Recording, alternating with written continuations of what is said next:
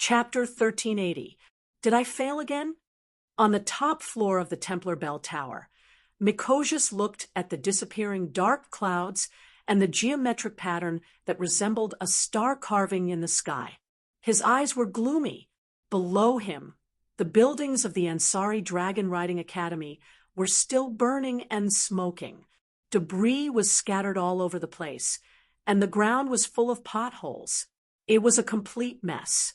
It could be said that if Mikavez's goal was to destroy the Ansari Kingdom's Dragon Rider Academy, then even though he couldn't say that he had achieved his goal, it wouldn't be considered a failure to destroy the academy to such an extent.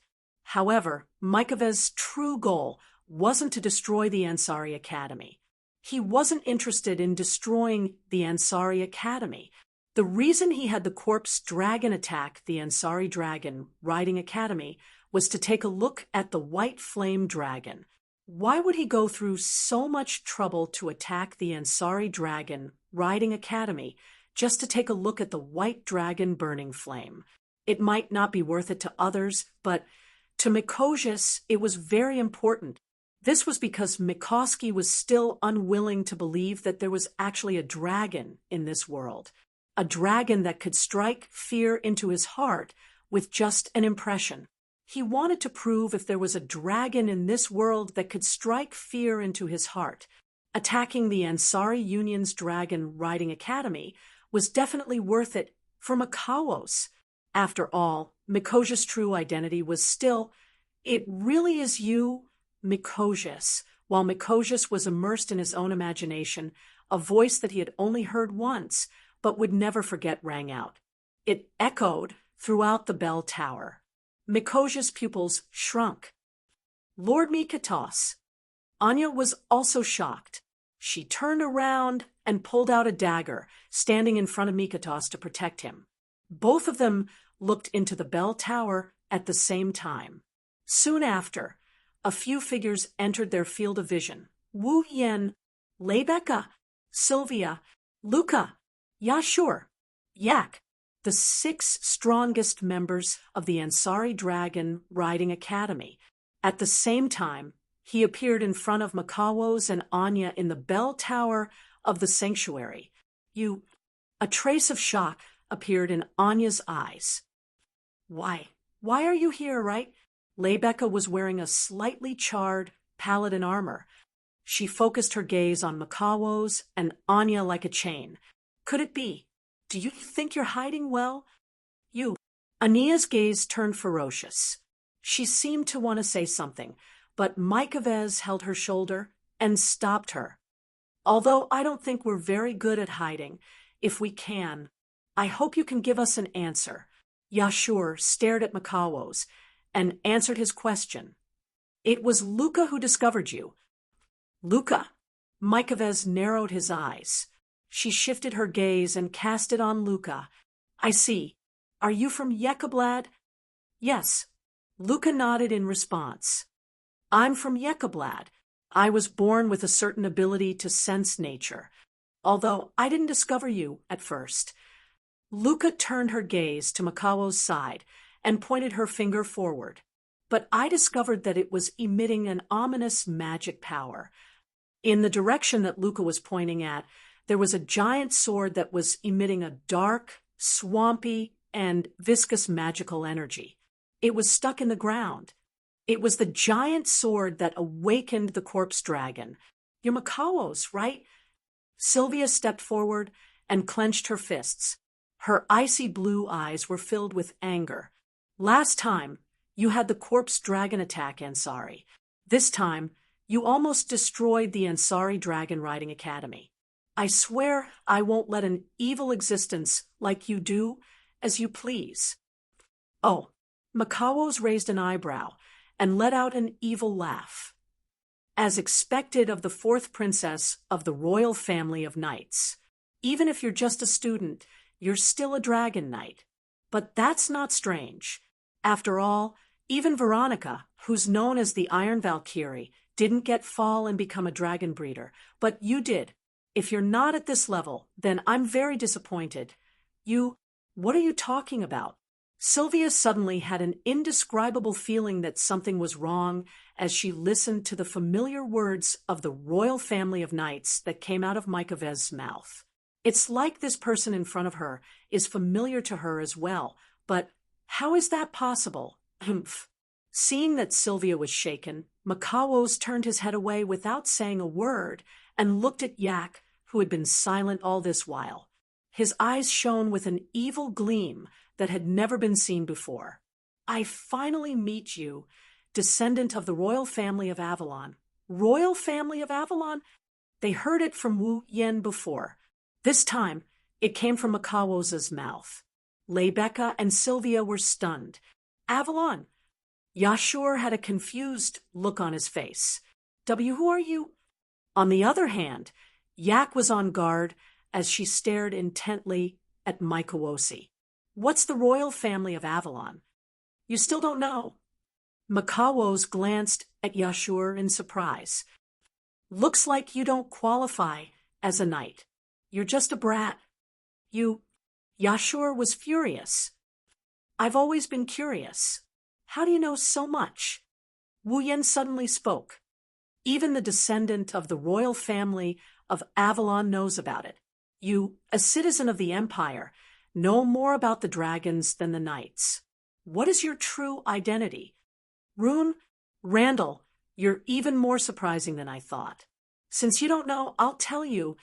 Makawos looked at Wu Yen with a different gaze. In ancient times, the origin of the dragons, the sage dragon king Impok, disappeared. However, his bloodline was left behind and split into two major branches. Makawos pointed at Yak. One of the bloodlines is the Avalon Holy Dragon royal family, which is the little brat beside you. Yak, Lebecca, Sylvia, Luca, and Yashur looked at Yak in surprise. Me? Yak was at a loss. And then, Wu Yen kept his gaze on Makawos. What about the other bloodline? The other bloodline is the one that has been enemies with the royal family of Avalon for generations. Makawos' tone became distant. The Nihilenia Underworld Dragon King family. The Nihilenia Underworld. Lebecca and the others muttered. The Nihilenia Underworld Dragon King family. Wu Yen frowned. Avalon's Holy Dragon Royal Family and Nihilenia Abyssal Dragon Wong family are the royal families of the dragon race. They are also the dragons with the highest level of bloodline and the strongest power in the dragon race. Mikano's gaze turned sharp as he looked at Wu Yen.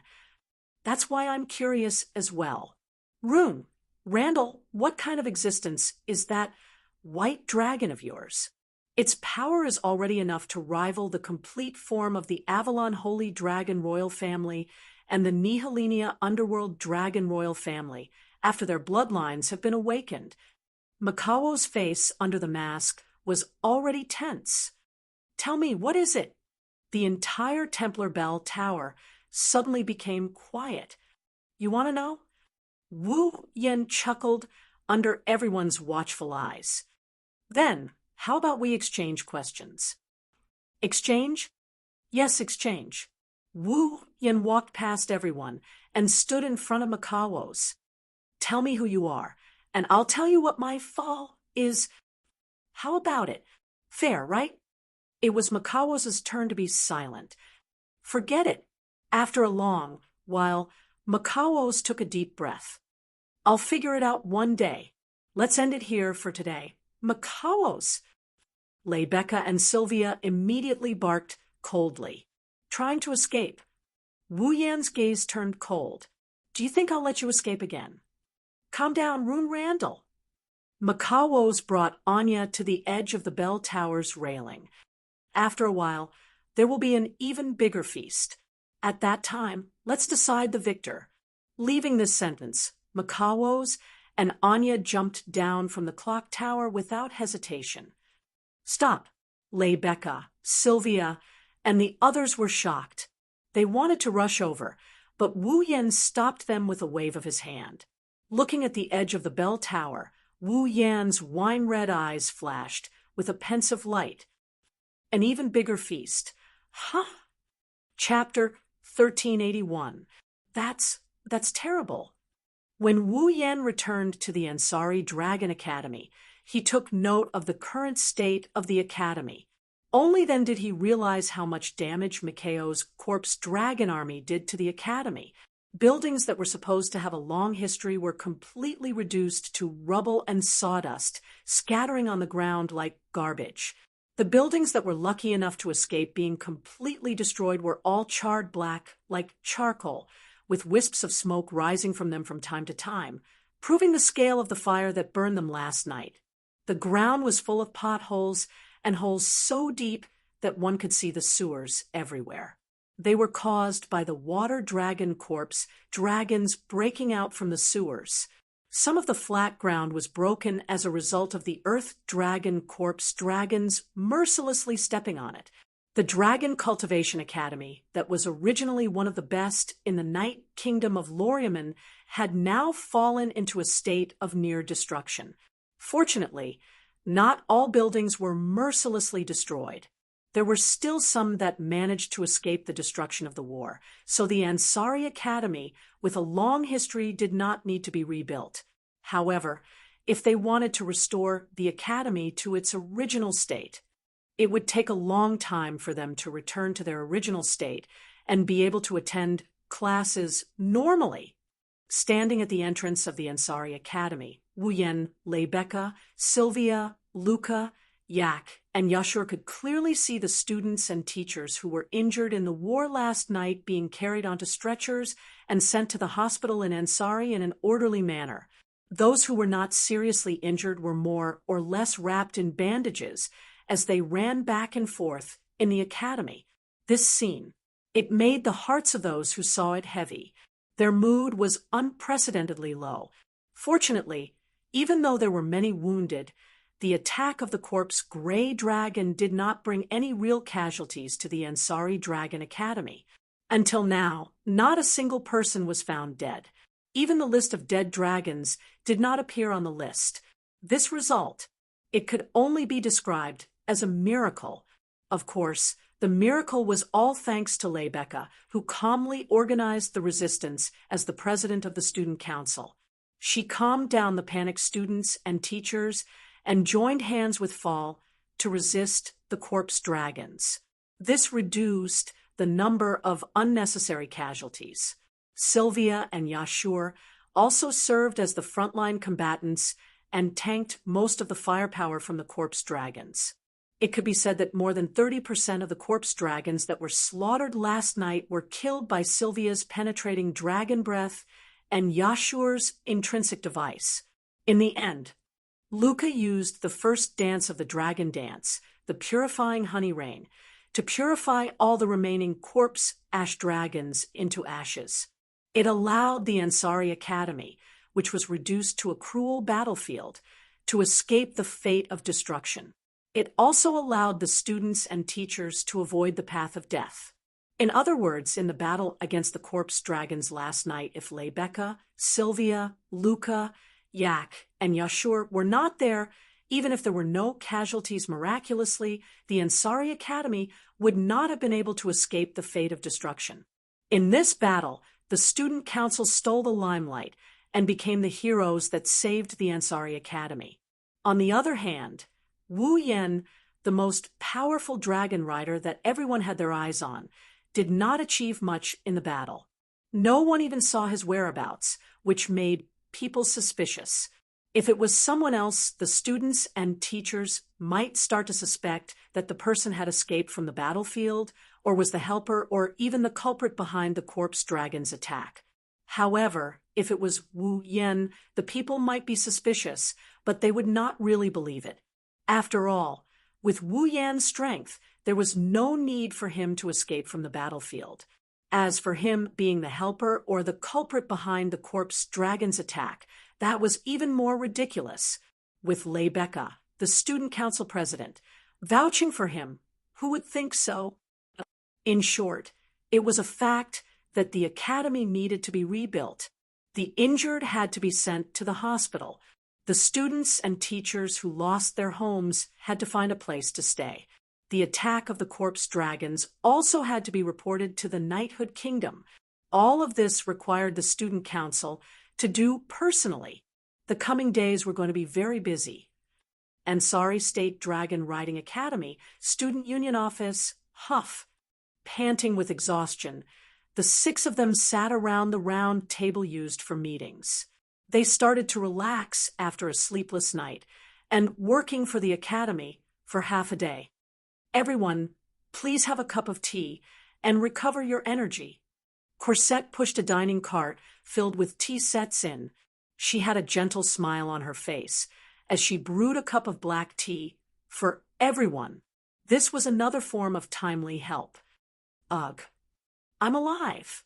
Yashur drank the black tea like it was water to quench his thirst. He heaved a sigh of relief before sighing again. I didn't expect the academy to be destroyed to this extent. The student council office is really lucky to be intact. It's all because of that guy called Mykovez. Aika shouted angrily. Who is that guy? It's so annoying. Hearing Aika's words, everyone present fell silent for a moment and raised their eyebrows. Makaos, huh? Lebecca crossed her arms as if she was deep in thought. Is that guy really from the Empire? Why is he so familiar with the dragons of the knighthood kingdom? Also, he said Yak is the last descendant of the Avalon Holy Dragon royal family. Yashur looked at Yak, who was gritting her teeth in disbelief. Based on what Mikhail said, isn't Yak the dragon royal family's princess? I don't know what's going on, but do you have any objections? Aika raised her head with an arrogant look on her face. I am such a powerful dragon. Are you convinced now? No. Yashur subconsciously shook his head. Rather than saying I'm convinced, it's more like I can't believe it. How can a girl like you, who likes to laze in bed, gluttonous, irritable, and even pee in her sleep, be a dragon? Bang! PFFF. Before Yashur could finish his words, he was sent flying by a red-faced Yak. I'm sorry, I'm a girl who likes to laze in bed, gluttonous and irritable. Yak's eyes flashed fiercely. She stomped on the ground and walked up to Yashur, who was rolling on the ground while holding his stomach. She grabbed him by the neck and shook him. A watchdog like you dares to look down on me? See, if I don't stomp you flat. What you're doing right now has nothing to do with stomping flat with one foot. Shut up. Do you want to die again? Already dying. Everyone sighed when they saw Yashur's eyes rolling back as Yak grabbed him by the neck. But this explains why Yak is able to create a replica of the Holy Knight armor even though she's only been born for less than 3 months. Lebecca tilted her head. Since she's the Dragon Royal family's princess, it's not surprising that she has this ability, right? Aika immediately beamed with joy and let go of Yashu's neck, allowing Yashu to finally catch his breath and gasp for air like a dog. Lord Royan. Luca turned to Wu Yen, who was deep in thought, and tugged at his sleeve. What's wrong? Lebecca and the others turned to Wu Yen. Is there anything I need to pay attention to? Well, you can say that. Wu Yen waved his hand perfunctorily, much to everyone's dissatisfaction. Speaking of which, you didn't seem surprised when Mikhaos mentioned that Yak is a descendant of the Holy Dragon royal family of Avalon. Lebecca asked curiously, did you already know that Yak is the Dragon royal family's princess? Didn't you ask us about the Holy Dragon royal family of Avalon a while ago? I just found out about it not long ago. That's why I wasn't surprised when Mikhaos mentioned the Holy Dragon royal family of Avalon. However, I didn't expect there to be a Nihilinia abyssal dragon royal family. I didn't know about that at all. Wu Yen rubbed his forehead in distress. He turned to Yashur. But, Yashur, you have to be careful. Me? Yashur was stunned. Chapter 1382. Pay attention? Pay attention to what? Lebeka, Luca, Yashur, Yak, and the others all looked at each other in confusion. They clearly didn't know what Wu Yen meant. You guys! Wu Yen laughed bitterly. Don't tell me you didn't hear what Micah said. Looking at Yashur, Wu Yan's gaze turned serious. If what Micah said is true, then the Neha Neha Abyssal Dragon royal family and the Elvelyn Holy Dragon royal family have been fighting each other for generations. Sooner or later, the other party will find Yak, the last descendant of the Elvelyn Holy Dragon royal family, and engage in a cruel battle where either you die or I live. Yashio, if you continue to be so sloppy, I'm afraid that when Yak is killed by someone, you will still be in the dark. Yashur's pupils suddenly contracted. A chill surged from the depths of his heart and filled his entire body in an instant. Yashur felt as if he was in an ice cellar. His entire body was cold. Only now did Yashur realize what kind of danger he was about to face. He also realized that he had neglected something important. I'm not afraid, Yak said, but her pretty face was slightly pale. Whether or not she was the last descendant of the Elvelyn Holy Dragon royal family, Yak was only born for less than 3 months. She was still a young dragon. She had to face the threat of death at this age. It was impossible for Yak not to be afraid. She was only putting up a strong front. Rune is right. Yashur, you have to be careful. Lebeka seemed to have realized the severity of the situation, and her expression turned serious. Judging from Akker's powerful magic power to create a replica of the Holy Knight armor when it was still a young dragon, if the Nihilinia Underworld Dragon royal family, who had been enemies with the Avalon Holy Dragon royal family for generations, were to reach adulthood, then how powerful can it be? Just thinking about it is terrifying. The more she spoke, the more serious her expression became. Yashio, you have to be careful and protect Yak. Well, I understand. Yashio nodded solemnly with a heavy expression on his face. No matter what, I won't let anything happen to Yak. I'm not so weak that I need someone to protect me. AI coldly snorted. Don't turn your head.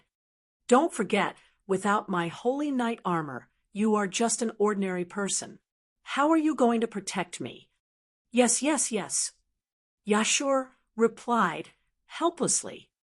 Apart from this problem, Wu Yen frowned. There's another thing that I'm very concerned about. Another thing? Lebeka and the others couldn't help but look at Wu Yen again. Did you all forget what Mikvas said before he escaped? Wu Yen narrowed his eyes. Wait a little longer. There will be an even greater feast. Hearing this, everyone finally remembered this matter, and their faces all changed. What is Mikvas trying to do now? Yashur clenched his fists, his eyes filled with anger. Isn't destroying the academy enough? How am I supposed to know? Wu Yen shrugged. If I didn't want to know what this greater feast is, I would have let him go. Do you think I would let him go? That doesn't make sense. Lebeka objected to the idea. We should have captured him and forced him to tell us the reason. Do you think he's the type to tell us the truth? Wu Yen knocked on the table. Besides, Mikao's is from the Empire. This so-called greater feast is most likely not just his personal operation. It's very likely that the Sepharo's Empire is carrying it out. If we capture him, there's only a possibility that we won't be able to obtain any clues about the subsequent events. When something really happens, it'll be terrible. That's true. Lebeka frowned bitterly. But now that Mikvas has escaped, how are we going to find clues? Well, at the very least, Mikvas has been exposed. The clues will be more or less exposed. Wu Yen shook his head. Finding these clues is the mission of the Knights. We're still students. Let's focus on the Academy's reconstruction. That's true. Lebecca sighed. I will report this matter to the knight's royal family and let them decide. That's good enough. Wu Yen grinned, and he turned around abruptly. There, Sylvia had a gloomy expression on her face, and her icy blue eyes were filled with uncertainty. And then Wu Yen looked at Sylvia with an ingenious change of topic. What's wrong? However, Sylvia's expression remained gloomy even after Wu Yan's words. She stared at the table as if she didn't hear what Wu Yen said at all. The atmosphere in the student council office changed into a heavy one. Wu Yen frowned. Lebecca, Luca, Yak, Yashu, and the others exchanged glances as well. Your Highness. Cosette also noticed that something was wrong. He reached out his hand and shook Sylvia. Your Highness. Your Highness. Ah, Sylvia exclaimed and came back to her senses. What's wrong? We should be the ones asking you that, right? Wu Yen tilted his head in confusion. You've been like this ever since you came back from the Templar Bell Tower. You haven't said a word, and you're always absent-minded. Not only are your actions strange, they don't seem like the usual Sylvia who takes everything seriously. What's wrong? Sylvia looked around at the student council members who were looking at her and lowered her head. There's something I really care about. Something you care about. Lebecca repeated her words. What do you mean? Sylvia opened her mouth, but immediately closed it again. She hesitated for a moment before shaking her head. No, it's nothing. Hearing this, everyone present frowned. Nothing? How could it be nothing when she's acting like this? Your Highness, Yashur wanted to say something, but Wu Yen shook his head. Seeing this, Yashio couldn't say anything and could only sit down obediently. Since that's the case, let's talk about something else. Lebecca stood up and changed the topic. The report on the Academy's damage has just been sent over. Lebecca picked up a report from the table. According to the statistics of the damage, fortunately, only one of the 4 student dormitories was damaged. I'm afraid it's not habitable anymore. Lebecca's gaze shifted to Wu Yen and Yashur. They had a bad feeling about this. Only one. Yashur couldn't help but gulp as he asked in a trembling voice. This dormitory, could it be? That's right. Lebecca shrugged. It's Apollo dormitory. As expected, Yashur was dazed. In other words, Wu Yen sighed. We don't have a place to stay, right? You can't say that. There are a few old dormitories in the academy that survived. We've decided to temporarily let the boys of Apollo dormitory live there. However, due to the limited conditions, it's more like a refuge. Lebecca smiled mischievously. So, if you two can't find another place to stay, you'll have a miserable time. How can this be? Yashur looked like he'd suffered a blow. What about me? What about me? Yak was anxious. I'm also staying in Apollo dormitory. Are you going to let me stay in a refuge? I won't agree. Yak, you can stay in my room for now. Lebecca gave Yak a reassuring look. My place isn't big, but it shouldn't be a problem for you. If you agree, you can stay with me for now. I agree. Yak nodded without hesitation and abandoned her master. I just found out I'm the dragon princess. I don't want to stay in a refuge. Yak, you... Yashur shrugged and looked at Wu Yen. Hey, Rune, do we have to stay in a refuge? Who knows? Wu Yen rolled his eyes at Yashur. Let's take it one step at a time. Chapter 1383. Now, where should we go? Well, who knows? Wu Yen and Yashu looked at the busy students and staff running back and forth. They also looked at the messy campus and the potholes on the ground. They couldn't help but feel a sense of desolation in their hearts. Of the two of them, one had defeated the world's strongest Saint Sky Dragon Knight, and was currently the strongest existence in the world. Although the other was only a dabbler, he was a true Saint Sky Dragon Knight for a limited period of time after equipping the Holy Knight armor. His status was comparable to that of a noble, but at this moment he was even more destitute than the average commoner. They couldn't even find a place to stay. Who could be more miserable than them? Of course, Wu Yan and Yashur could choose to stay in the old school, but Leibeka said that life there was comparable to a shelter. Wu Yan didn't want to live there, although Yashu didn't care too much about it, and he could accept living in a shelter. He still wanted to see if there was a better place before he was completely driven to a dead end. No matter what, only students who had advanced to the advanced class had the right to live alone in a room. The students in the basic class all shared a room with 3 people. When he was still in the basic class, Yasho had already wanted to live in a single room. In the end, after a few days, Yak popped out. Yak even took his bed. The living conditions in the old school must be even worse. If possible, Yashur didn't want to live such a hard life anymore. At the very least, he should struggle before he resigned himself to his fate. Fortunately, he had Wu Yan to accompany him. Otherwise, Yashur would have agreed to stay in the old school long ago. Looks like we can't stay in the academy anymore. Wu Yan rubbed his forehead and glanced at Yashur. Anyway, in this situation, the academy won't be able to hold classes for long. You won't be able to attend classes in the academy for the time being. Why don't you make a trip home? My home is far away. I'm afraid the car ride will last until the academy is rebuilt, unless a holy dragon is willing to take me back. Yashur lowered his head in distress. So I can't go home. What do you plan to do if I go home? It's the Ansari Dragon Riding Academy that was attacked, not Ansari City. It's not like I don't have money. Wu Yan waved his hand. At most, I'll go out and find a hotel and stay for a while. Hotel? Yashur's eyes widened.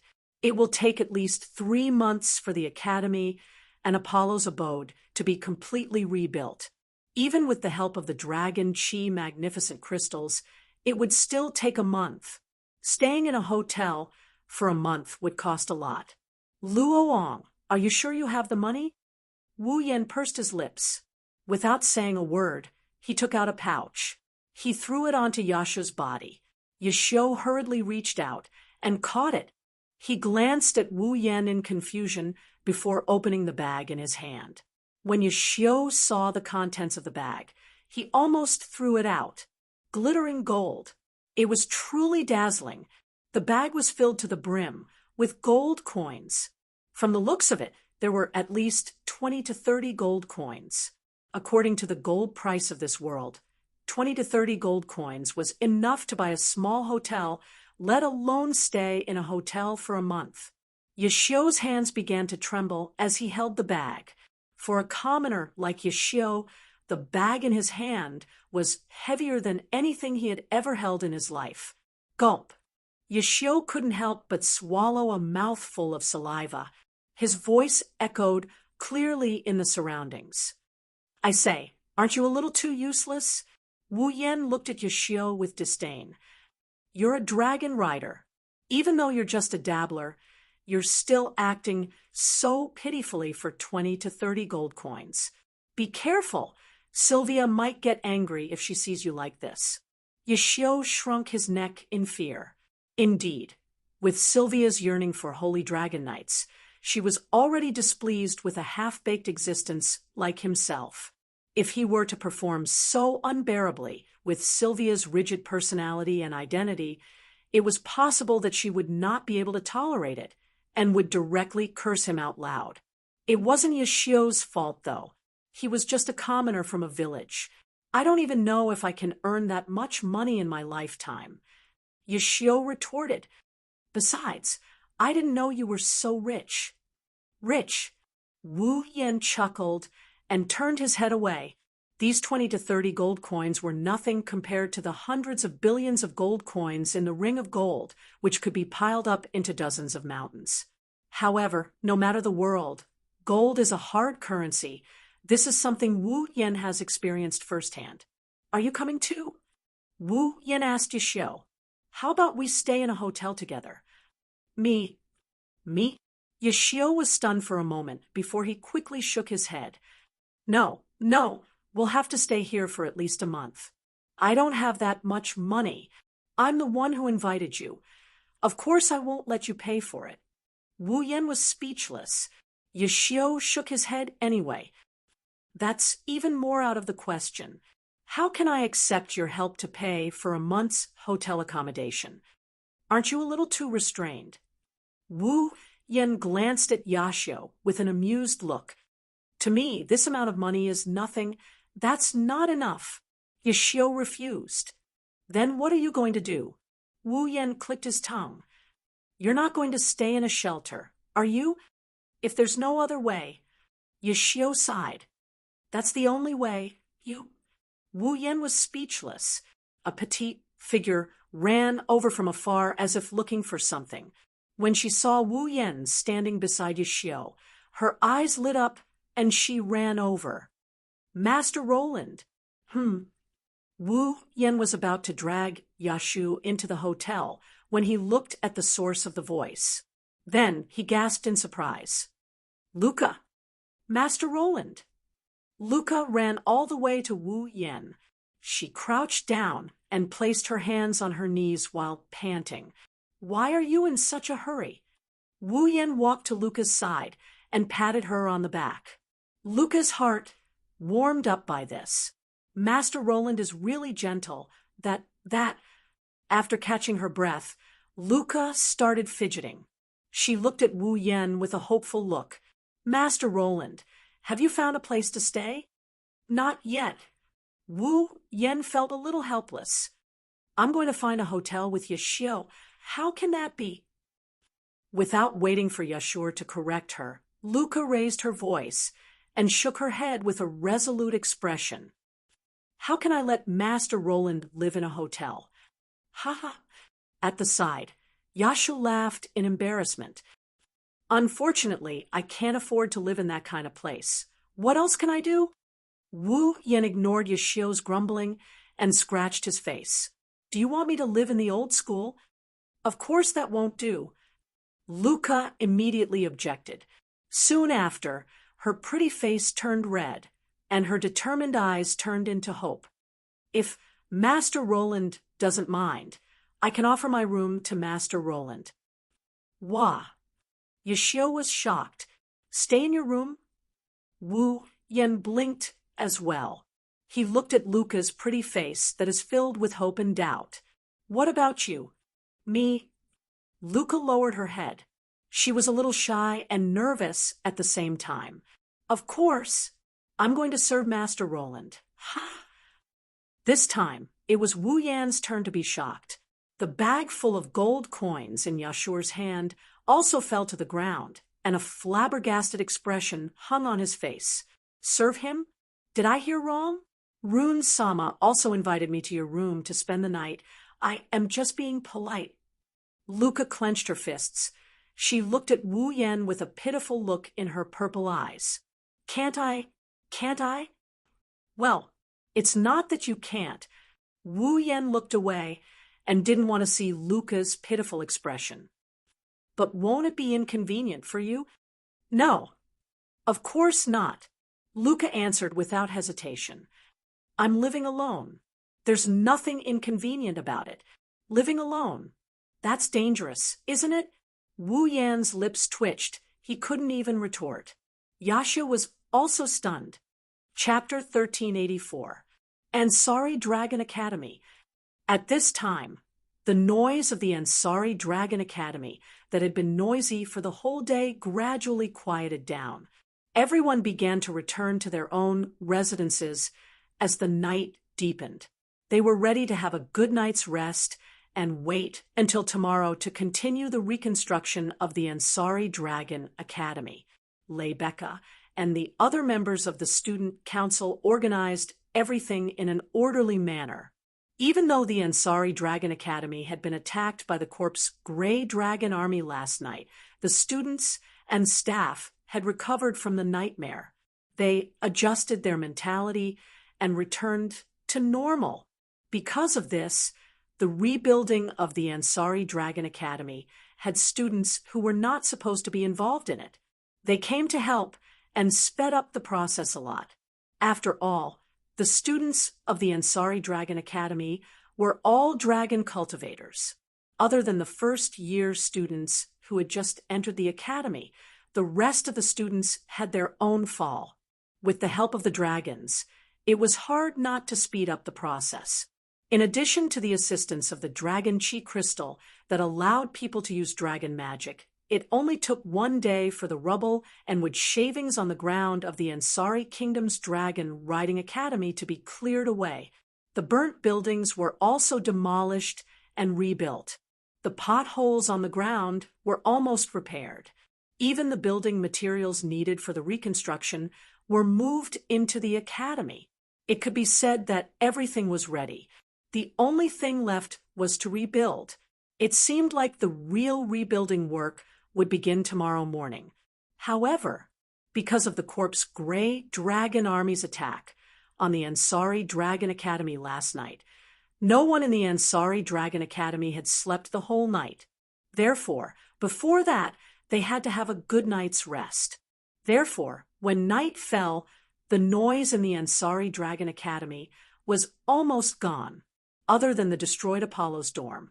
The lights in the other 3 dorms were turned off early. Long, drawn-out breaths could be heard. Meanwhile, in the open space of the academy, the dragons were sprawled on the ground, deep in slumber. It couldn't be helped.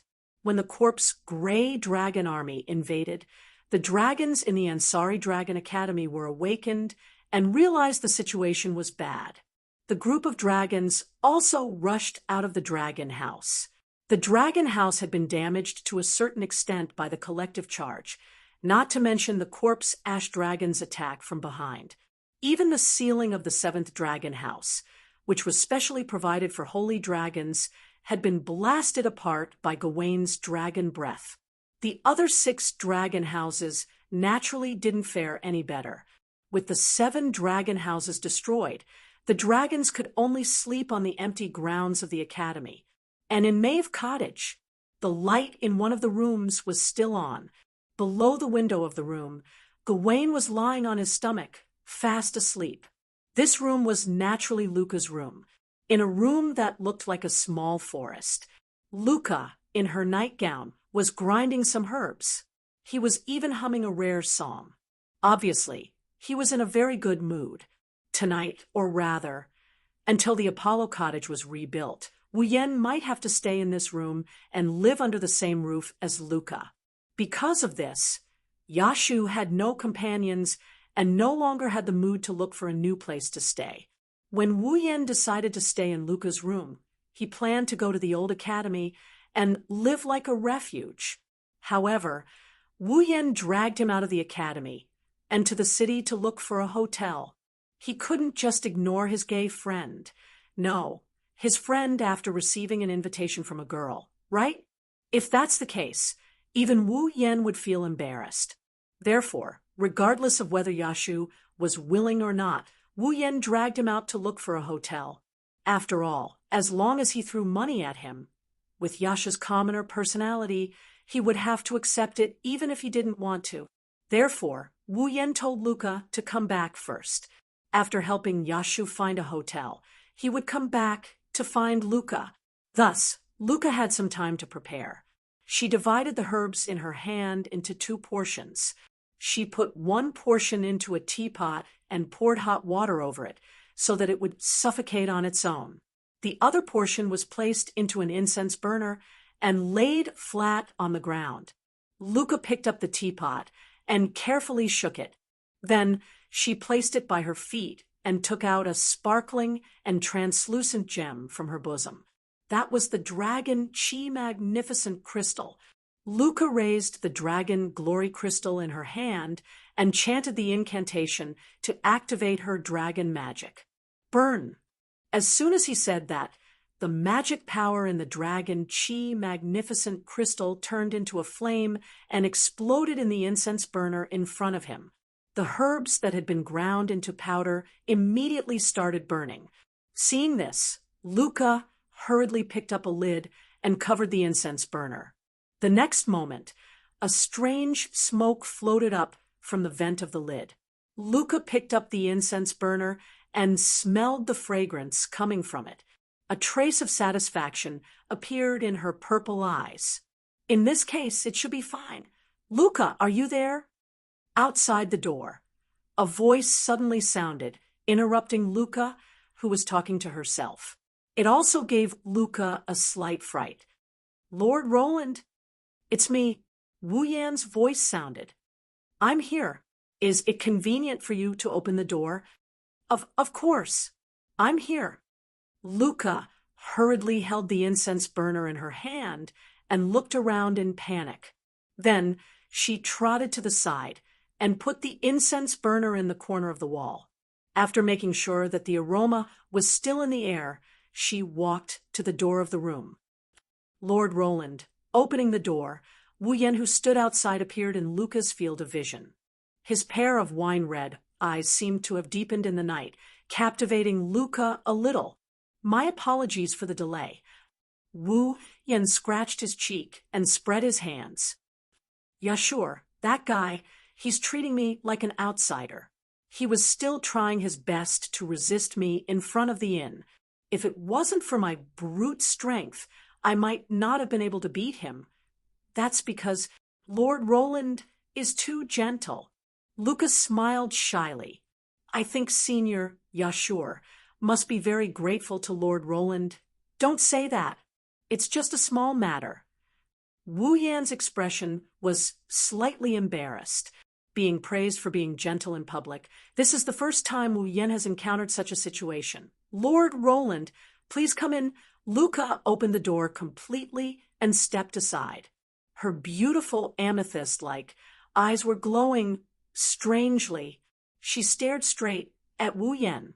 That look made Wu Yan's heart inexplicably cold.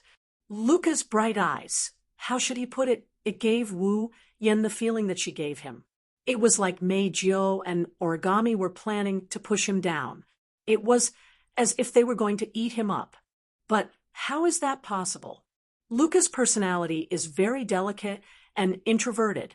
She shouldn't be able to push her sweetheart down like Mei Jiu and Origami, right? Probably. With that in mind, Wu Yan walked into Luca's room with a bit of hesitation. As soon as he entered the room, he smelled an unusually pleasant fragrance. Is this the incense you usually light? The hesitation on his face and the suspicion in his heart disappeared because of the pleasant fragrance. Wu Yan's expression immediately relaxed. It smells good. Smelling this should make you sleep well at night, right? Why, yes. For some reason, Luca's voice sounded a bit nervous. Even her action of closing the door was a bit hurried. It was as if she was afraid that Wu Yan would run away. She closed the door forcefully and hurriedly. This is not the usual Luca at all. If Wu Yan noticed this scene, even if he thought that Luca was harmless, he would still be suspicious. But now he was relaxed because of the pleasant fragrance in the room and didn't notice Luca's abnormal behavior. Seeing that Wu Yan's expression was normal, Luca secretly sighed in relief. She walked to a small round table in the center of the room and sat down. At the same time, she picked up the teapot that was placed there. Pouring a mouthful of steaming coarse tea into a cylindrical cup with edges and corners, Luca's sparkling eyes met the cup. Lord Roland, please have some tea. No need. Wu Yan sat opposite Luca. While smelling the fragrance in the room, he waved at Luca casually. Drinking tea at night will make it hard for you to sleep, so don't drink it. Luca uttered such a sound in surprise. Her expression became flustered, as if she didn't expect things to turn out this way. She even unconsciously rubbed her hands together. Sitting opposite Luca, no matter how relaxed Wu Yan was, It was impossible for him not to notice Luca's behavior. He immediately felt strange. Luca, what's wrong? Chapter 1385. Luca. Luca is so flustered that she's on the verge of tears. Wu Yan felt suspicious, and at the same time, he couldn't help but feel a bit guilty. He has to admit, Luca's attitude is too much of a foul. Luca had a pitiful appearance to begin with, and her delicate temperament was even higher than Cannon's. Only Ikaros, who easily aroused the desire of others to protect her, could rival her. Not to mention, Luca had an introverted personality. When she pretended to be pitiful, it was more lethal than any weapon.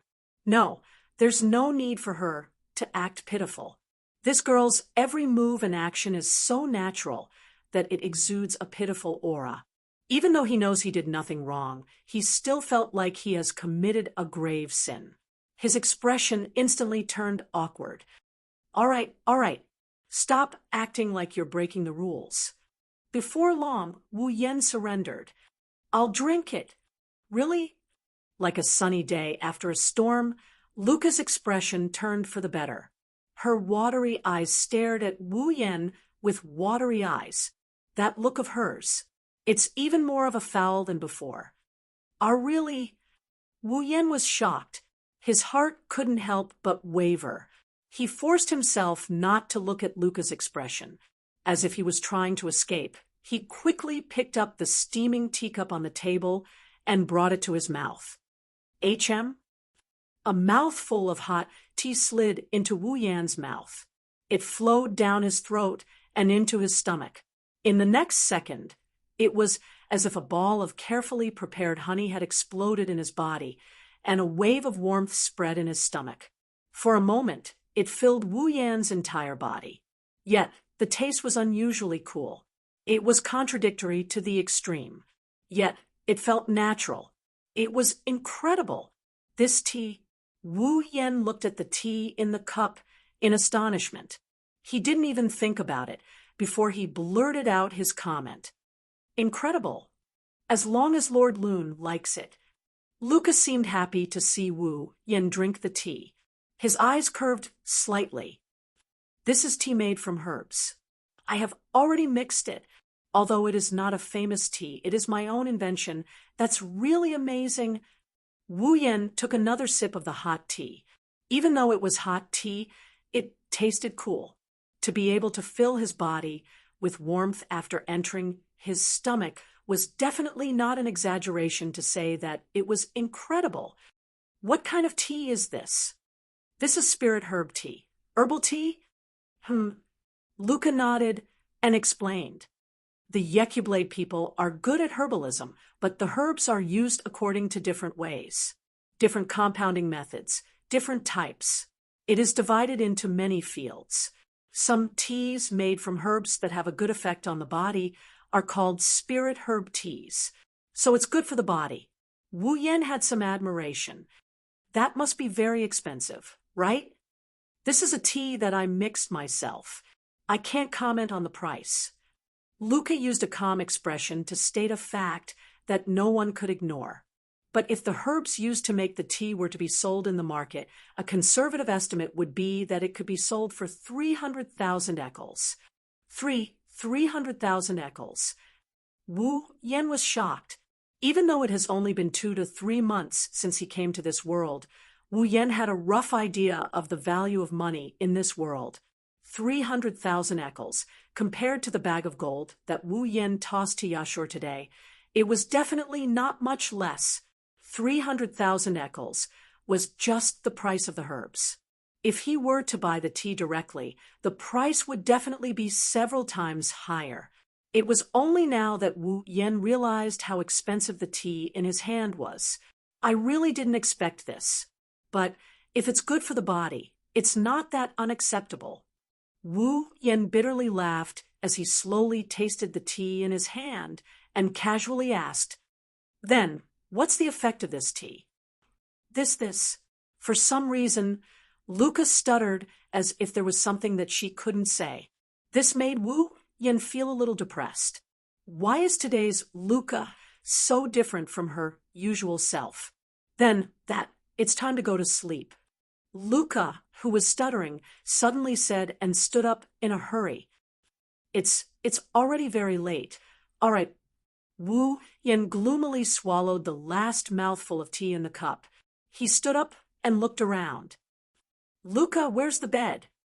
Luca pointed at the coffin in the middle of the room that was covered in white flowers. Wu Yan's heart skipped a beat. Could it be? Wu Yan's eyebrows twitched as he looked at the coffin. You want me to sleep in that coffin? That's not a coffin. Luca kindly reminded him. That's a bed in the style of Yekyublade. It's a convenient piece of furniture that can be buried directly during a funeral. All right, so you want me to sleep in this convenient piece of furniture? Luca nodded. Wu Yen was speechless. In my life, I've slept in good beds, bad beds, floors, sofas, but I've never slept in a coffin. Wu Yen was speechless. I thought I wouldn't have the chance to sleep in a coffin. I didn't expect it to come so soon. Lord Lune. Luca lowered her head when she heard Wu Yan's words. You don't like it? I can't answer the question of whether I like her or not. Wu Yan scratched his face in a conflicted manner. However, I'm more concerned about one thing. If I sleep in this coffin, this bed, where will you sleep? Me? Luca blinked her eyes and was at a loss.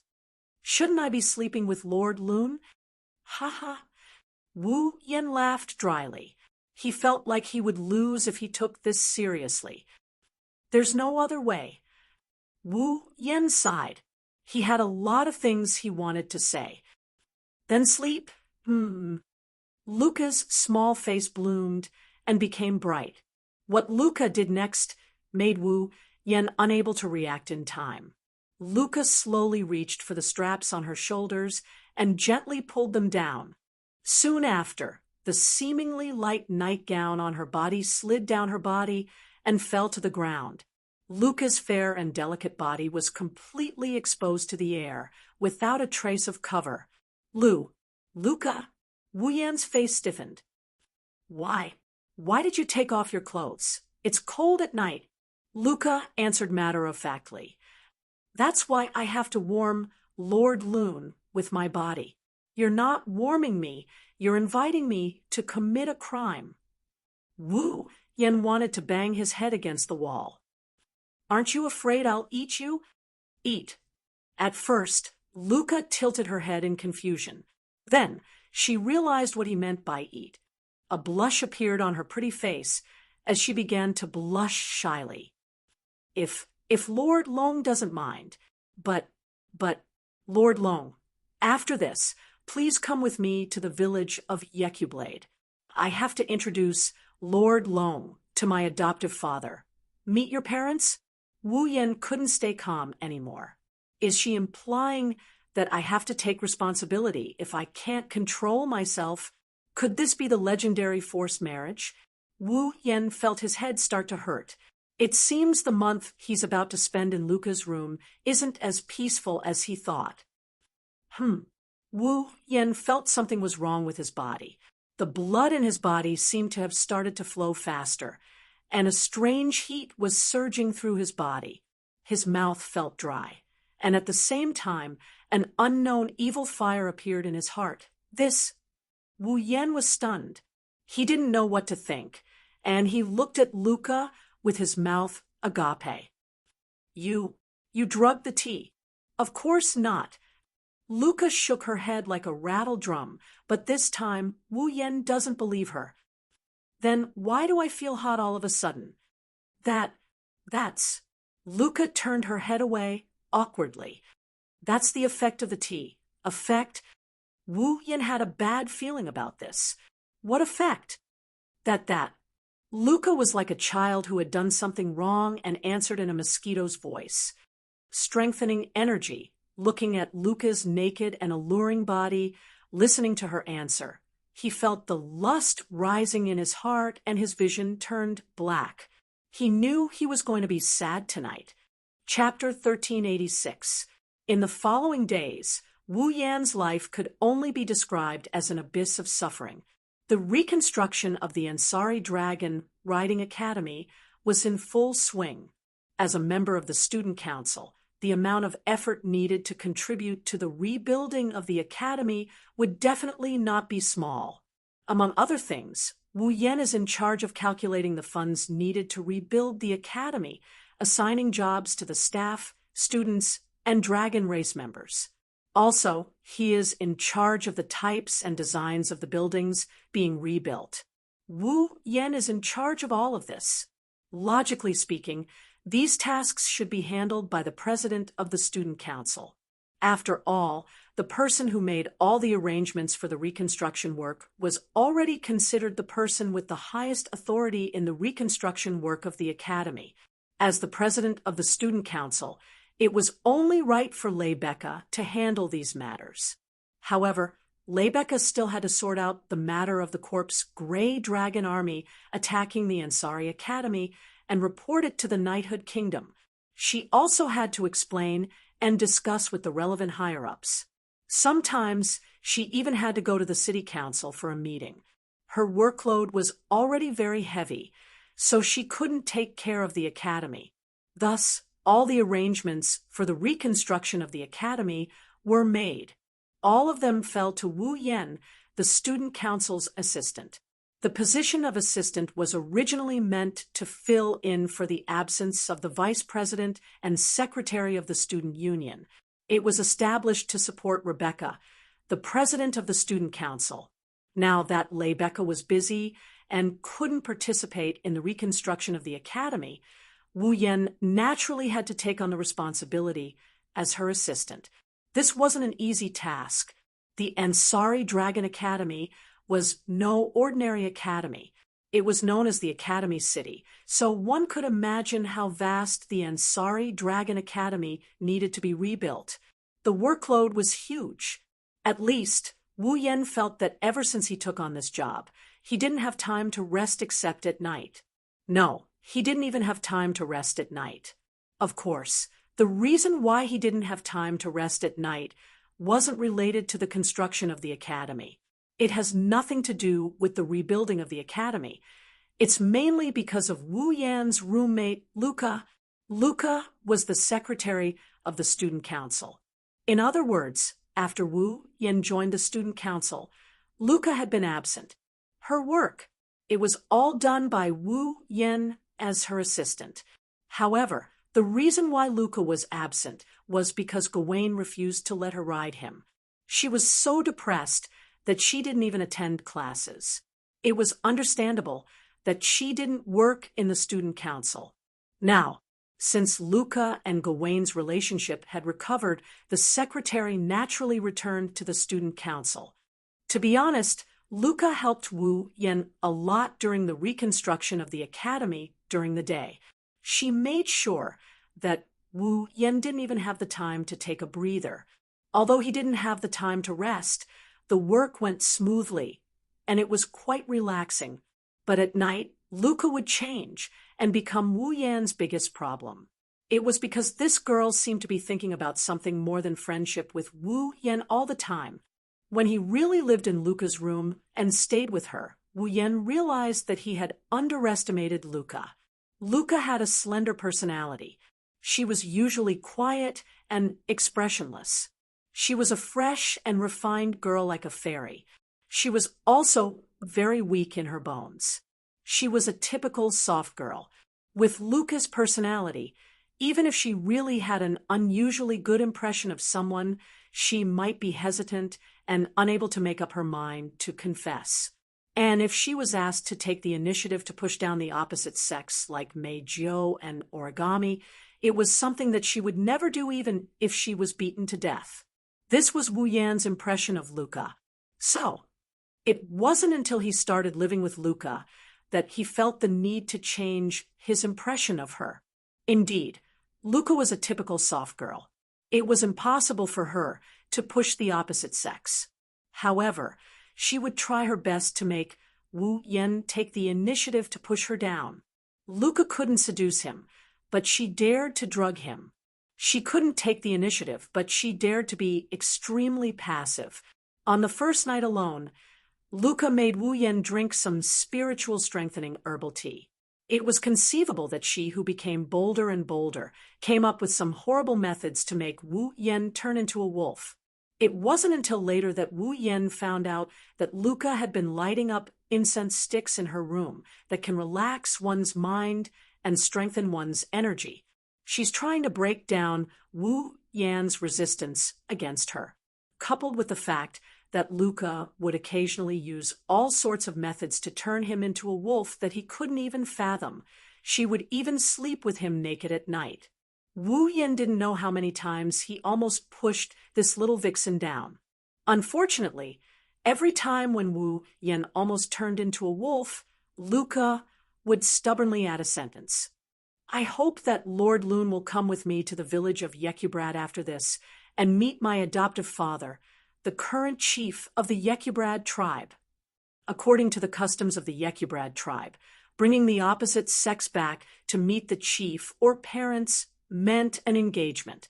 In the future, they would have to be married together. Pushing her down was a small matter. Marriage was a big matter. What a scumbag. Therefore, Wu Yan couldn't do it until he was sure that he really had some kind of feelings for Luca. Because of this, Wu Yan spent the night in an abyss of suffering. He was hugging a delicate and soft girl in his arms, and she was completely naked. She had even given him some formula to strengthen his energy and break down his resistance, causing his body to react very faithfully. In the end, he couldn't even eat her skin and bones. What a painful thing that would be. If this doesn't count as an abyss of suffering, Wu Yan would feel that his life before this was way too good. However, after a long period of sex, Wu Yan and Luca got along better. Luca was no longer as respectful to him as before. Although she kept calling him Lord Roland, her tone and behavior were no longer as respectful as before. Now, they were getting along like friends. Moreover, whether it is at work or in life, Luca has always rushed to help Wu Yan, taking care of Wu Yan. She's more considerate than anyone else. Now, she's even washing Wu Yan's underwear. She's just like a good wife and a loving mother. Wu Yan's heart has been tugged at by her. If it went on like this, Wu Yan might not be able to resist the temptation and go back to her hometown to marry her. Of course, Corsette was dissatisfied with Luca's taking care of her daily life. This was supposed to be her job. However, Sylvia had been acting strangely recently. She didn't talk much and would be absent-minded from time to time during work. Even when she was sleeping, she would stare blankly at the sky, as if she had something on her mind. She was even more silent than Luca, which made Corsette very worried. Under such circumstances, Corsette didn't have time to compete with Luca to take care of Wu Yan. She was racking her brains to find a way to restore Sylvia to her original state. Unfortunately, before Cosette could think of a solution, her peaceful life was once again disrupted. Boom! One morning, an explosive sound accompanied by a shockwave reverberated in front of Epona House. Ah! Like an earthquake, the entire Epona dormitory shook slightly. The glass windows also trembled. In the dormitory, the girls of the advanced classes screamed and caused a commotion. What's going on? Following a nervous voice, the window of the Eponash royal family's private room was opened, revealing Sylvia's panicked face. However, when Sylvia poked her head out of the window, the scene that entered her eyes caused her to freeze on the spot. Excuse me. On the empty ground in front of Epona's house, a beautiful woman wearing a yellow-green dragon riding suit saluted Sylvia energetically. I am the court's first-rank postmistress, Ovida Brown. Ovida Brown. Sylvia, Lord Lehman's fourth princess. The woman named Ovida took out a scroll from her bag. The Night King has a letter for you. Father. Sylvia was shocked. Chapter 1387. Ansari Dragon Riding Academy. Epona, in the royal family's room, Sylvia sat in front of her desk. She took out the scroll she had just received from the postman and carefully tore it open. Night King, Eoward Lorimon. As soon as this name was mentioned, as long as it was a citizen of the Knight's Kingdom of Loria, there would be no one who would not be in awe. However, only those who were truly familiar with Orvard would know that this Night King in name was actually quite disappointing when they actually met him. It's not that Eoward is incompetent as the Night King. He's not an incapable ruler either. On the contrary, he's very amiable and considerate towards the knighthood. However, compared to his wife, dead son, and 4 daughters, Eoward is too mediocre. Not only is his appearance mediocre, there's nothing special about his personality. As the Night King, he doesn't have the demeanor of a royal family. He doesn't have the temperament and cultivation that he should have. His ability to handle political affairs is much weaker than others. His strength isn't as strong as Veronica's. It wouldn't be an exaggeration to say that he's just an ordinary person. Moreover, he's not a dragon cultivator like Sylvia. He's simply mediocre. He doesn't look like a king at all. Instead, he looks more like an amiable old man. Thus, as the current Night King, although Eoward has real power, he knows that he's not a king. He's not an outstanding king. Thus, Eoward simply handed over most of the political affairs to his outstanding subordinates. He also gave almost all of the real power of the Night Royal family to Veronica. He himself is living a leisurely life and can enjoy it very much. Because of this, Sylvia, who knows what kind of person her birth father is, treated Eoward's letter so seriously. With Eoward's lazy personality, he actually gave up on his enjoyment and spent so much effort to write a letter to Sylvia. Thinking about it, it must be something urgent or important that Sylvia has to be careful. After reading Alvard's letter in detail, Sylvia was even more certain of her suspicions. This was indeed a very important matter. Sylvia threw the letter on the table and leaned back in her chair as if she lost all her strength. Her icy blue eyes looked at the ceiling in a daze. She muttered to herself, "Participate in the Continental Conference." That's right. Night King Orwald's letter clearly told Sylvia that Sylvia was to participate in the Continental Conference. The Continental Conference is a conference held every 5 years. It gathers the leaders of all the top factions in Eluxtran. During the Continental Conference, Lorimon Knighthood, Shepron Kingdom, Sepharo's Empire, Rovlock Merchant City, and Espadar Hall will unite. These 5 forces that each held a place in the Eruxtran continent would send their own representatives to gather together for an important summit that would determine the future of the Eruxtran continent. The Continental Congress was a tradition of the Eluxtran continent. Back then, of the Lorimon Knighthood of Lorimon Knighthood Empire. The conference Amon Continent Amon of the conference. Amon Amon, the of Amon Amon, of knighthood of Amon the continent was Amon Amamon. One could only imagine how important the continent's congress was to the various peak powers of Eluxtran. Now, the Continental Conference that is held every 5 years is finally going to be held again. Thus, Night King Eoward ordered Sylvia to return to the capital of Lorimon Knighthood, Fantion City, and attend the Continental Conference. Of course, that wasn't the most important thing. The most important thing is that every Continental Conference is hosted by Rosa Maria Church. The core of the Church of Mary, the Espada Basilica, was in charge of hosting the event. Furthermore, the location of the event was decided by the current Pope of the Espada Basilica through divination. The current Pope of Espadar Hall has already divined the location of this year's Continental Conference and announced it to the entire Eluxtran continent. It is the capital of Lorimon Knighthood, Fantion City. Fantion City, which is located in the center of Fantion City's capital, must be in a state of chaos. They must be preparing for the Continental Conference, right? In other words, It won't be long before the representatives of the top factions of Eluxtran arrive at the capital of Lormon knighthood. They might even gather in the capital of Lormon knighthood. This matter could not be said to be small. However, Sylvia was only annoyed. She wasn't in a hurry. Originally, Sylvia had been troubled by a certain matter during this period of time. Now, before the matter had been resolved, her home had become the venue for the Continental Conference, and even her student had to attend the conference. How could Sylvia not be annoyed? Moreover, Eoward didn't only ask her to go to Fantion City. There are others apart from her as well. Sigh. With a sigh, Sylvia walked to her bed in a mess and fell down.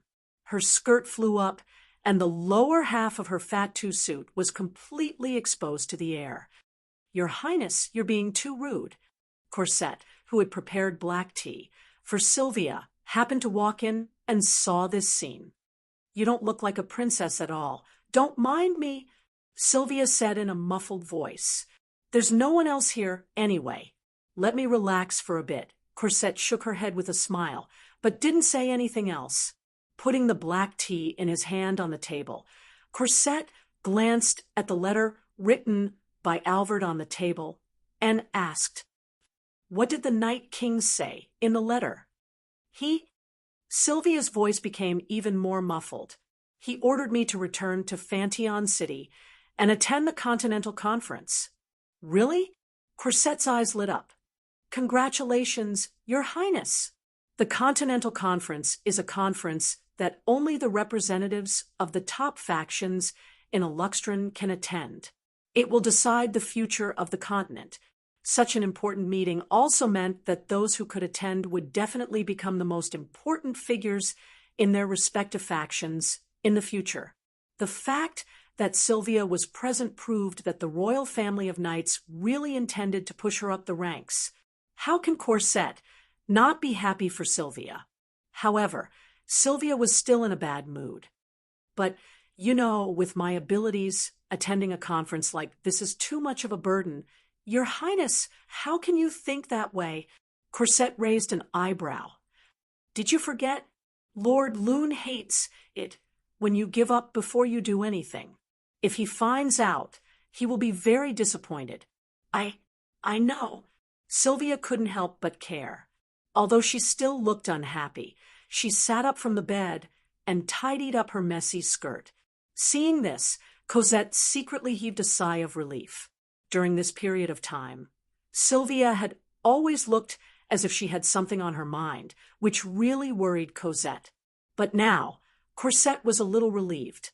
At the very least, no matter how depressed Sylvia is, she still cares about Wu Yan, right? "Then, forgive my rudeness."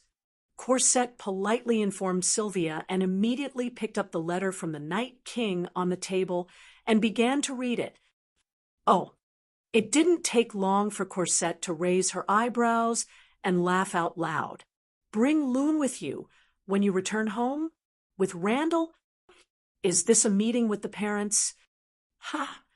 Sylvia was stunned for a moment before her pretty face turned red with a bang. What nonsense are you talking about?" "Ah, isn't that right?" Of course not." Sylvia didn't hide her wavering. Father's letter also said to bring Yashur and Yak. How could he mean that? "Well, this only means that the Night King doesn't mean that." Corset gloated. "But, Your Highness, don't you want to bring Lord Loon to see your father?" Shut up." Sylvia's face flushed red as she grabbed a pillow and threw it at Corset with all her might. Corset hurriedly caught the pillow thrown by Sylvia, and the smile on her face grew wider. The princess has finally returned to her normal self. Chapter 1388. Ansari Dragon Riding Academy, Student Council Office. That's it for the details. In a meeting with all the members of the Student Council, Wu Yan rubbed his eyebrows. He explained the report of the reconstruction of the academy, as well as its progress and arrangements, before exhaling deeply. He sat down and gave his closing remarks. So if there are no accidents, the reconstruction work of the academy should be almost done in about 10 days. Although it can't be said to be completely restored to its previous functions, it shouldn't be a problem if it's just for classes. We should also arrange for the start of the school term. That's great. Yashur was the first to rejoice. It's been so long since we've had classes, and we've been staying in a hotel. I'm not used to it. Well done, Roland. Lebecca praised him. It's all thanks to you that the Academy's reconstruction is going so smoothly. You've contributed greatly this time. It would have been hard for me to do it alone. Wu Yan rolled his eyes. Without Luca, Sylvia, and Yashur's help, let alone being successful, even the progress might have been delayed quite a bit. I don't dare to take all the credit, especially Luca. She helped me a lot. It's nothing. It's my duty to help Master Roland. Luca was a little shy as she lowered her head, regretfully. What a pity. I can't stay with Master Roland anymore. Ma. Luca's voice is a bit soft, but Wu Yan, who is sitting beside her, heard it. He quickly covered it up. You'll have a chance in the future. Luca's expression eased up a bit. It seems like the people around them didn't hear what Luca said. Wu Yan sighed in relief.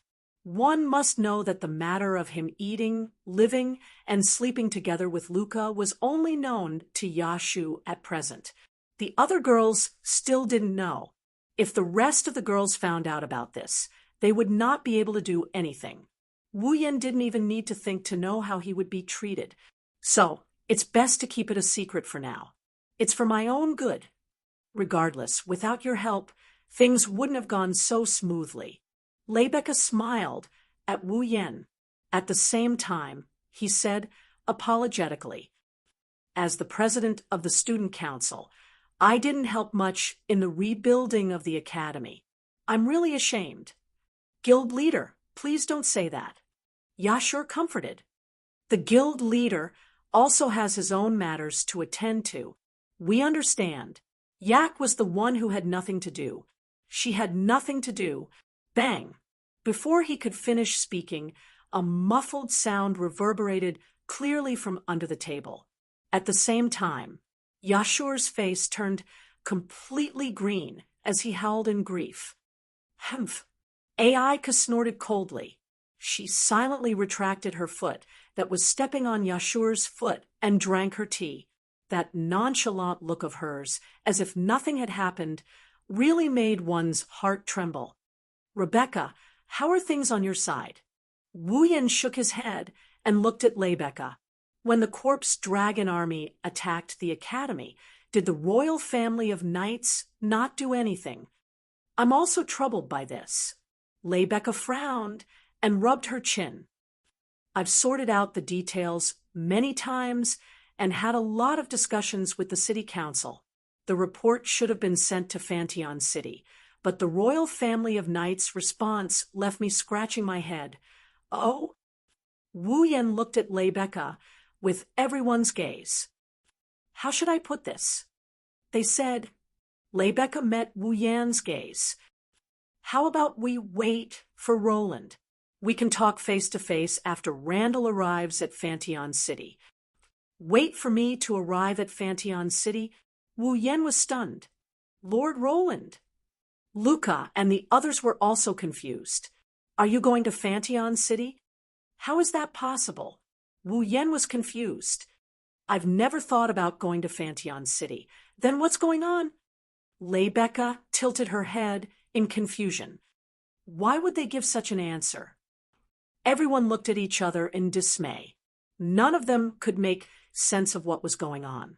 It was also at this moment that Sylvia raised her hand submissively and spoke in a mosquito-like voice. Actually, I can explain. Everyone was stunned for a moment. They looked at Sylvia suspiciously, causing Sylvia's face to stiffen. You can explain? Wu Yan asked in confusion. Sylvia, did you receive any news? That.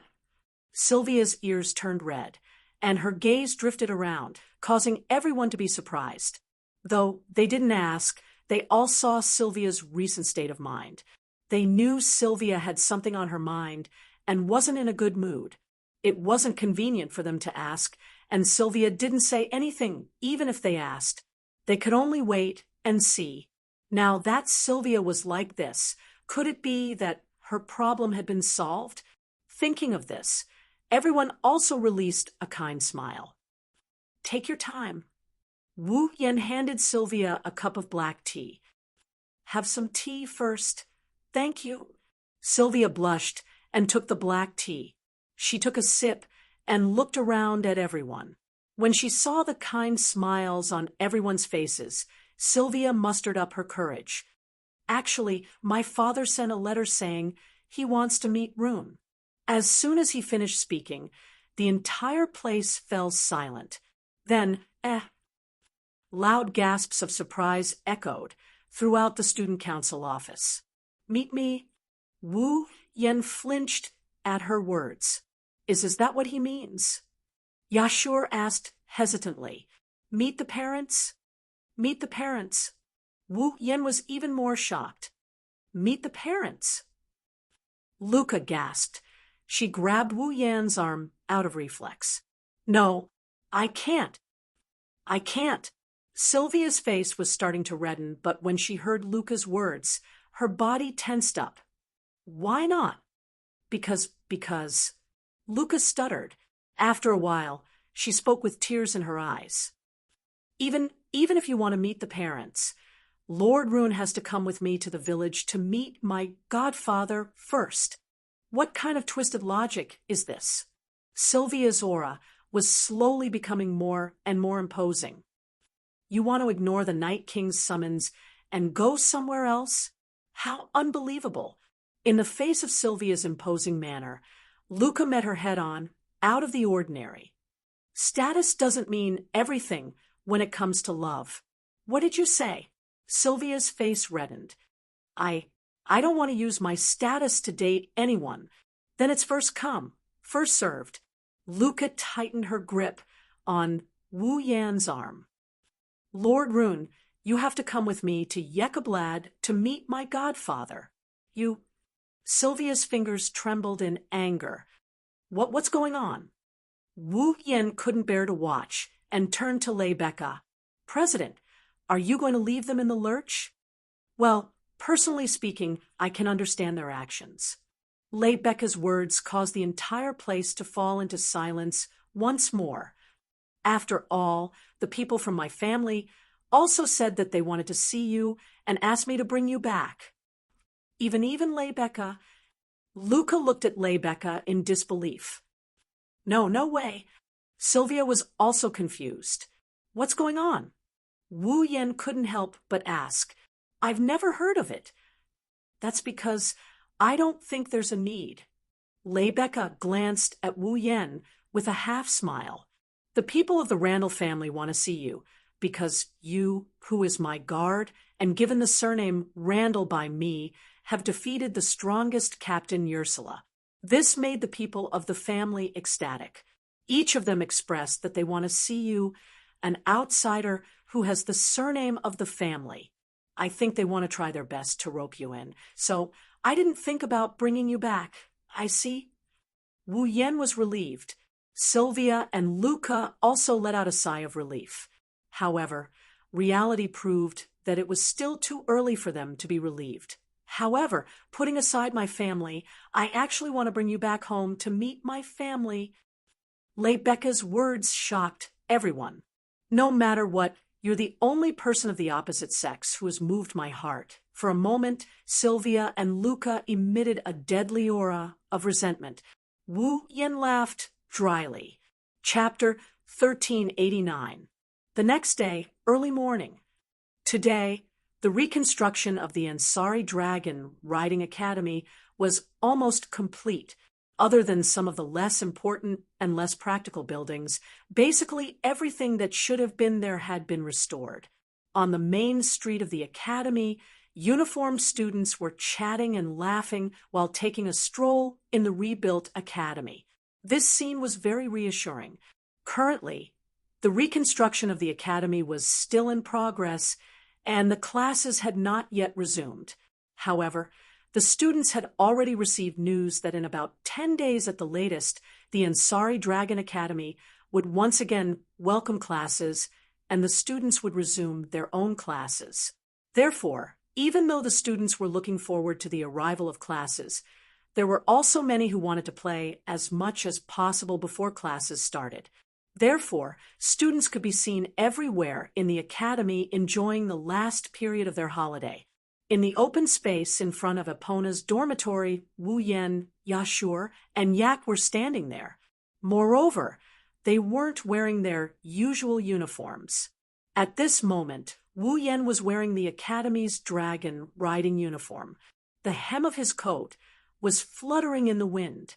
This caused the entire space to reverberate with the fluttering of his coat. On the other hand, Yashur was wearing a nice-looking uniform. The uniform was embroidered with the insignia of the Night Palace and had a bow tie. It looked very stylish. However, those who were in the know knew that the uniform was stylish, but it was actually a servant's uniform in the palace style. Not only was Yashur wearing a palace-style servant's uniform, even Yak, who was standing next to him, was wearing a palace-style servant's uniform. Wearing such clothes, Wu Yan, Yashur, and Yak stood together. It was as if some royal family was about to bring their two servants out for an inspection. This caused Yashur to be embarrassed and Yak's expression to be a bit unsightly. Not long after, Yak angrily complained in a loud voice. They actually made a noble dragon wear this kind of servant's uniform. Is this how the Night Kingdom treats dragons who are connected to their lives? Just bear with it for a while. Yashur finally heard Yak's complaint and showed an expected expression. He made a pre-prepared appeasement. Look, aren't I also wearing servant's uniform? Unfortunately, Yashur's consolation only brought about the opposite effect. You're a servant to begin with. Yak retorted matter-of-factly. How can a mere watchdog compare to the honorable dragon clan? Ashu immediately choked. All right, Yak, stop complaining. At the side, Yak said. Wu Yen shrugged. This is also for Sylvia, isn't it? Needless to say, the fact that Yashio and Yak had dressed up like this was naturally not their own will. In fact, this was Cosette's proposal. Although Fenchon City wasn't too far away from Ansari City, it wasn't a place where one could go whenever they wanted to. If he used the usual method of moving, he might not be able to reach it even after an entire day. Therefore, in order not to waste time, the only way to travel to Fenchon City was to ride on a dragon. However, this was where the problem came from. Yashur's fall was Yak. Although she was a dragon, with Yak's form, not to mention whether she was willing to let Yashur ride on her head from a physical point of view. Even if she was willing, by the time Yak ran to Fenchon City on foot, the Continental Conference would already be over. Yak was also in human form, so she couldn't move as fast as a dragon. Naturally, she was reduced to a spectator. In this way, Yashur and Yak could only choose to ride on Lancelot and head to Fenchon City like Sylvia. However, for the princess of a country to ride together with a male student, who was even her classmate at that, it wasn't strange for there to be some kind of ridiculous rumors, right? After all, the thing that attracted the curiosity of the reporters the most was the love affairs of the royal family. It was commonly known as gossip and privacy. Even if Sylvia and Yashur were innocent, the reporters could still write something black out of something white. In order to prevent rumors from spreading on the way to Fenchon City with Sylvia, Cosette suggested that Yashur and Yak dress up as servants. It was a very common thing for the royal family to bring their servants out to travel. This way, they could avoid the gossip of others. Yak knew this very well, so she didn't yell directly. However, she still complained more or less. I'm also a dragon princess. Why do I have to be treated like this? Yak's expression was unbearably sour. She pointed at Wu Yin, who didn't seem to care at all. Also, even I, a girl, dress up like this. You also don't ride your own dragon. Why don't you use it? You should be like Yashur. If you ride with Sylvia, there will be rumors, right? Don't ask me that question. Wu Yin rolled his eyes. I don't really care what I dress up like. It's fine as long as I can meet people. Corset said I don't need it. Why? Yak couldn't get over it. Why don't you use it?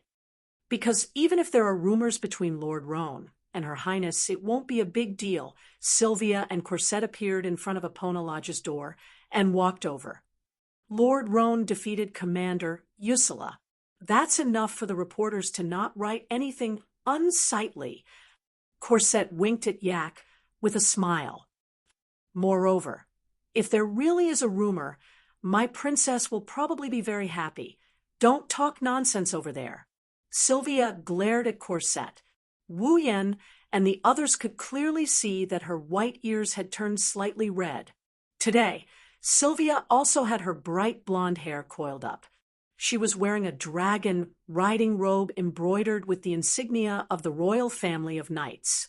Her neck and ears were completely exposed under the sunlight, and it wasn't strange for everyone to see that her ears were red. Well, Your Highness, don't be shy. Corset seemed to be in high spirits. She didn't stop after Sylvia's reprimand. Instead, she attacked again. Your Highness, this is a meeting between the parents.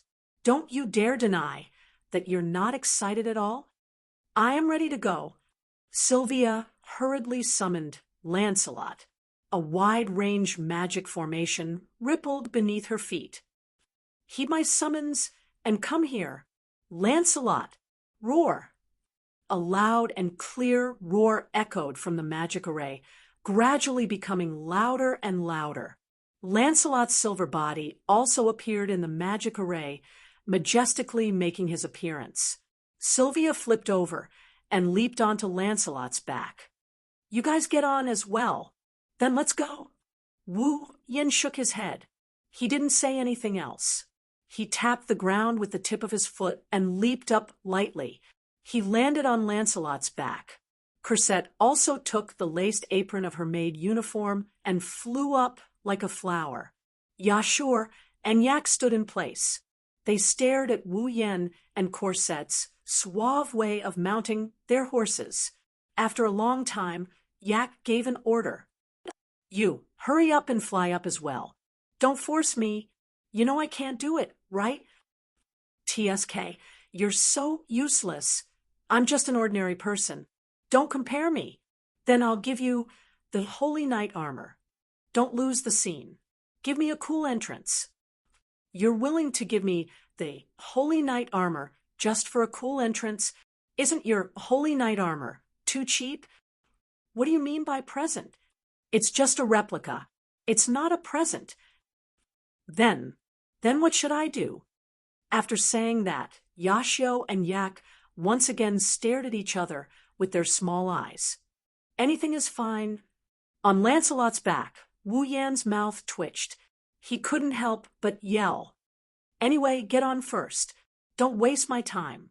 Yashur and Yak looked at each other and fell silent.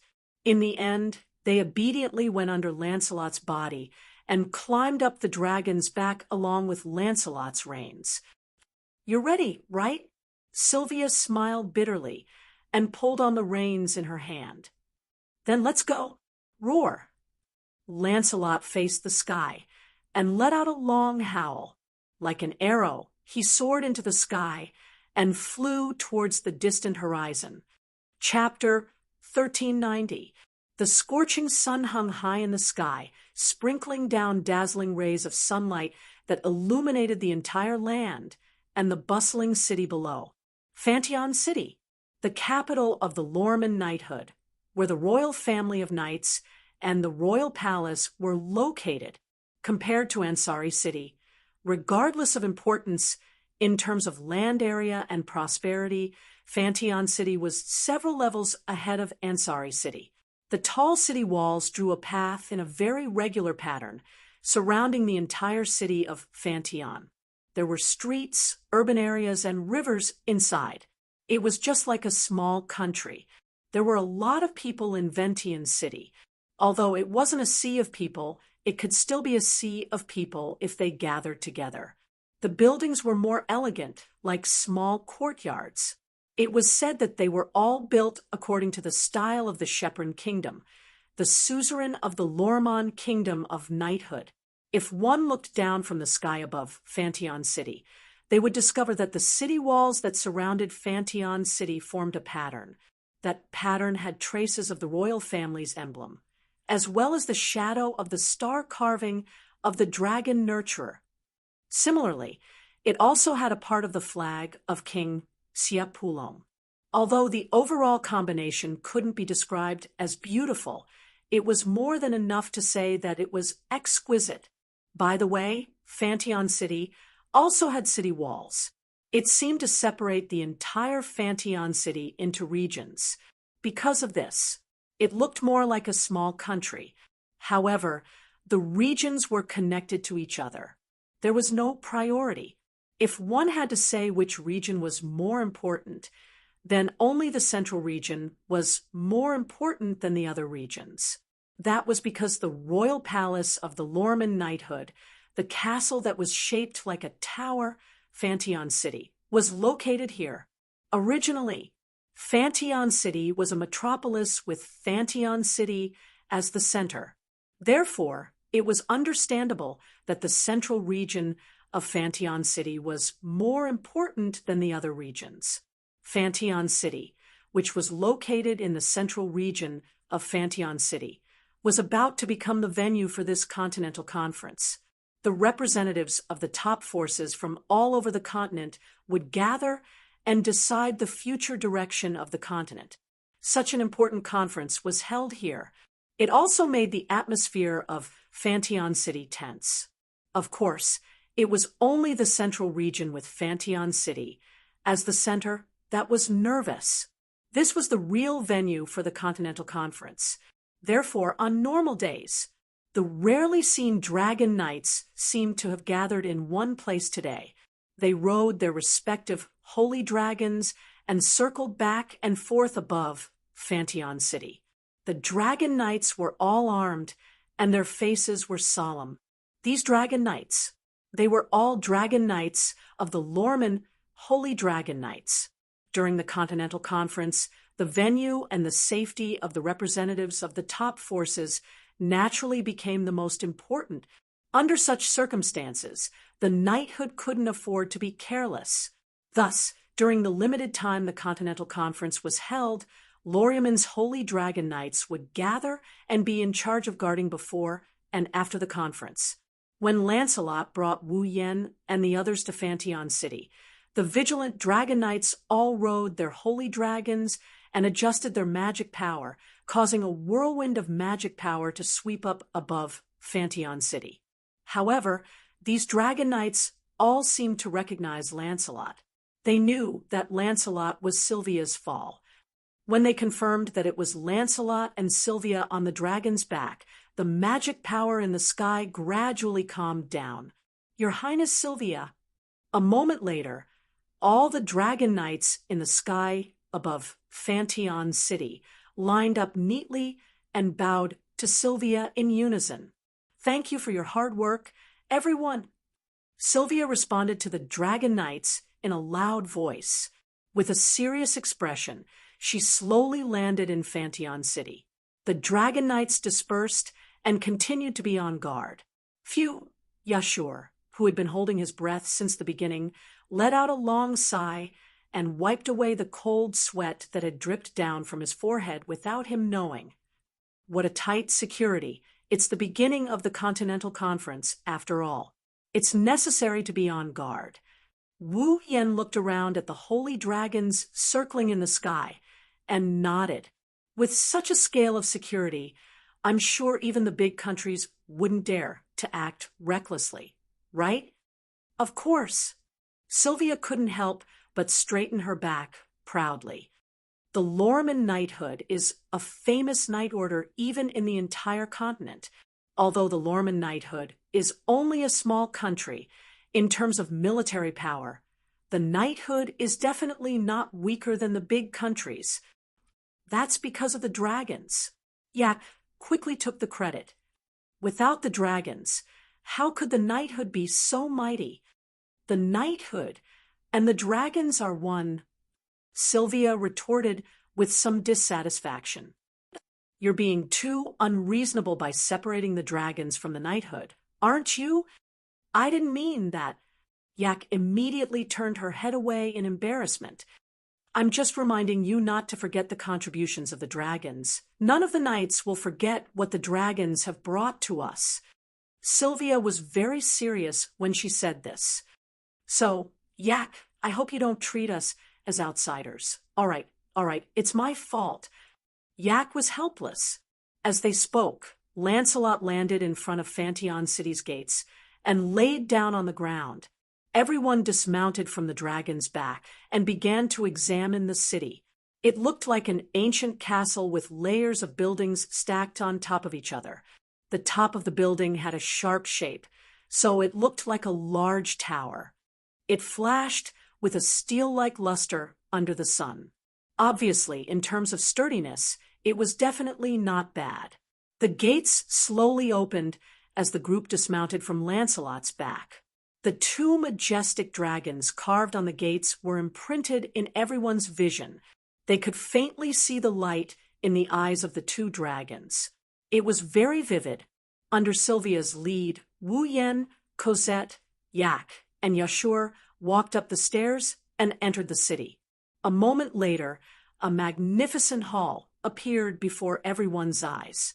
Everyone could clearly see that around the resplendent hall there were statues of knights and dragons arranged in an orderly manner as if they were guarding something.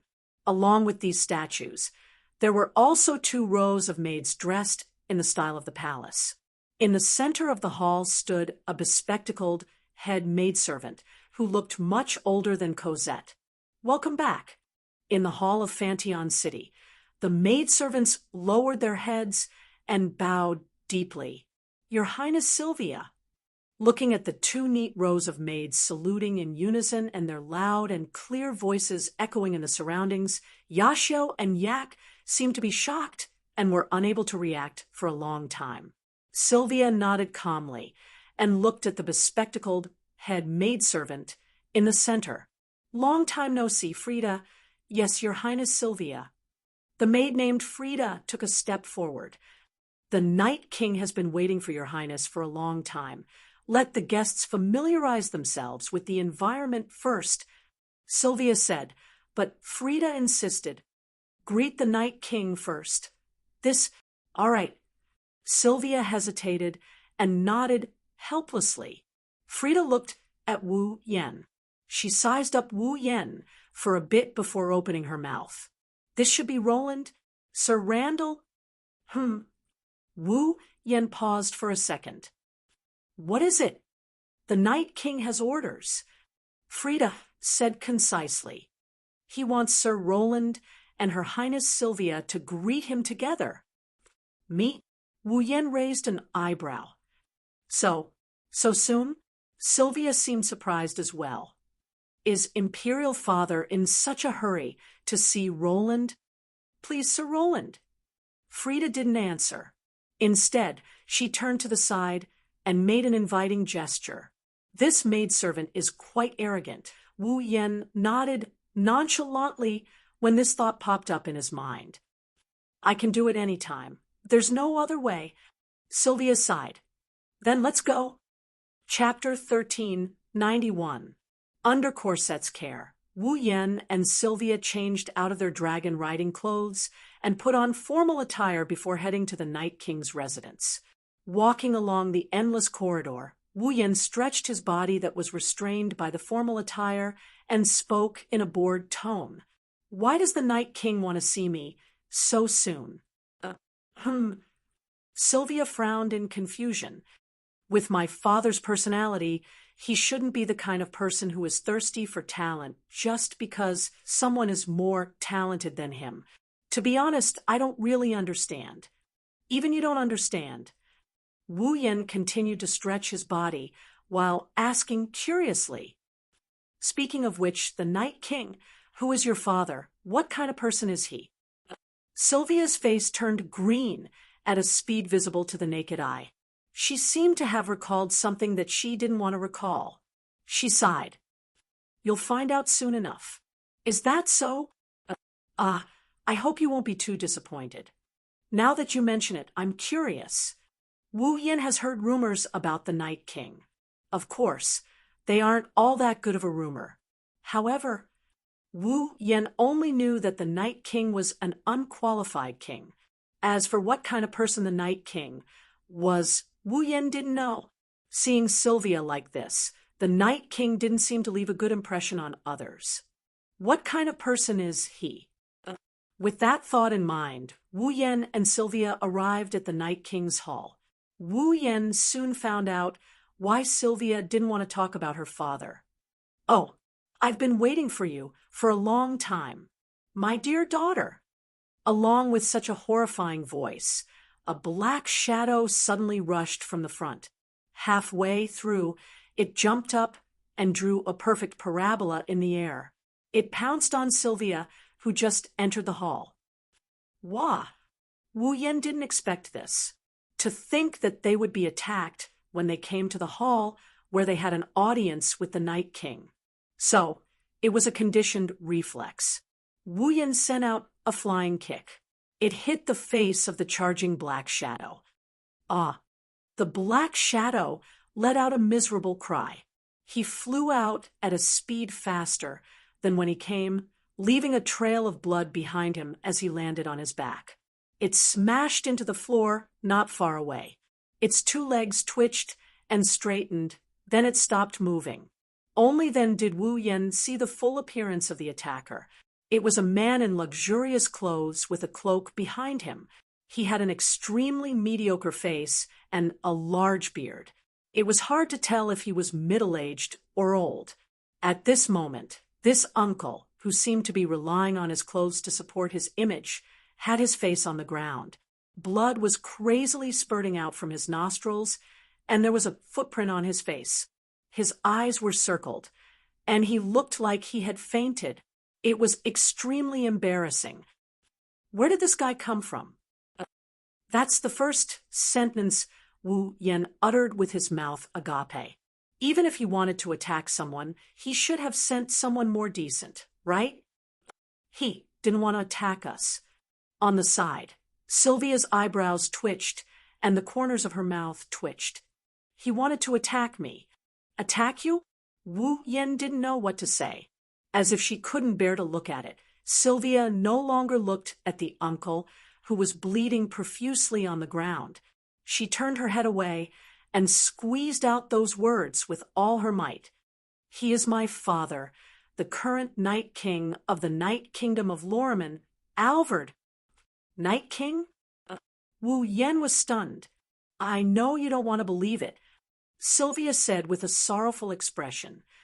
But it is the truth. Wu Yan's mouth twitched. He couldn't help but look at Alvard. He looked at the Night King, who was bleeding from his nose and covering his face with circles in his eyes. In other words, I sent the current Night King flying with a kick, right? Yes. Why don't I feel fear? Instead, I feel good all over? Don't mind. Why? Because I feel the same way. The two of them looked at Alvard in silence. Wu Yan's heart was in turmoil. He finally understood why Sylvia would always have a look of disgust on her face whenever the Night King Orwald was mentioned, and why she would always try to brush him off. If Wu Yen had such a father, don't even talk about being a prince. Even if he was given the throne, he wouldn't feel that he's lucky enough to be the ruler of this world. He was simply the best of the best. Then, Wu Yen suppressed the turmoil in his heart and rubbed his forehead. Why did he suddenly lunge at me? Sylvia lowered her head and didn't say anything. However, the answer still echoed in the spacious hall. Do you even need to ask?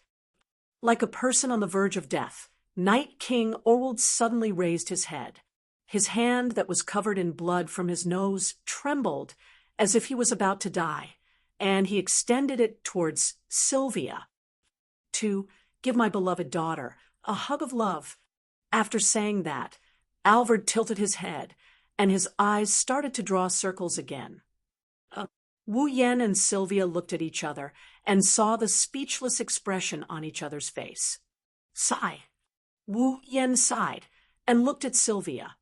What should we do now? Let's go back. Sylvia replied without hesitation. When he wakes up, he will naturally summon us again. Is that so? Wu Yen laughed dryly. Then let's leave it at that. Although I can understand your situation, let's wait a little longer before leaving. Just as Wu Yen and Sylvia were about to turn around and leave, a metallic clanging sound entered their ears. Along with it came the sound of footsteps that reverberated through the entire space. The two of them stopped in their tracks and turned their heads at the same time to look at the source of the sound. Wearing a heavy and revealing armor, she slowly walked over from the direction of the throne.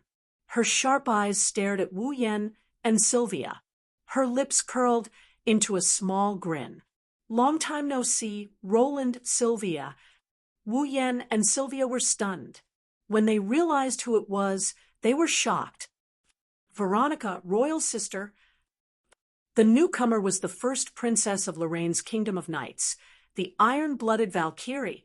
Veronica, behind Veronica, Gu Lien, the captain of her personal guards, followed closely behind her.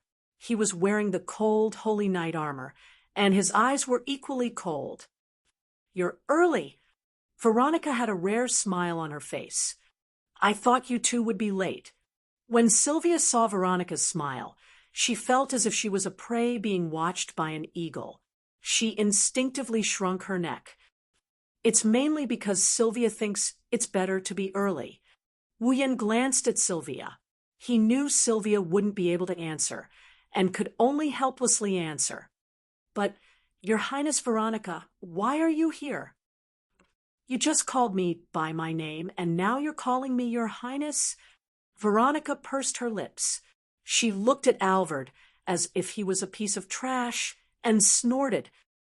I didn't want to see him either, but since you're here, I thought I'd come over to say hello. Me? Wu Yen gasped. Huh, you're here because of me? Oh, isn't that a matter of course? Veronica's lips curled into a smile. After all, I'm the one who told him to write a letter to Sylvia and have her bring you here. Wu Yen and Sylvia looked at each other. What? Veronica frowned and said with dissatisfaction. Is that strange? Not that it's weird. Wu Yen scratched his cheeks, and he asked in an uncertain tone. But why did you ask me to come over? After I left Ansari, something big happened in Ansari, didn't it? Veronica's hawk-like eyes narrowed. Let's have a good talk about this. Wu Yen finally understood why Lebecca got that kind of response when she reported to the knighthood about the Corpse Dragon army attacking the Ansari Dragon Academy. It was all part of Veronica's plan. Chapter 1392. That was a pretty heavy kick. Holding a handkerchief, Ao Dehua wiped his face as if he was washing his face, wiping away the nosebleed and the footprints on his face. At the same time, he added a regretful sentence. If possible, I wish it was my dear daughter who kicked me. Do you wish for your daughter to kick you that much? Veronica lifted her foot coldly and stomped on the ground. Her iron boots collided with the ground and stirred up a small circle of dust. I don't mind giving you a hand. Alvard shuddered and looked at Sylvia with tears streaming down his face. I just want to take a good look at my daughter's face after not seeing her for a long time. Is this too much? I don't mind letting you see. Sylvia said with a conflicted expression. Can you please do it in a normal way? Yes. My way is very normal. Alvard said solemnly. As a father, I want to take a good look at my daughter's face after not seeing her for a long time, right? That's true. Then carefully touch every hair and facial features on that beautiful face, and rub my face against it twice. That's not wrong, right? If you dare do that, I won't mind giving you another nosebleed." Wu Yen turned his head away. He didn't want to see Alvard's smitten expression and Sylvia's clenched fists. Night King Alvard is definitely a daughter Khan. Furthermore, he was a daughter Khan who only had eyes for Sylvia. What's more, he was a super daughter Khan. Wu Yen has seen daughter Khan kings before. For example, Sylph's father, Emperor Kite of the Ailu Empire, is also a daughter Khan. However, Kite at least has the demeanor of a king. His actions are normal, and he even has the strength of a Tier 9 knight.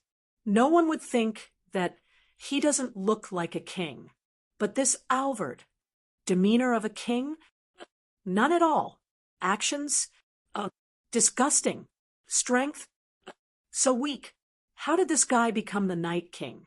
Did he rely on his royal bloodline? Fortunately, he didn't have any siblings. Otherwise, with the Wang family's power struggle, this fellow would definitely be cheated to the point that he would blame himself for not wearing his underwear properly. Wu Yen ignored Alvard, who was entangled with Sylvia, and shifted his attention to Veronica. What about Ursula? Why didn't he see her? During the Continental Conference, Yuzura was the commander of Lorea's Holy Dragon Knights. He must be responsible for the security of Fenshin City. He should still be arranging manpower now, right? Veronica looked at Wu Yen with a faint smile. Ever since he lost to you in the Ansari Kingdom, Ursula seems to have become more energetic than before, but he also works harder than before, especially during training. He works harder than anyone else. He even said that he would defeat you the next time. That's really something to look forward to. Wu Yen licked the corner of his mouth, a hint of interest appearing in his wine-red eyes. Let's hope Ursula can be stronger. You're the only one in the Kingdom of Knights who can say something like that. Veronica shook her head with a chuckle. I see. You're the divine horseman who defeated Commander Ursula. Alvard, who had been fooling around in front of Sylvia, turned around with a serious expression on his face. When I learned that someone defeated Commander Ursula, I wanted to meet him. She was still thinking about when to meet him, but she didn't expect that. He came so quickly. Wu Yen didn't know what to say when he saw Eoward's serious expression. It was the Night King, who wrote a letter to Sylvia asking her to bring him here. Even if it was Veronica's idea, she should at least know his identity, right? Could it be that he didn't know who the person Veronica wanted him to write to Sylvia was from the very beginning? Then why did that arrogant head maid say that it was the Night King who sent him and Sylvia to greet her? There are too many things to complain about. I'm sorry. Wu Yen resisted the urge to sigh and nodded at the Night King. Then, the reason for summoning me is Her Highness Veronica's idea. The reason for summoning Sylvia is because she wants Sylvia to attend the Continental Congress. Then, why did you summon Yashur and Acker? Yashur? Blake and Acker, whelp? Veronica frowned when she heard Wu Yan's words. She looked at Alvard coldly. I didn't hear anything about this. This is my idea. Being stared at by Veronica's terrifying gaze, Alvard remained unmoved. I can't help it. My daughter is too outstanding. She took care of everything in the Continental Congress, while I, as her father, had nothing to do. Besides, everyone is busy with work, but I have nothing to do. It's too boring. Boring? Wu Yen was speechless. In other words, Sylvia's pretty face also became powerless. You're just looking for someone to kill time with, aren't you? I'm also very curious about humanoid dragons. Alvard laughed out loud, causing Veronica, who was standing at the side, to explode in anger. Boom! The iron boots kicked up a gust of wind and mercilessly lashed out like a whip at Alvarez. Alvarez screamed as his body was sent flying like a giant piece of trash. He smashed into a nearby wall, and was embedded into it with his face facing the wall. Sylvia couldn't help but recall the miserable days she had spent under Veronica, and her pretty face paled as she looked at her father's pitiful fate. As expected, Sister Veronica is still as violent and terrifying as ever. Forget about that bastard, Veronica said in an unquestionable tone as she crossed her arms in front of her chest. Actually, Roland, I called you here because I have a favor to ask of you. Favor? Wu Yan and Sylvia both turned to look at Veronica. Is it about the Corpse Dragon Army attacking the Ansari Dragon Academy? It's currently a busy time for the Continental Congress. Even though I'd like to hear the reason behind it, let's put it aside for now. Veronica waved her hand. I'm looking for you because of the Continental Congress. The Continental Congress. Wu Yan took a deep breath and adjusted his attitude to be serious. Looks like it won't be that easy. It's actually quite easy, provided that nothing happens. Veronica smiled in satisfaction when she saw Wu Yan turning serious. Actually, I want to ask you to attend the Continental Conference with us as a guard of the Wong family when Sylvia, that bastard, and I attend the Continental Congress together. Sylvia cried out in shock. Guard. Wu Yan focused on another word. What? There's danger in attending the Continental Congress? That's not it. It's not strange to bring a guard to the Continental Congress. It's just that there's a limit to the number of people attending. Veronica raised her hand to indicate that there's no need to worry. I have no choice but to ask you to attend as a guard. After all, there are many restrictions during the Continental Congress. One of the restrictions is that participants are not allowed to bring their dragon partners with them. There's even a magic barrier set up to prevent people from summoning dragons. Veronica narrowed her eyes at this point. But there's no rule that participants are not allowed to bring weapons. I see. Wu Yan immediately understood. The true strength of the Chivalry Kingdom lies in their dragons. The Continental Congress prohibits participants from bringing their dragon partners with them. There's also a magic barrier set up to prevent people from summoning dragons. However, it doesn't prohibit participants from bringing weapons with them. It's really unfair to the Chivalry Kingdom. Under such circumstances, even if Veronica was a powerful warrior, she wouldn't be able to provide a capable guard if something happened to her. Ursula was powerful, but without Galahad, she was just an ordinary girl. That's why Veronica asked Wu Yan to be her guard. After all, not only could Wu Yan fight evenly with Gulian, who was equipped with the paladin armor, but Fa was also in his body. He didn't need to bring it or summon it. It could be released from his body at any time. It's not against the rules of the Continental Congress. As a guard, he's the best choice. I'm fine with it. Wu Yan smiled.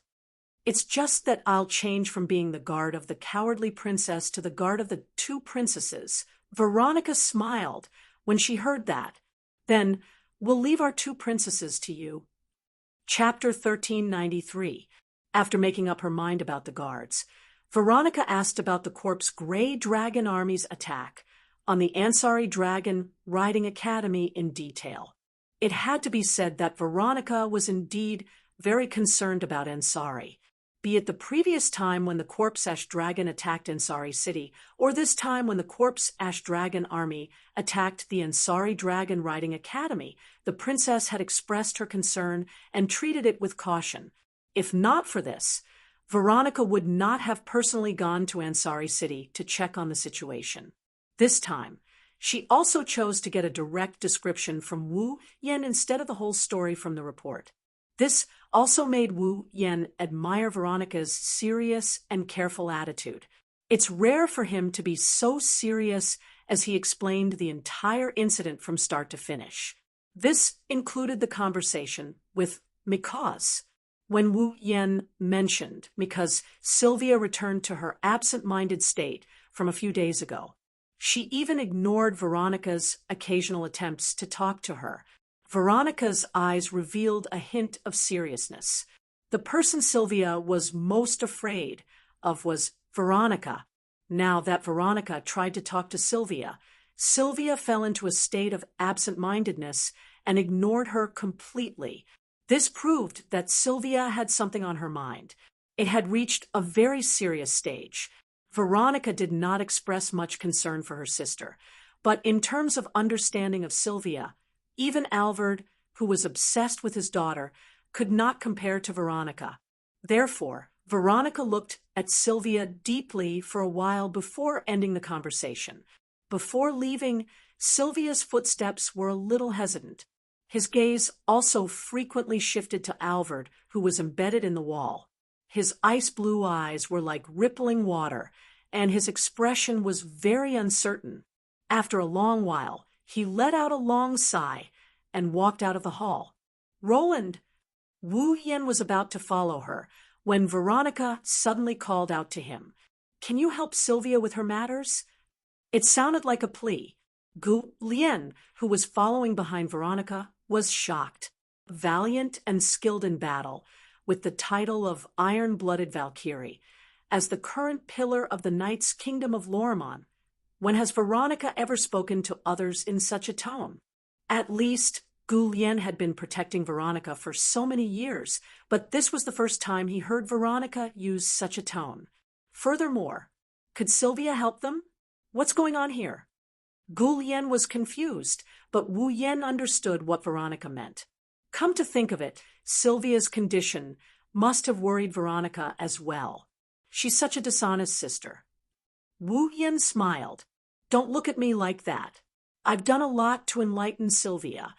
He left this sentence without even turning his head. Wu Yen walked out of the hall.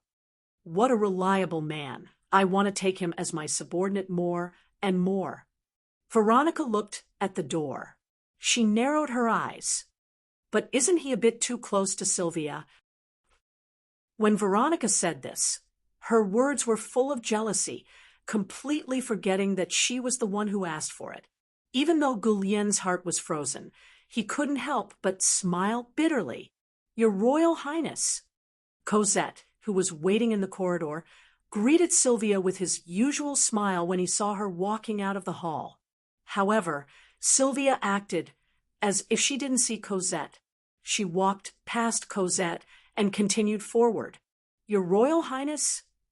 The smile on Cosette's face disappeared and was replaced by a trace of worry. Her Royal Highness seems to have returned to how she was before. Lord Lune. Wu Yen walked out of the hall and was greeted by Cosette's worried face. Patting Cosette's shoulder to tell her not to worry, Wu Yen took a step forward and caught up with Sylvia, walking side by side with her. Wu Yen, Sylvia, and Cosette's footsteps echoed clearly in the hallway. The atmosphere between the three of them was rather heavy and oppressive. At the same time, Sylvia's heart felt oppressive as well. Sylvia felt a sense of loss as she listened to the footsteps beside her that seemed to be synchronizing with her footsteps. At the same time, her depressed heart also eased a little.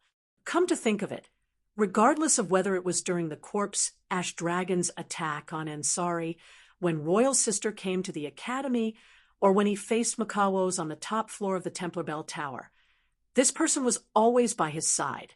He even helped him a lot and became his spiritual pillar. Without him, she wouldn't have been able to obtain Fall and become a dragon cultivator. Without him, she wouldn't have been able to realize the weakness in her heart and bravely face the enemy. Without him, she wouldn't have been able to defeat Wall and obtain Royal Sister's approval. Without him, she wouldn't have been able to get a little comfort when Mikaos disturbed her heart. Now, he must have noticed her abnormality and worried him, right?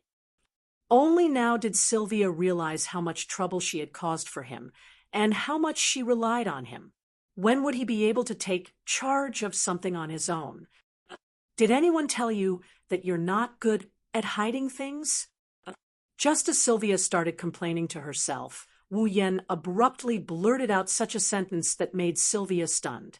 She couldn't help but turn around and look at Wu Yan. Wu Yan didn't look back. He walked forward and spoke as if he was talking to himself. As the princess of the Night's Kingdom, I'm sure she must have a lot of worries. However, having worries and hiding them are two different things. Even Veronica has been looking for capable assistants and has been sending invitations to Lebecca, Corset, and me, hasn't she? His meaning was clear. He wanted Sylvia to learn to rely on others. Sylvia lowered her head, and her expression changed again. Not long after, it turned into bitterness. Why are you able to pull me back in time, every time? I can't help it. Wu Yan shrugged. Because I'm the cowardly princess's guardian. Cowardly? Sylvia couldn't refute him. Lifting her head, her clear blue eyes gazed at Wu Yan's side profile. Sylvia's eyes finally showed a pleading expression. Recently, I've been troubled by something. Wu Yan stopped and turned around to face Sylvia. Corset also looked at Wu Yan with gratitude. She then focused on Sylvia. Mikaos. Sylvia didn't hide anything. She directly told Corset what had been troubling her. That man gave me a familiar feeling. I haven't seen him in a long time. A very familiar feeling that I haven't felt in a long time. Corset raised her eyebrows. You mean? Wu Yan asked with uncertainty. You suspect that Mikaos is someone you know? I suspect. Sylvia clenched her teeth. Mikaves is most likely my royal brother, Julius Loriaman. Wah! Corset sucked in a breath of cold air. Julius? Wu Yan's eyes narrowed. Julius Loriaman. Although it was only a rumor, Wu Yan knew this person, the eldest son of the Night Royal family, a former prince who violated a taboo by killing his own fall and was sentenced to death. In other words, this was someone who was supposed to be dead. Your Highness. Corset couldn't help but speak. But Prince Julius should have been executed already, right? That's why this is only my intuition. Sylvia replied with a heavy tone. But I don't understand. If my brother isn't dead, why would he become a pawn of the Empire? Why would he bring disaster to the Night Kingdom time and time again? Sylvia bit her lips. A pained expression appeared on her face. After all, Julius wasn't just Sylvia's brother. He was also someone she had always admired since she was young. If such an existence stood on the opposite side of her, the pain in her heart would be unimaginable. Your Highness. Corset worriedly held Sylvia's slender shoulders. Wu Yan looked at Sylvia's pained expression and lowered his head. His eyes flickered with a thoughtful light. Chapter 1394. Night. There was no such thing as darkness in the night sky of Fantion City. This was because every night the entire Vatian city would be lit up with all kinds of colors. The colorful lights illuminated the entire Vatian city and the night sky of Vatian City. In this world, dragons that could fly were almost everywhere in the knighthood of Lorimon.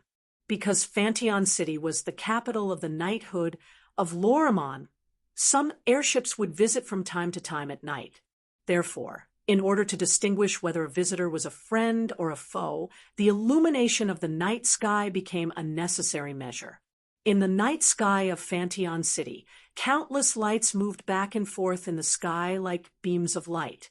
The dragon knights of the Lorimon Night Legion, who were patrolling, would occasionally ride on their holy dragons and expose themselves to the lights. Then, they would flash past and continue patrolling. Usually, there would be lamps in Fantion City that illuminated the night sky at night, but there weren't as many as there were these days. Now, due to the Continental Congress, there were more lamps that illuminated the night sky, almost exposing the entire night sky to the light. Under the illumination of the lights, in the distance, an extremely large airship was slowly moving towards Phantion City. It was an airship that was much larger than Veronica's Sylvanus. Its appearance wasn't as prominent as Sylvanus's. It was just an extremely ordinary ship shape.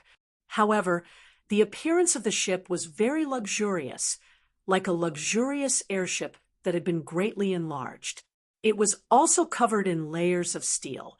Although it didn't look as elegant as Sylvanus, it had its own aura. At the top of this airship, a flag was fluttering in the wind, causing those who had discovered the whereabouts of the airship to gather. After the spotlights on the airship shone on this flag, it was as if the alarm had been lifted and all of them returned to their posts. It continued to wander in the sky. Clearly, Phantion City had tacitly approved of the airship's entry, because this flag was the flag of the Cypheros Empire. Below the flag, on the side of the airship, a large family crest was engraved there. That was the crest of a famous noble family in the Cypheros Empire, the Witthausen family. The emperor of the Cypheros Empire declined to attend this year's Continental Conference, citing his old age. Let the current head of the Witthausen family attend the Continental Conference as the representative of the Cypheros Empire. At this time, in front of the deck of this airship, a handsome man with blonde hair and a pair of gray eyes stood side by side with a silver-haired man wearing a silver mask. He looked down at the city of Phantion. The silver-haired man with the mask was Makawos. As for the handsome man with blonde hair, he was the current head of the Witthausen family, the representative of the Cypheros Empire, who was about to attend the Continental Conference, Klaus. At the same time, Klaus was also Makawos' protector. In other words, Mykatores was helping Klaus, and Klaus was Mykatores' superior. The capital of the Knights' Kingdom of Lorraine, Klaus held a glass of red wine. A leisurely smile hung on his face. She does look pretty, but unfortunately, she doesn't fit my taste. Klaus raised his head and looked at the holy dragons hovering in the sky. A blurry color appeared in his eyes. On the contrary, the dragons are the ones that fit my taste the most. Look at how they fly, their majestic bodies, their powerful strength. It's really irresistible. Enough with the nonsense. Mykatores withdrew his gaze, turned around, and coldly said, "Have you prepared everything?" Klaus sighed when he saw that Mykatores didn't show the slightest bit of respect towards his superior. "Still as cold as ever, but this is also a beauty that belongs to you," Klaus chuckled with a somewhat disgusting comment. The Arcanitech device excavated from the ancient ruins is already being adjusted inside the airship. The experts are adding Millennium Chi Hua crystal to it, preparing to activate it. Millennium Chi Hua crystal? Mykatores nodded. The so-called Millennium Chi Hua crystal didn't refer to the Dragon Chi Hua crystal that the dragons secrete regularly, but a type of fossil. It's a precious fossil formed by a dragon's corpse after thousands of years underground. Just like the Dragon Chi Hua crystal, the Millennium Chi Hua crystal is also a type of crystal that contains mana.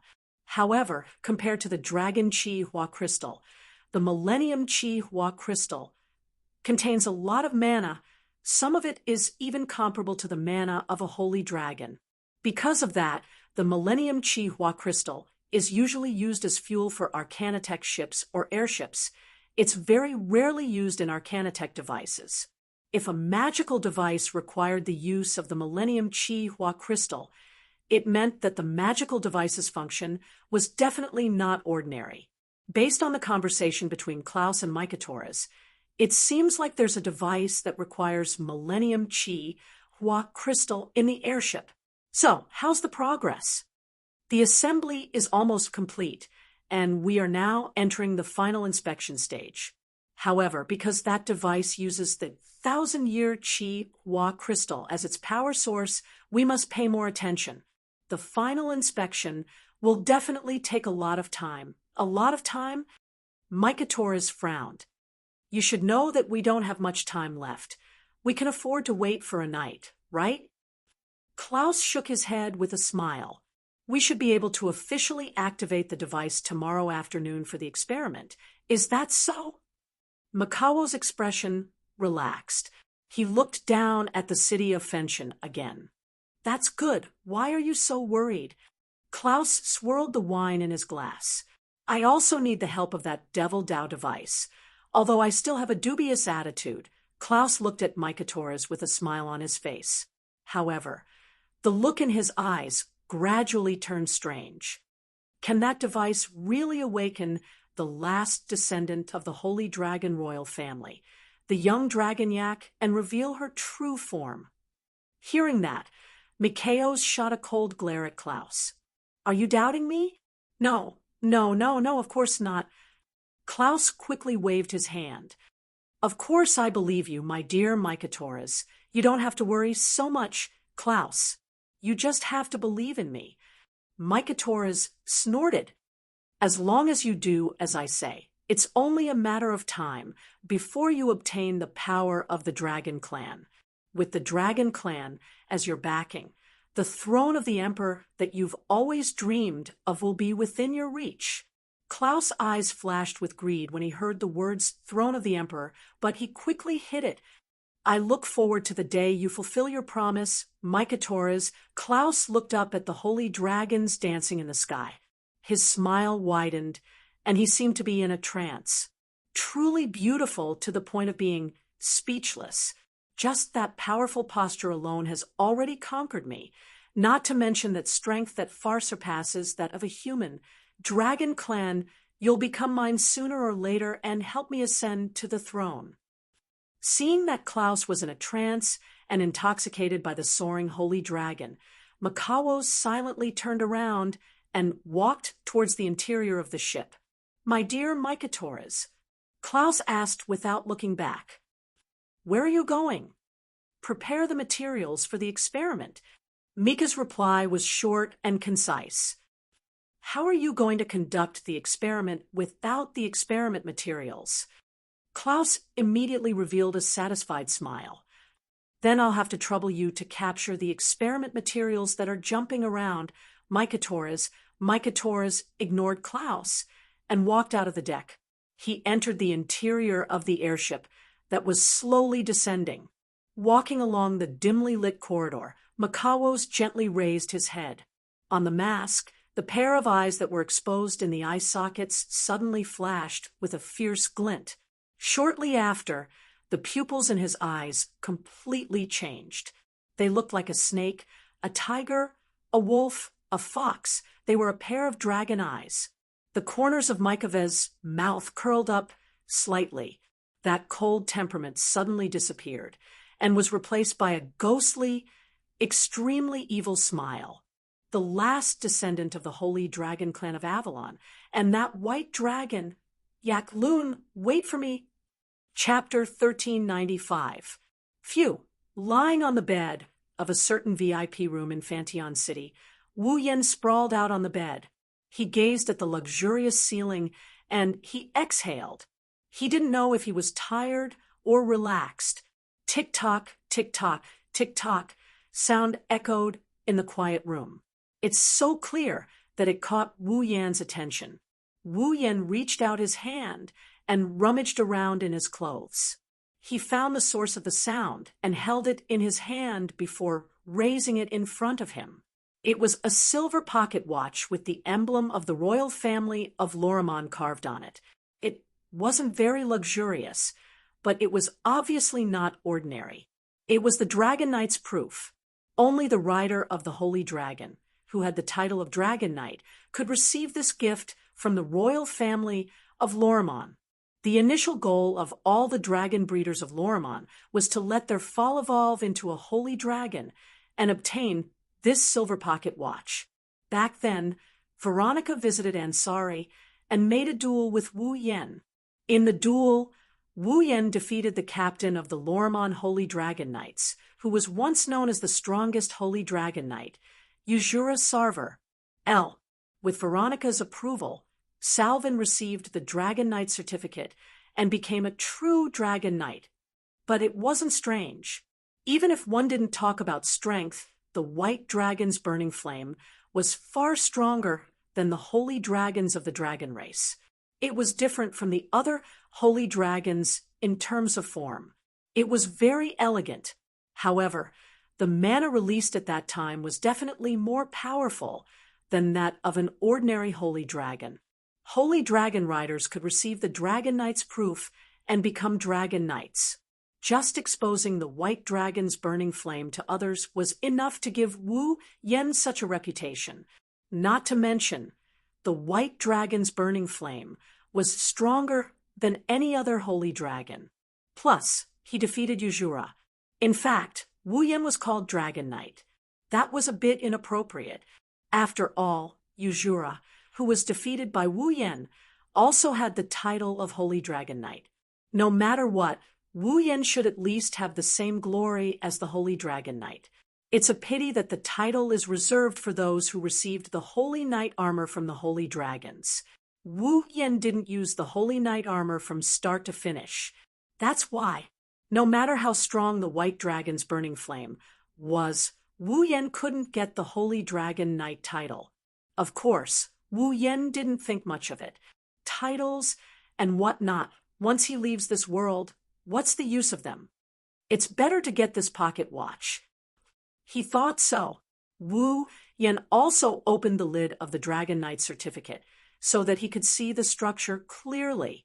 With the passage of time, minute by minute, the operation of the dial was imprinted into his eyes. It's already night time. Looking at the time, Wu Yan put away the silver pocket watch and looked at the ceiling again. The Continent's conference was about to start. There were still 2 days left. On the night of the day after tomorrow, a group of representatives from the top factions of Luxtran would be holding a conference in Fantion City. They would be discussing the future of the continent. At that time, Wu Yan would also be attending the conference as a personal guard of the royal family. As a guard, Wu Yan naturally didn't have the right to speak. He also couldn't be like Sylvia, who would become a key figure of the kingdom in the future. However, if news of Wu Yan's attendance at the conference spread throughout the Knight's empire, it would be a boost to his reputation. The conference was so important that only a limited number of guards could attend. Knight Loriaman's royal family choosing a guard was equivalent to picking 1 or 2 out of the millions of citizens of the Knight's kingdom. It indirectly proved that the person had the most outstanding ability among the millions of citizens of the Knight's kingdom. At that time, Wu Yan's reputation would spread even wider. One day, he might even surpass the silent saintess Yusula. However, that was also meaningless to Wu Yan. It was still the same thing. He would leave this world sooner or later. Reputation wasn't as important as a silver pocket watch. As he thought about it, Wu Yan felt a bit sleepy.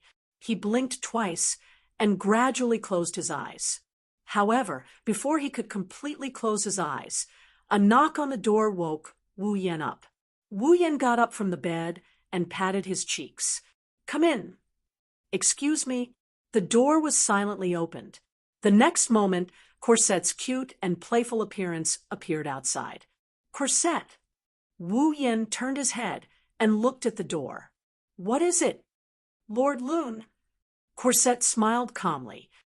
"Tonight, the Night King will be holding a banquet. I am here to invite you to attend." Banquet? Wu Yan felt a headache coming on just by listening to this line. "Can I not attend?" Hearing this, even Cosette didn't know whether to laugh or cry. Since the Night King had already given the order to meet him, there was probably only one person in the entire Lorraine knighthood who would reject him with such an impatient expression. Apart from Veronica, Sylvia, and the others who knew everything about the Night King Orwald, there was probably only one person in the entire Lorraine knighthood. "I don't think so." Corset lowered her posture and rolled her eyes at Wu Yan. "The Night King personally summoned him. Even if Lord Lune is impatient, he has to go up and play along. Like you said, it's perfunctory." Wu Yen rubbed his forehead. There is no other way. I have to go. Yes. Cosette smiled from ear to ear. But before that, please take a bath in the bathroom. Taking a bath for a meal? The Wang family sure has a hard time. Wu Yen shook his head and stood up. Then let's go? Yes, Cosette bowed and led Wu Yen out the door. Wu Yen didn't notice that the moment Cosette turned around, a mischievous look appeared in her purple eyes. Inside the city of Fontaine, in a bathhouse the size of a lake, steam filled the space. The fragrance of the bath lotion rose from the steaming water and mixed with the air. The entire bathhouse was filled with the refreshing scent of a forest. At this moment, a young girl was lying in the bathtub that was as vast as a lake. She was completely naked. More than half of her voluptuous upper body was floating in the water. Her fair body was faintly discernible in the water. Under the influence of the steam, a faint blush appeared. Her long golden hair was coiled up, and her pure white neck shone with a pearl-like luster in the bathhouse. She was extremely beautiful. Leaning against the pillar under the statue of the first Night King in the middle of the bathhouse, Sylvia didn't wash her body. Her icy blue eyes were unfocused and unfocused. It was clear that Sylvia was still thinking about Mikhail's and Julius. Sylvia's mood was very complicated. She hoped that Mikhail's was Julius, but she also hoped that Mikhail's wasn't Julius. She was conflicted to the extreme. If Mikhail's was Julius, then her brother wasn't dead. That was definitely something to be happy about. But at the same time, if Mikhail's was Julius, then it proved that the person who repeatedly sabotaged Ansari and worked for the Safar's empire was her brother. That was something Sylvia didn't want to see. But Sylvia also hoped that her brother wasn't dead. Because of this, her mind kept drifting back and forth in this conflicted state, tormenting Sylvia's nerves. Sigh. Sylvia let out a complicated sigh. She turned her body to the side, and her voluptuous breasts rippled through the water, making people uneasy. At this time, a voice echoed outside the bathhouse. We're here, Cosette. Sylvia came back to her senses and stood up. It's time to go out. However, another voice rang out, causing Sylvia's alluring body, which was half exposed above the water, to freeze on the spot. I say, Cosette, don't tell me you want to serve me in the bath. This voice. Sylvia's eyes widened in disbelief. Sylvia had only known the owner of this voice for about 3 months, but whether it was the voice or the owner, to Sylvia, they were both deeply etched in her heart. Therefore, it was impossible for Sylvia to be mistaken. That was clearly Wu Yan's voice. Chapter 1396. Rune. Sylvia was confused. Why is Wu Yan here? That's not right. There's a dinner party tonight. Alvarez probably invited Wu Yan as well. Sylvia can guess that much. It's not strange for him to bathe before a dinner party with the royal family. But why would the other party come here when she was bathing? There's more than one bathroom in Phantom City. This bathroom is reserved for the royal family. Logically speaking, Wu Yan shouldn't be here. Did I hear wrong? It was a pity that the conversation that followed completely shattered Sylvia's fantasies. Lord Rune, the dinner party is about to begin. You should hurry. I know. Can you please leave first? Why? Oh, isn't it obvious? Don't you know the difference between men and women? Lord Rune, don't you want me to serve you in the bath? Although it sounds very good, isn't this a male bathroom? This bathroom is special. Not only is it the largest bathroom in Phantom City, there's no distinction between men and women. Lord Rune, don't worry. Then I won't see a girl bathing in there, right? Since this bathroom is so special, it's naturally not a place anyone can enter. Then can you let me in? It's fine. I don't think so. Why don't you take me to a normal male bathroom?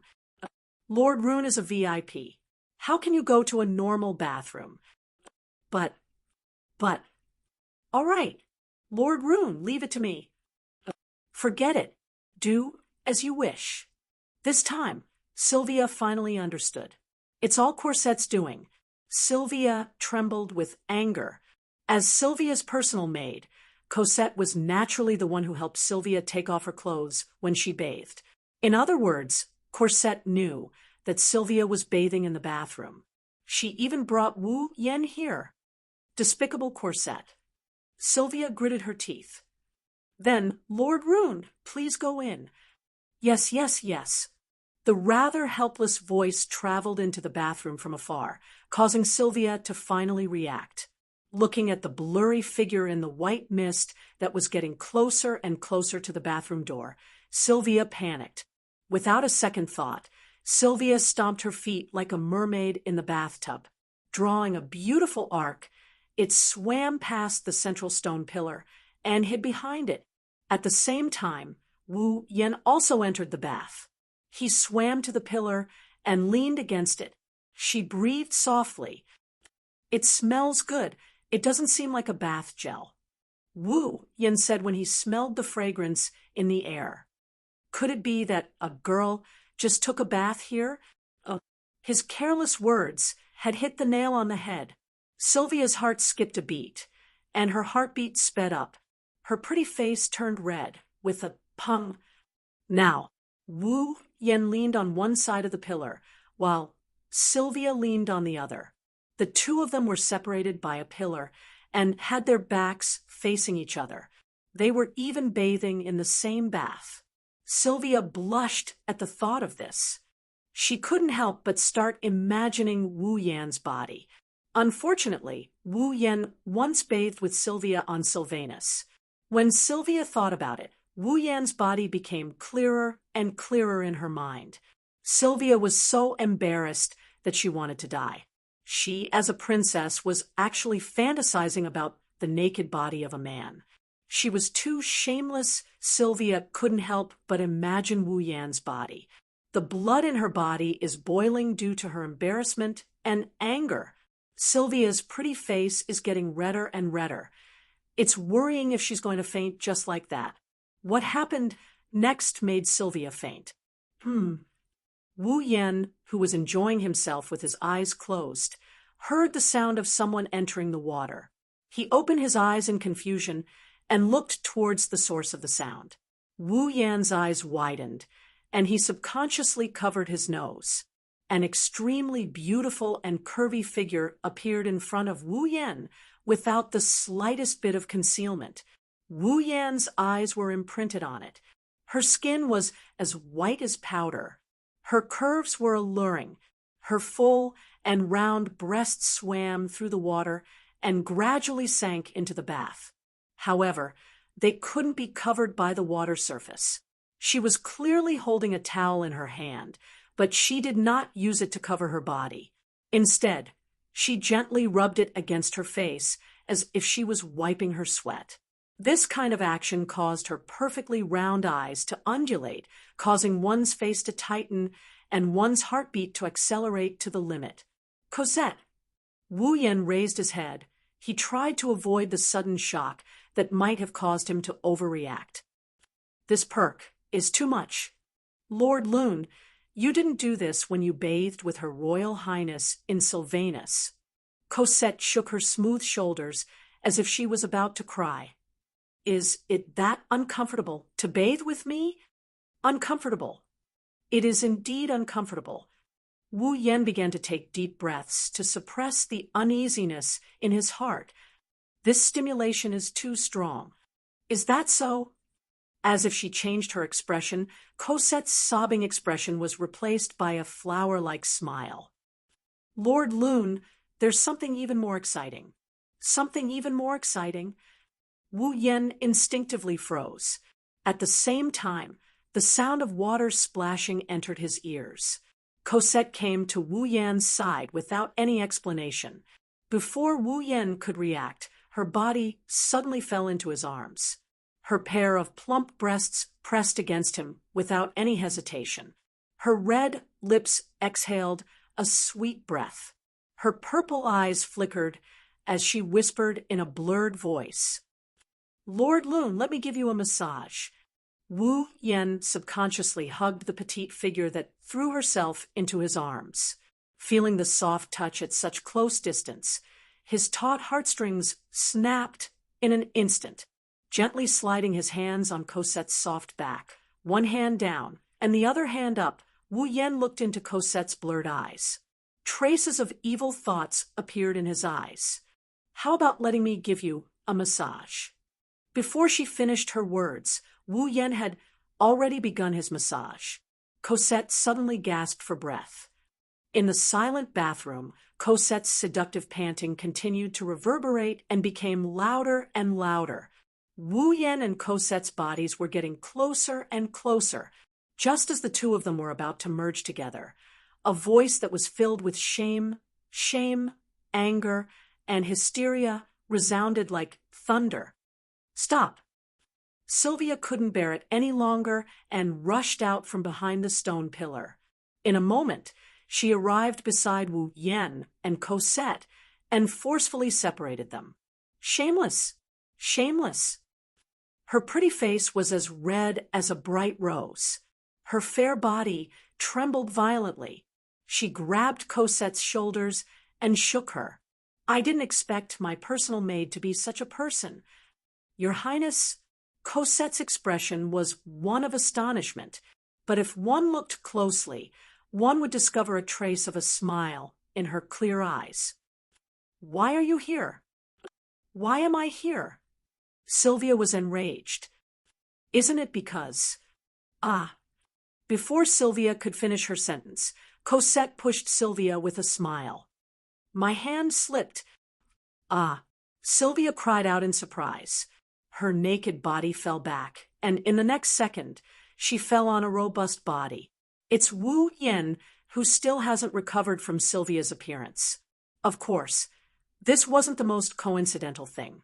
What was truly coincidental was that their lips just so happened to be overlapping at this moment. Sylvia's eyes were wide open and filled with shock. Wu Yan's mouth was wide open, and his jaw almost fell to the ground. But when he opened his mouth, it just happened to open Sylvia's lips. Sylvia's tongue slid into Wu Yan's mouth like a snake released from its cage and tangled with Wu Yan's tongue. Sylvia's eyes opened even wider. Wu Yan's mouth also opened even wider. Just like that, the two muddle-headed started to entangle their tongues. Ugh. In the bathroom, new gasps turned into ripples in the air. Chapter 1397, Fantion City. In a luxurious lounge. In the vast area, circular pillars were arranged along the walls in an orderly manner, all the way up to the high ceiling. In the lounge, sofas, tables and chairs, as well as a thick fireplace, occupied an insignificant corner of the lounge. In front of him, a tall door stood. The dining hall of the royal family of knights was right behind that door. Wu Yen was standing in the lounge. Cosette was helping him tidy up the collar of his tuxedo-like suit. Yashur was also doing the same. It seemed that he was not used to this suit. Only Yak was still staring at the door of the dining hall, with full spirit, saliva dripping from the corner of her mouth. Obviously, this gluttonous dragon was already itching for the food at the banquet. Sigh. Wu Yen let Cosette sway his body. His shoulders drooped down as if he was exhausted. He scratched his cheek. Dining with the royal family is really tiring. It had been 2 to 3 hours since Cosette had informed him that he needed to attend the luncheon and had come out of his room. In these 2 to 3 hours, Wu Yen was not only asked to take a bath in the bathroom, but he also had to pick out the clothes to wear at the banquet. After much difficulty, he finally picked out a set of clothes from the pile in the lounge. Because of his appearance, he was swayed by Cosette for nearly half an hour. It's just a meal. Is there a need to go to this extent? Does the royal family have to prepare 2 to 3 hours in advance every time they have a meal? That will shorten my lifespan, right? Uh, really? Yashur couldn't help but complain. But, after all, it's a meal with the royal family. It's only right to be cautious. Master Yashur was right this time, Master Loon. Corset replied with a smile while tidying up Wu Yan's clothes. There's a saying that goes, accompanying a king is like accompanying a tiger. In the past, there were people who left a bad impression on the royal family because of their appearance. Because of this, the royal family was angry and ordered to punish them. So, it's necessary to be cautious. Do you have any impression? Wu Yan couldn't help but recall Alvard's attitude and behavior towards Sylvia in the audience hall. He immediately rejected the idea. No, I think so. This Night King won't feel the slightest bit of displeasure because of his appearance. Hearing Wu Yan's very certain statement, Yashu and Yak were somewhat startled. Only Cosette chuckled softly.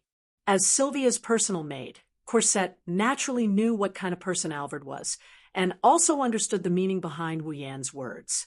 Wasn't the Night King Orward the most important person to pay attention to his appearance? Before long, in the corridor beside the lounge, an icy blue figure slowly walked in, accompanied by the sound of high heels clicking on the ground. It was as if an ice blue lotus had bloomed in the lounge. Almost instantly, everyone's eyes were attracted to that figure. She was wearing an ice blue dress. Her smooth shoulders were exposed, and under the illumination of the lounge's lights, there was a slight arc of light. Her slender thighs rubbed against the hem of her dress, faintly discernible. It made one's blood boil, and their heartbeats quicken.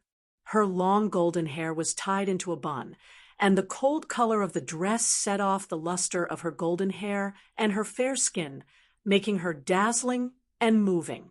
As the other person approached, her presence in the air gradually increased, and her intoxicating figure was reflected in everyone's eyes.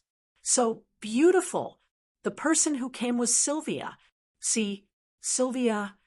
Yak opened her mouth wide, in astonishment. Was this person who was as beautiful as a daughter of a wealthy family, Sylvia, who had always been strict, aggressive, and strict in her actions, so beautiful? Yashur was also stunned by the sight, and gave such a comment without hesitation. Even Wu Yan was stunned on the spot. Looking at the flower-like Sylvia, he couldn't react for a long time. What are you all doing? Sylvia glanced at herself awkwardly as everyone stared at her blankly. Is there a problem with my dress? It's not a problem with the dress, Your Highness.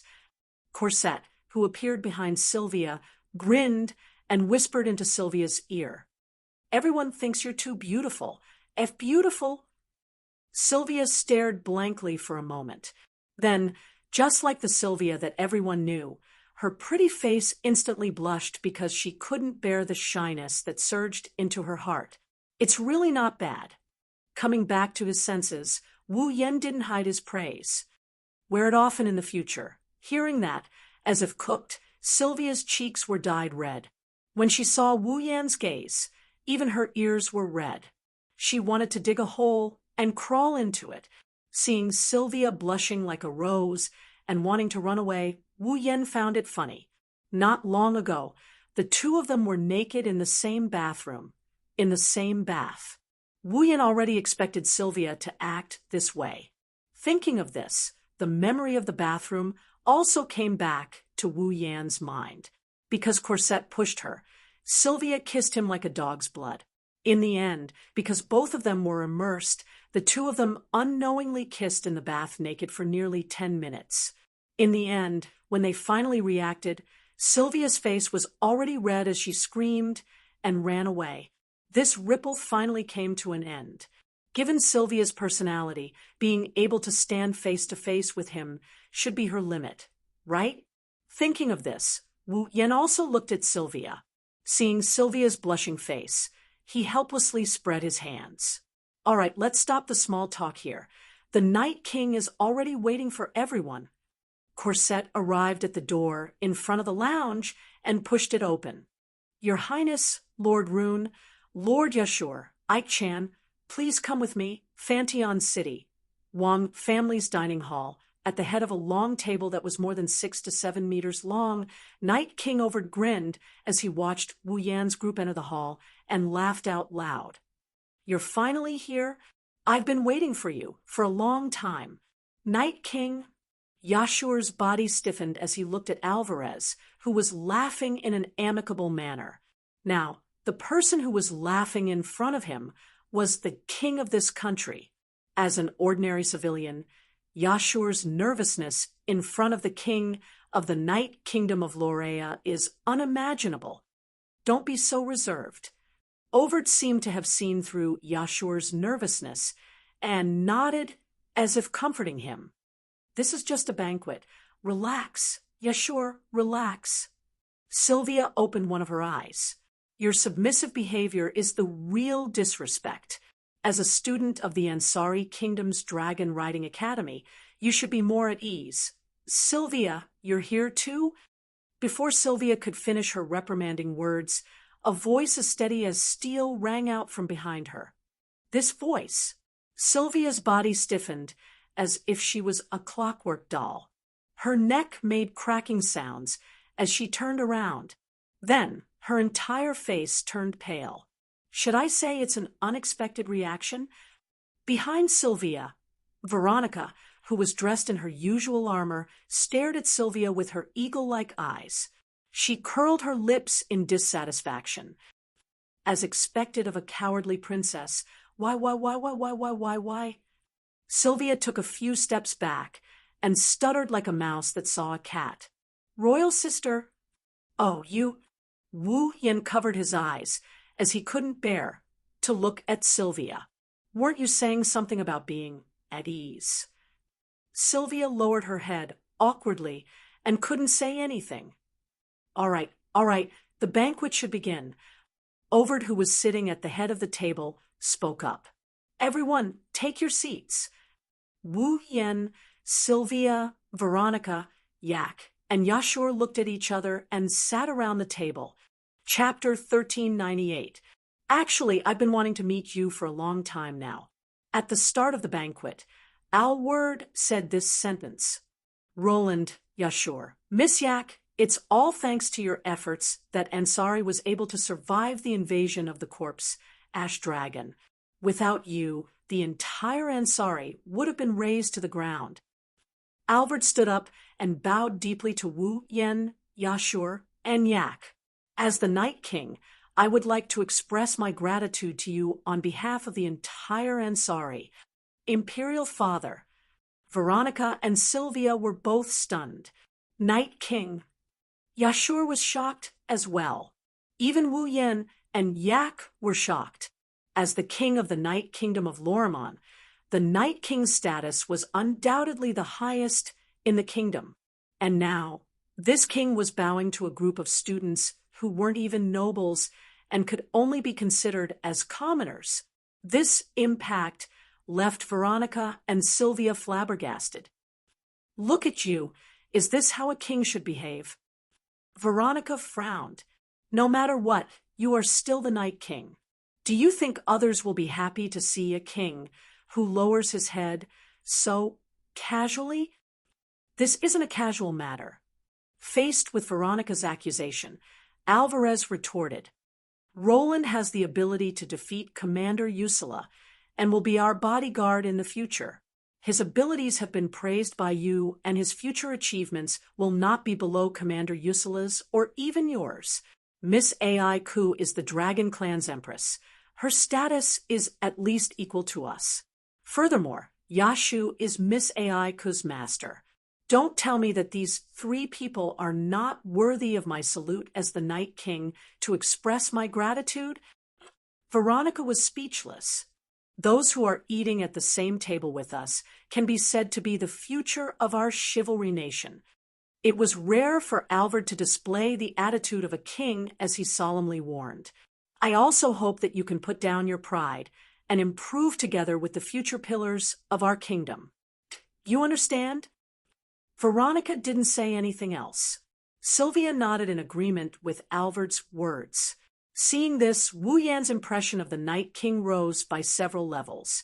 No matter how much Alvarez praised the three of them, other than Yak, Wu Yan, and Yashur didn't have high statuses. This was a fact. In this world, Wu Yan's identity was said to be Rebecca's bodyguard, but to put it bluntly, he was just a servant of a noble. Yashur was even more of a commoner.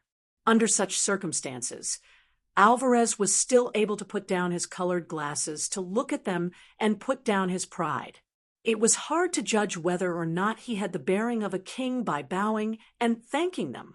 But from an individual's point of view, this kind of performance was definitely enough to win the favor of others. This Howard, although he was mediocre, he was not muddle-headed.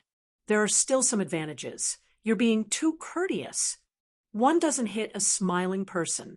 Wu Yan nodded in response.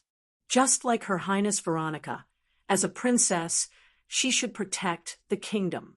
As students of the Ansari Dragon Riding Academy, we should protect Ansari. Her Highness Sylvia also stood up when the corpse gray dragon attacked the academy. Shouldn't she be rewarded? Of course, I won't forget how active my daughter is. Alvarez first looked at Wu Yan with praise before laughing out loud. I already knew how much effort Sylvia put in to protect the academy from the report. She will definitely be rewarded. No, no such thing. Sylvia lowered her head in embarrassment. Wu Yan narrowed his eyes and smiled. He seemed to be teasing or joking when he said that. The Night King really dotes on his daughters. Of course. Alvarez puffed up his chest and replied in high spirits. My daughters are the most outstanding existences in the world. Of course I dote on them. This guy? Sylvia felt even more embarrassed. She even gritted her teeth. Even Veronica felt uncomfortable. She stared at Alvard with her sharp, eagle-like eyes, wishing she could peel off a layer of flesh from his body. On the other hand, Wu Yan's smile deepened. I really envy Her Highness Veronica and Her Highness Sylvia. With such a doting father, no matter how grave the crimes they committed, the Night King would take responsibility for them, right? They are my most complacent children. Which father in the world wouldn't take responsibility for his children who caused trouble? Alvarez spoke without hesitation, as though he was floating in the air. No matter how grave the crimes they committed, as long as I'm here, I won't let anything happen to them. Hearing this, Veronica and Sylvia couldn't help but smile despite their embarrassment. Yashur and Yak also had a whole new level of respect for this seemingly amiable uncle. Only Wu Yan's smile slowly faded. That's true. Which father wouldn't take responsibility for his children who caused trouble? Wu Yan mumbled to himself as if he was chewing on those words. His words sounded like a thunderclap. So, even if Prince Julius didn't kill his own dragon, but someone else's, with the Night King's love for his children, he would still protect him, right? The air in the entire venue seemed to freeze when these words were spoken. It sank and instantly caused a cold current to surge in everyone's heart, causing everyone present to freeze on the spot. Alvard's smile froze on his face. Veronica, Sylvia, Yak, Yashur, and the others were also stunned by the sudden shocking words, frozen in their seats in a daze. Looking straight at the frozen Alvarez, Wu Yan's eyes slowly narrowed. It seems that Prince Julius isn't dead. Wah! Veronica's expression changed. Father! Sylvia finally understood the meaning behind Wu Yan's words. She looked at Alvarez with a complicated expression. You! What nonsense are you spouting? Alvarez completely lost his cool. Sweat dripped from his forehead, but he pretended to be angry and slammed the table as he stood up. Are you doubting the fairness of the Royal Knight family? Rather than saying that I'm doubting the fairness of the Royal Knight family, it's more accurate to say that, Your Majesty, I'm just doubting that with your personality, you wouldn't be able to mercilessly sentence your own son. Wu Yan ignored Alvarez's barely maintained dignity and once again spoke words that shocked everyone except Sylvia. Do you know that your son, Julius, might have already become a citizen of the Cypheros Empire? He might even be the mastermind behind the Corpse Dragon's attack on the Ansari state, almost destroying the Ansari state. What? This time, Veronica, Yashur, and Yak all lost their composure and cried out in shock. That's impossible. Alvarez also lost his voice. I've already banished Julius. Exiled. Wu Yin raised his head. In other words, Prince Julius isn't dead. Only then did Alvarez realize what he had said. His face paled. Royal brother. Sylvia was dazed. He's really not dead. You bastard. Veronica abruptly stood up and walked in front of Alvard. She grabbed the Night King's collar and shouted loudly, Do you know that you're giving the Royal Knight family a chance to suffer heavy losses? Just the fact that the Dragon Slayer Julius was still alive was enough to cause a huge uproar in the Night Kingdom. If others were to find out that the Night Kingdom's king was biased and didn't execute his own son, allowing the Dragon Slayer to live in this world, the Night Kingdom might descend into chaos. The Cypheros Empire, which was dissatisfied with the Night Kingdom's ruling position and was eyeing the Night Kingdom covetously, could use this as a pretext to cause a heavy blow to the Night Kingdom. Everyone present could imagine what kind of crisis the Knight's country would face at that time. Alvarez was already in a state of confusion. I'm not condemning your actions, Your Majesty Night King. As a father, you are undoubtedly the greatest. Wu Yen stood up. However, as a king, you're not qualified to do so. Excuse me. Wu Yen turned around and walked out of the hall. Tiesk.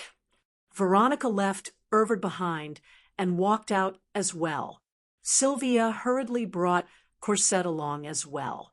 Only Yashur and Yak were left in the hall, not knowing what to do. Alvarez sat on the ground with a dazed expression. After a long while, he sighed. Chapter 1399. Outside the hall in the hallway, Gu Lien stood there like a statue, waiting for Veronica. As the captain of Veronica's personal guards, Gu Lien had to protect Veronica 24 hours a day. Even when Veronica was sleeping, Gu Lien had to stay close to her and pay attention to her surroundings at all times.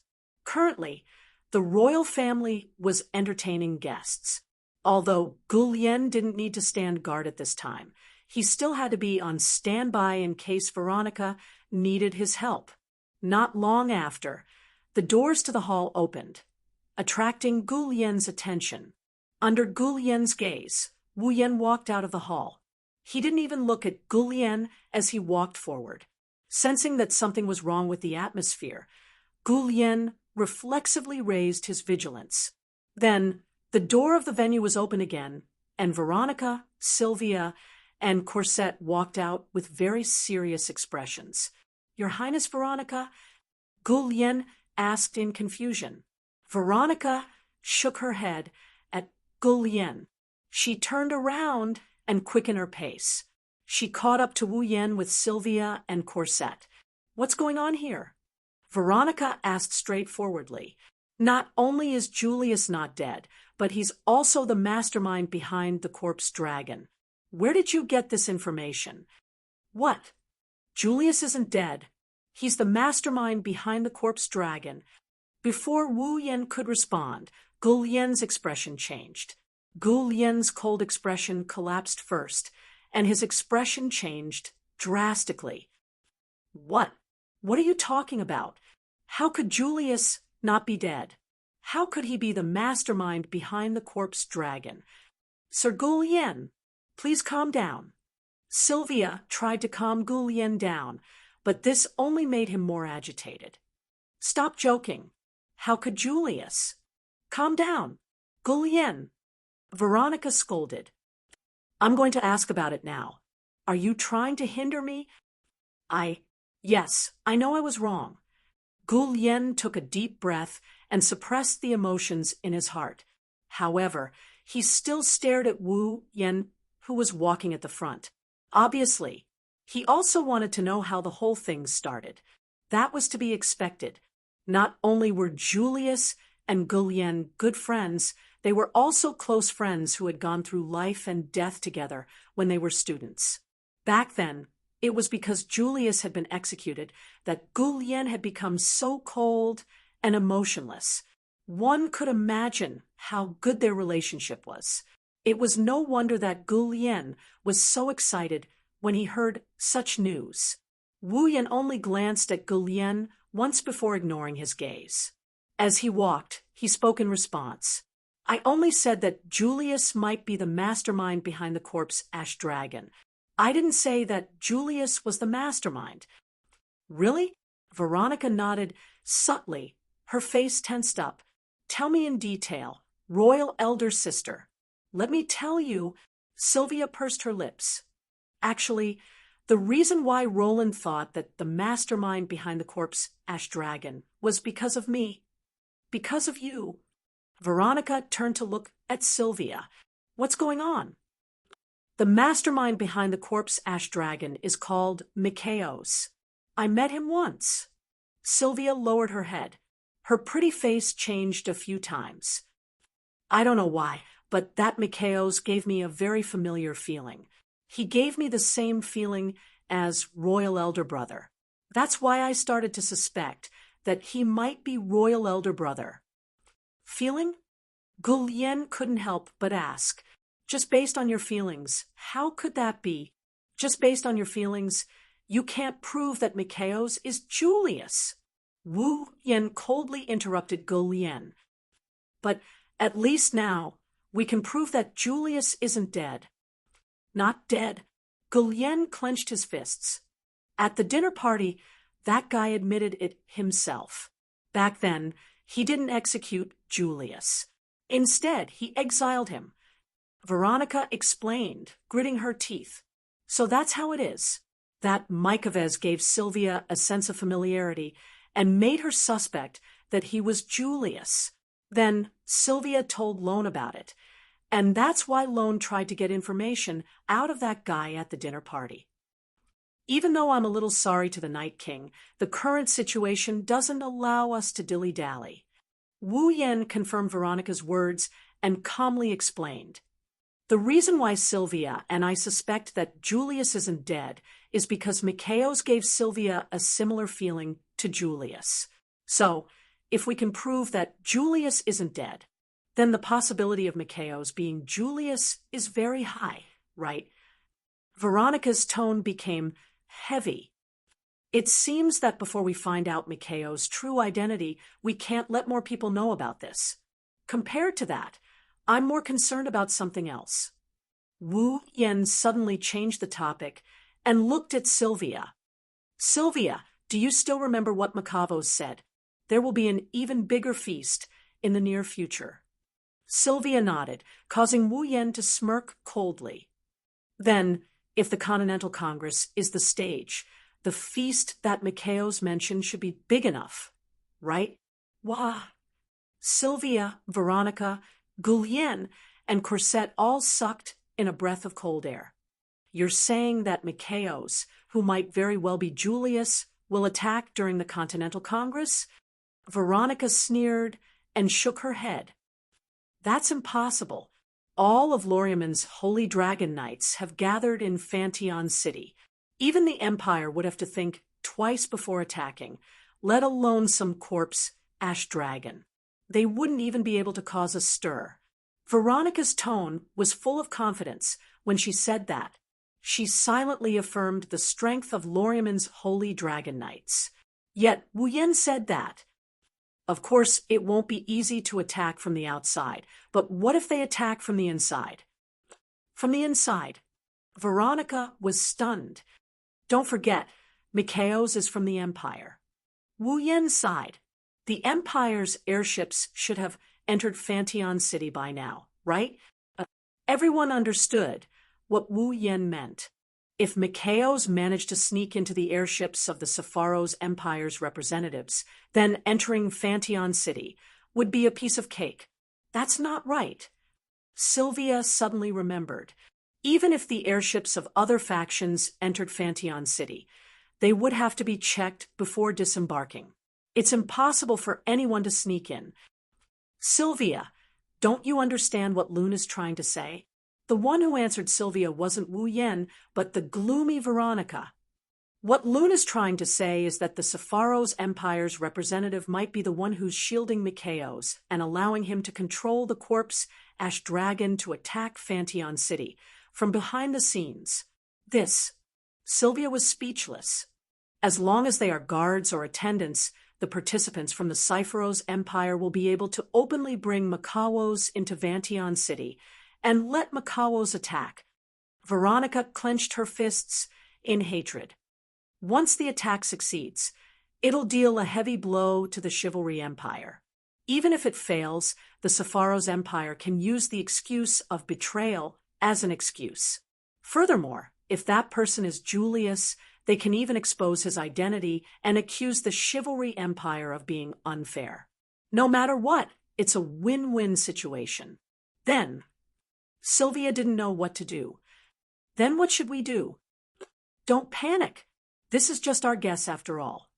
Wu Yen waved his hand, gesturing for Sylvia and Veronica to calm down. If this guess is correct, then the Empire's representative will probably bring a guard or follower to the masquerade ball tomorrow night. When that time comes, we just need to confirm if the guard or follower is Mikaos, and we can come up with a plan. That's right. Veronica nodded solemnly. Apart from the representative and his guard and follower, the rest will not be allowed to step out of the airships under the Chivalry Empire's surveillance, even if they're brought into Fantion City. Therefore, if Mikaos really wants to attack, someone will have to bring him out. Tomorrow's masquerade ball is a good opportunity. As Veronica's words fell, a sense of foreboding washed over everyone's hearts. It took a long time for them to calm down. Chapter 1400. Time quickly passed by as everyone was preoccupied with their own thoughts. In the blink of an eye, a day had passed. As expected, the masquerade ball was about to be held. The masquerade ball, as the name suggested, was a ball where all the participants had to wear masks to attend. The purpose of holding the masquerade ball was to promote the relationship between the representatives of the various top forces before the Continental Conference. Every force was inextricably linked to other forces, but these relationships were not all good. Some forces had a very good relationship with each other, while others had a very bad relationship with each other. Take the Lormon Kingdom as an example. The Shepron Kingdom was the sovereign state of the Lormon Kingdom, so the relationship between the two was naturally very good. It was not an exaggeration to say that they were wearing the same pants. However, the relationship between the Lormon Kingdom and the Sepharos Empire was very bad. After all, the Shepron Kingdom and the Sepharos Empire had fought before and killed each other. The Lormon Kingdom was also a vassal state of the Shepron Kingdom and was the most indispensable fighting force of the Shepron Kingdom. The Night Kingdom that controlled the dragons was undoubtedly a thorn in the side of the Sepharos Empire. The Sepharos Empire wished that they could get rid of the Lormon Kingdom. Without the Lormon Kingdom, the Shepron Kingdom's strength would be greatly reduced, and they would be wantonly invaded. The Lormon Kingdom also wished that they could get rid of the Sepharos Empire and protect their sovereign state, the Shepron Kingdom. They did not want the Sepharos Empire's ambitions to succeed. Under such circumstances, how could the relationship between the three be good? And this way, once the Continental Conference was held, two or more forces that had a good relationship with each other would work together to make the content of the conference go towards a situation that was beneficial to them. This would be unfair. Considering this point, in order to let the participants eliminate the gap between the forces, the masquerade ball was held. Wearing a mask and hiding their identity, There would be no difference between the forces that they belonged to. Interacting with each other would be more or less beneficial for the upcoming Continental Conference. In other words, this masquerade ball was like a prelude to the Continental Conference.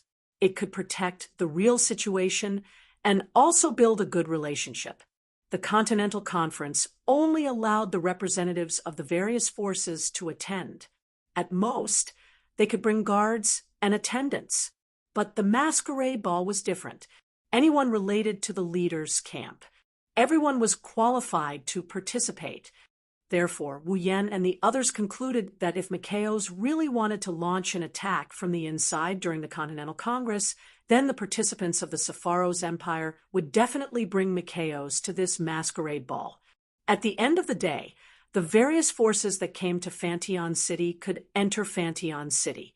However, for the sake of the safety of the participants of the Continental Conference and the various powers, and to prevent others from taking advantage of the situation, apart from the participants and their recognized guards and attendants, no one else was allowed to leave the airships of their respective powers. Based on this point alone, it was certain that Machaos would participate in the masquerade ball with the participants from the Sepharos Empire. Unless Machaos didn't want to use the Continental Congress as a stage to attack. Instead, he wanted to attack the participants of the various forces. In that case, Machaves might hide in the airship and not participate in the masquerade ball. He would wait until the Continental Congress officially started and then be led into the meeting place by the attendants. But this would create a contradiction. That was because the participants from the Sepharos Empire were also among them. As a citizen of the empire, Machaos shouldn't have attacked the participants of the Continental Congress, right? In that case, regardless of whether Machaves betrayed the Sepharos Empire or not, the Sepharos Empire would be jointly pressured by the other forces. Therefore, the only possibility was that Machaves wanted to launch an attack before the Continental Congress. In other words, he wanted to launch an attack at the masquerade ball. After all, apart from participating in the masquerade ball, the participants didn't care about leaving the airships until the Continental Congress officially started. The Night Kingdom had the right to let them stay in their airships and not go out. Therefore, the masquerade ball was the only opportunity to move freely and launch an attack. Of course, all of this was based on the condition that Machaves wanted to use the Continental Congress as a stage to realize the bigger banquet that he spoke of. If Machaves didn't have any intention of launching an attack at the Continental Congress, then all of this would be directly shattered, causing Wu Yan and the others to worry for nothing. However, that also proved that nothing would happen during the Continental Congress. Therefore, this was still worth Wu Yan and the others to do. Fantion City, in a hall dedicated to the ball, the masquerade ball was held at the highest level of Fantion City. Fantion City was famous for its resolute and simple characteristics. Only this hall dedicated to the ball used the design style of the Shepron Kingdom. The entire ballroom was grand and magnificent. Even the chandelier used Dragon Chi magnificent crystal as a power source. Once the incantation was chanted, the light would shine down, warming the heart like sunlight. At this moment, the vast ballroom was filled with people, and the scene was quite lively. Everyone present was wearing a mask of different shapes, colors, and styles. However, all of them could only cover their noses and reveal their mouths and eyes. In addition to the orthodox masks that could only cover the eyes, there were also some strange headgear mixed in. The people wearing headgear all had outstanding features and were easily recognized. Therefore, they didn't hesitate to sacrifice their looks and dress up as clowns. The royal orchestra played a lively tune on the opposite side of the door to lighten the atmosphere. Couples of men and women held hands on the dance floor in the center of the ballroom and danced elegantly to the rhythm of the music. There were also people gathered around the bar, tables and sofas around the dance floor, chatting and laughing as they chatted with each other. looking at the noble-looking gentlemen and ladies with masks covering their faces. Wu Yan is also wearing a tuxedo-like suit, wearing a mask that looks like a pair of wings that can only cover the area around his eyes. Wu Yan is slowly moving around the venue. Beside Wu Yan was Sylvia. Her dazzling blonde hair was tied into a mature bun with a dark red ribbon tied on top, reflecting the golden strands of her hair. She wore elbow-length gloves on her hands and a blue evening gown on her body. It was as dazzling as the surface of a lake in midsummer. The gown was tied around her waist, and the fluffy and wide skirt was very eye-catching. In fact, from the beginning, there were always some men who couldn't help but cast their gazes on Sylvia. The butterfly-shaped mask on Sylvia's face couldn't hide her temperament and beauty at all, and it had already made the hearts of many men restless. It was also because of this that Sylvia suppressed the shyness in her heart and held on to Wu Yan's arm like a noblewoman. In the eyes of outsiders, they looked like a couple and dispelled the stirring hearts of many men. As for Wu Yan, his heart was also beating fast. Sylvia's figure was already explosive, and her breasts were extremely voluptuous.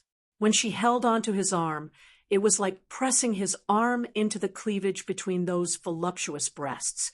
The incomparably soft touch touched Wu Yan's nerves, causing Wu Yan to involuntarily recall the scene of Sylvia's seductive body and the kiss in the bathroom yesterday. For a moment, his mouth became dry. Sylvia also seemed to be recalling the events of that day. Her heart was beating so fast that Wu Yan could clearly feel the frequency of her heartbeat through his arm that was in her embrace. If this continues, it won't be good. Feeling that he was becoming more and more unable to control his desire to take advantage of Sylvia, Wu Yan shifted his attention and asked softly, "Where's Veronica?" Royal sister didn't participate in the masquerade ball. Sylvia seemed to have been waiting for a long time and couldn't wait to respond. Royal sister usually doesn't participate in this type of ball. Why? Because. Sylvia stuttered as she explained. Royal sister, it's impossible for her to wear a dress. Hearing this, Wu Yan almost laughed out loud. Indeed, with Veronica's concept of armor as aesthetics, she would rather go on the battlefield and chop off the enemy's head than wear a dress to the ball. Among these people, there are participants from the Cypheros Empire and Mikaos. Sylvia solemnly looked around at all the masked people in the ballroom. Mikaos usually wears a mask, and he has silver hair. It shouldn't be hard to recognize him. Wu Yan nodded just as he was about to speak. A figure appeared in his field of vision and blocked his words. That person, silver hair, wearing a cold steel mask. Chapter 14:01. In the middle of the ballroom, which was filled with lively music, two men walked in with steady steps. The man in front was dressed in a pure, white, luxurious outfit with golden trimmings. He had a head full of blonde hair and wore a mask that only covered his eyes.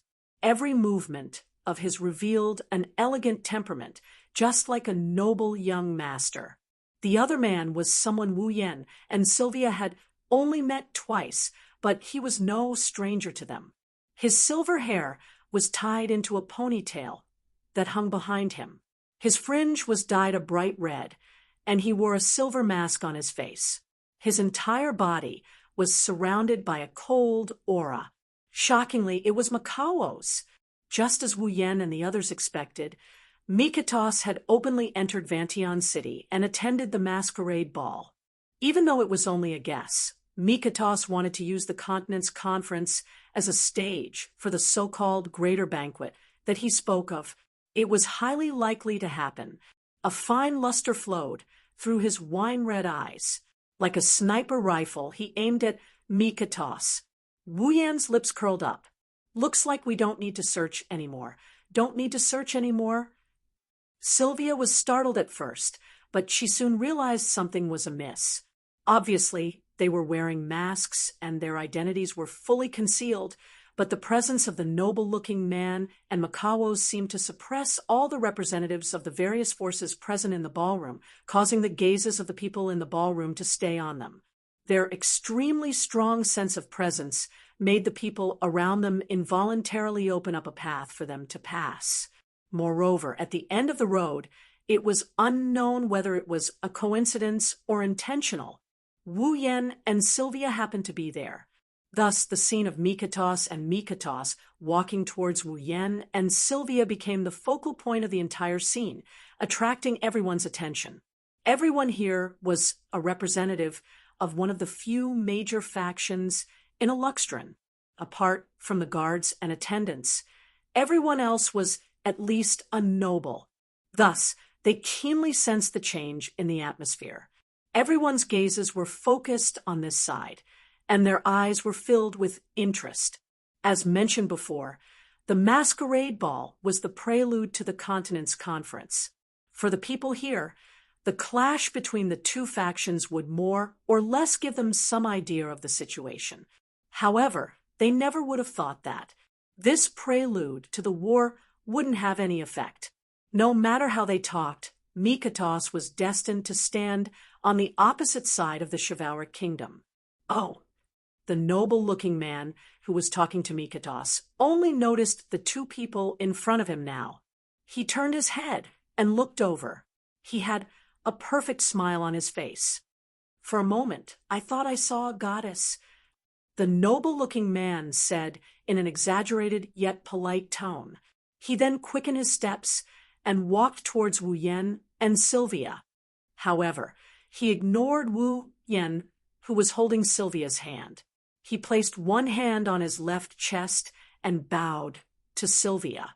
"Isn't this the fourth princess of the chivalric kingdom, Her Highness Sylvia?" Hearing this, Sylvia's heart tightened. She was already wearing a mask. Was she still recognized? Although you're wearing a mask, your unique aura isn't something a mere mask can hide. The noble-looking man smiled elegantly as if he saw through Sylvia's thoughts. However, this is a masquerade ball after all. Let's put aside the constraints of our identities and have a friendly chat. You're right. Sylvia suppressed the nervousness in her heart. She lightly nodded her head, as if she agreed with the noble young master's words, but she also lightly returned the other party's compliment. To be able to have a friendly chat with the current head of the Withausen family, Sir Klaus, one of the most famous nobles in the Sepharo's empire. I'm deeply honored. Oh my, so I was still seen through. The noble-looking man called Klaus shrugged, helplessly. The smile on his face didn't change at all. It was clear that Klaus didn't intend to hide his identity. Then, Klaus turned his head and looked at Wu Yan. "And this is me?" Wu Yan turned around and met Klaus' gaze. He grinned at Klaus with a meaningful smile. "Mikotos and I are old friends. Old friends?" This time, Klaus didn't expect Wu Yan's answer.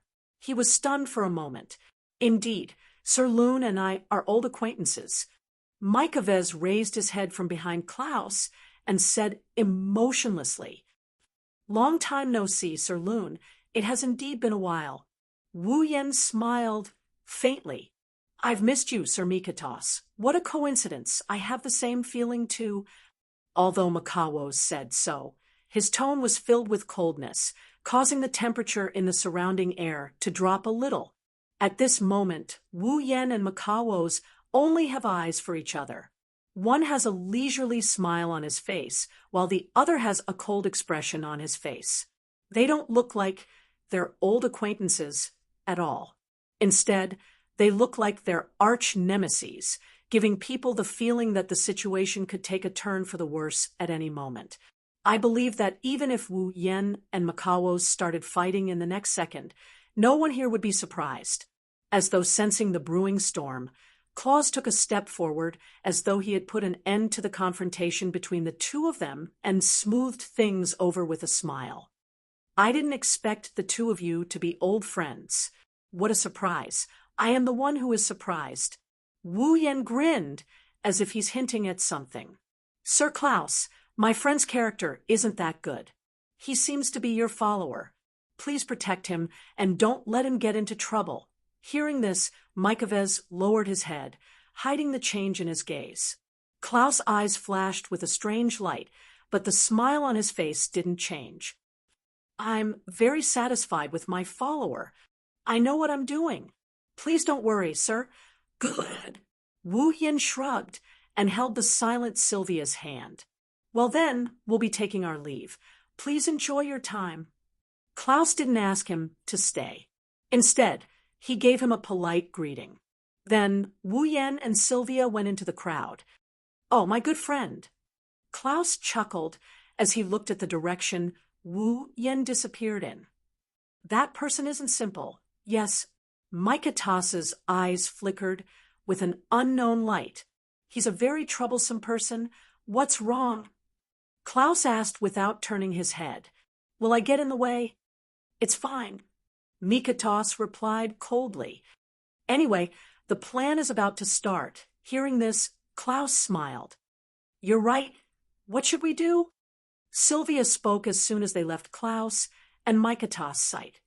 Now that we've confirmed that Mikovez has entered Fantion City, or even Fantion City, if he launches an attack now, don't worry.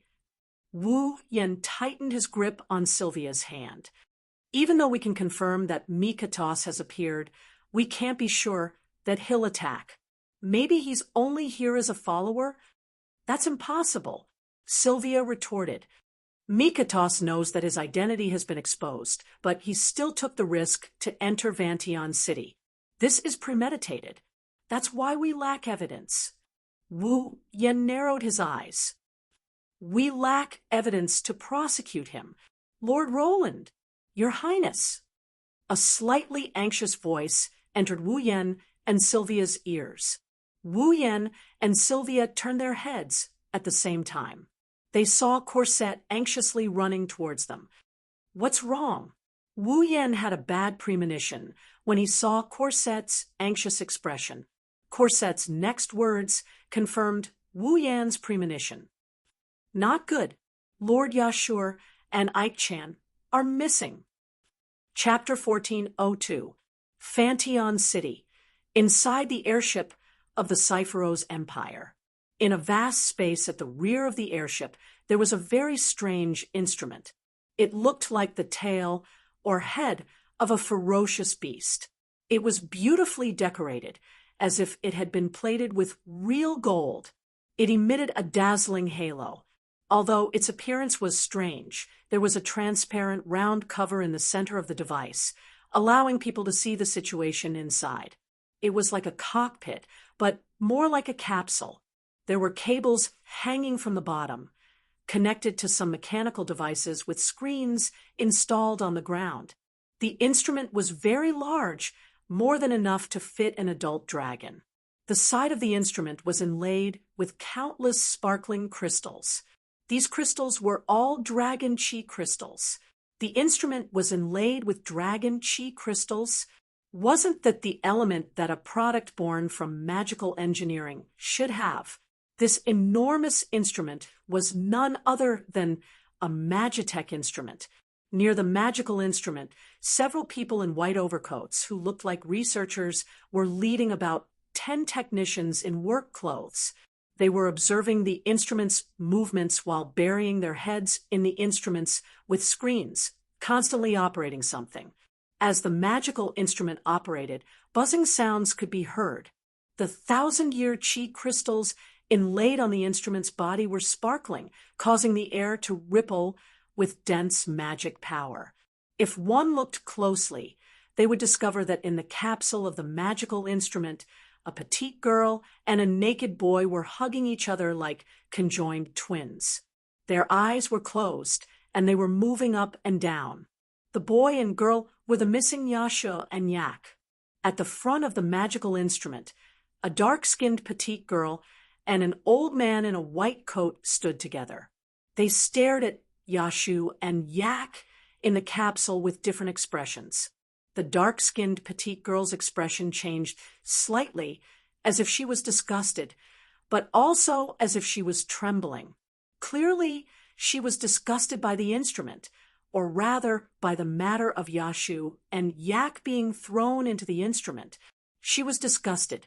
The old man's expression was calm, or rather cold and emotionless. It was as if the two in the instrument weren't living beings, but two pieces of meat. It made one shudder. Looking at Yaksu and Yak, in the capsule, Anya's expression kept changing. In the end, he asked, "May I ask, why did you call me Yasho? Will Blake and the young dragon Acker be thrown into this machine?" Oh, the doctor seemed to be surprised that Anya would ask such a question, but he still answered truthfully. "This is Mykovez's idea." "Sir Mikhail's?" Anya clenched her fists. "What's your goal?" "To awaken the last descendant of the Avalon Holy Dragon royal family." The doctor did not hide anything. His wrinkled eyes twitched, and his eyes flashed with shrewdness. It's said that in ancient times there was a great number of people. Actually, all dragons will transform into holy dragons. All dragons will transform into holy dragons. Anya was extremely surprised. The dragon clan has a long history. Now, they have fallen to the point where they need to rely on humans to survive. However, in ancient times, the dragon clan was the overlord of the continent. If they didn't reach this level, how could they dominate the entire continent? The doctor explained in a realistic manner.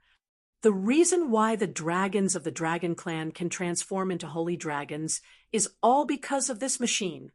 After that, the doctor's gaze fell on the instrument again. According to Mykovez, this machine can't be transformed into a holy dragon royal family. It can be used on those dragons that can't transform into holy dragons after they mature. It can forcefully transform them into holy dragons. Anya looked at the instrument as well. Then, if it's used on the young dragon Acker, that means, yes, the doctor's eyes were filled with fervor. We plan to use that effect to forcefully awaken the last descendant of the Avalon Holy Dragon royal family and return to their original dragon form. Anya's heart clenched, and she asked with a trembling voice, "What about Yaksu? What about Blake?" "He is the knight chosen by the last descendant of the Avalon Holy Dragon royal family. He is the master of the Dragon Queen." The doctor answered expressionlessly, "If he's gone, even if the Avalon Holy Dragon Emperor awakens, he will quickly die without the star essence. Then this experiment will be meaningless." "You mean?" Ania's pretty face turned pale in an instant. "That's right." The doctor smiled coldly. "Use the machine's effect and the magic power in the Millennium Chi Hua crystal. When the last descendant of the Avalon Holy Dragon royal family awakens, forcefully merge it into the body of the Avalon Holy Dragon Emperor. Then Blake will become an organ that exists solely to provide star essence." Woo! All of a sudden, the instrument trembled violently. Its entire body was suffused with red light and electric arcs, and an alarm-like echo rang out. "What's going on?" The doctor and Anya were both shocked. As soon as the doctor's voice fell, the panicked voices of the staff below also sounded. "There's an abnormal reaction. The magic power detector is displaying abnormal values. An unknown magic reaction has been detected. It's increasing in intensity. The machine has lost control. It's refusing to accept the emergency stop signal. The situation is critical." "Wah!" The doctor's face turned pale. "Woo!" The entire space began to tremble as if it was on fire. The temperature in the air continued to rise, and the machine's condition became more and more abnormal, causing the atmosphere of panic to spread. Everyone's anxiety was written all over their faces as they desperately operated the machine. The atmosphere became incomparably dangerous. "How can this be?"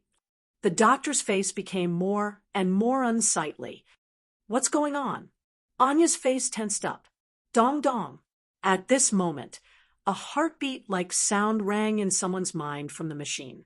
It turned into a ripple and fluctuated. Just now, Anya and the doctor were both stunned. In the next moment, the vibrating machine became silent. Bang! With a loud explosion, the entire machine exploded, and bright red flames began to burn in the entire space without warning. Wah! The staff began to flee in panic. Don't panic! Calm down! The doctor yelled, but no one listened to him.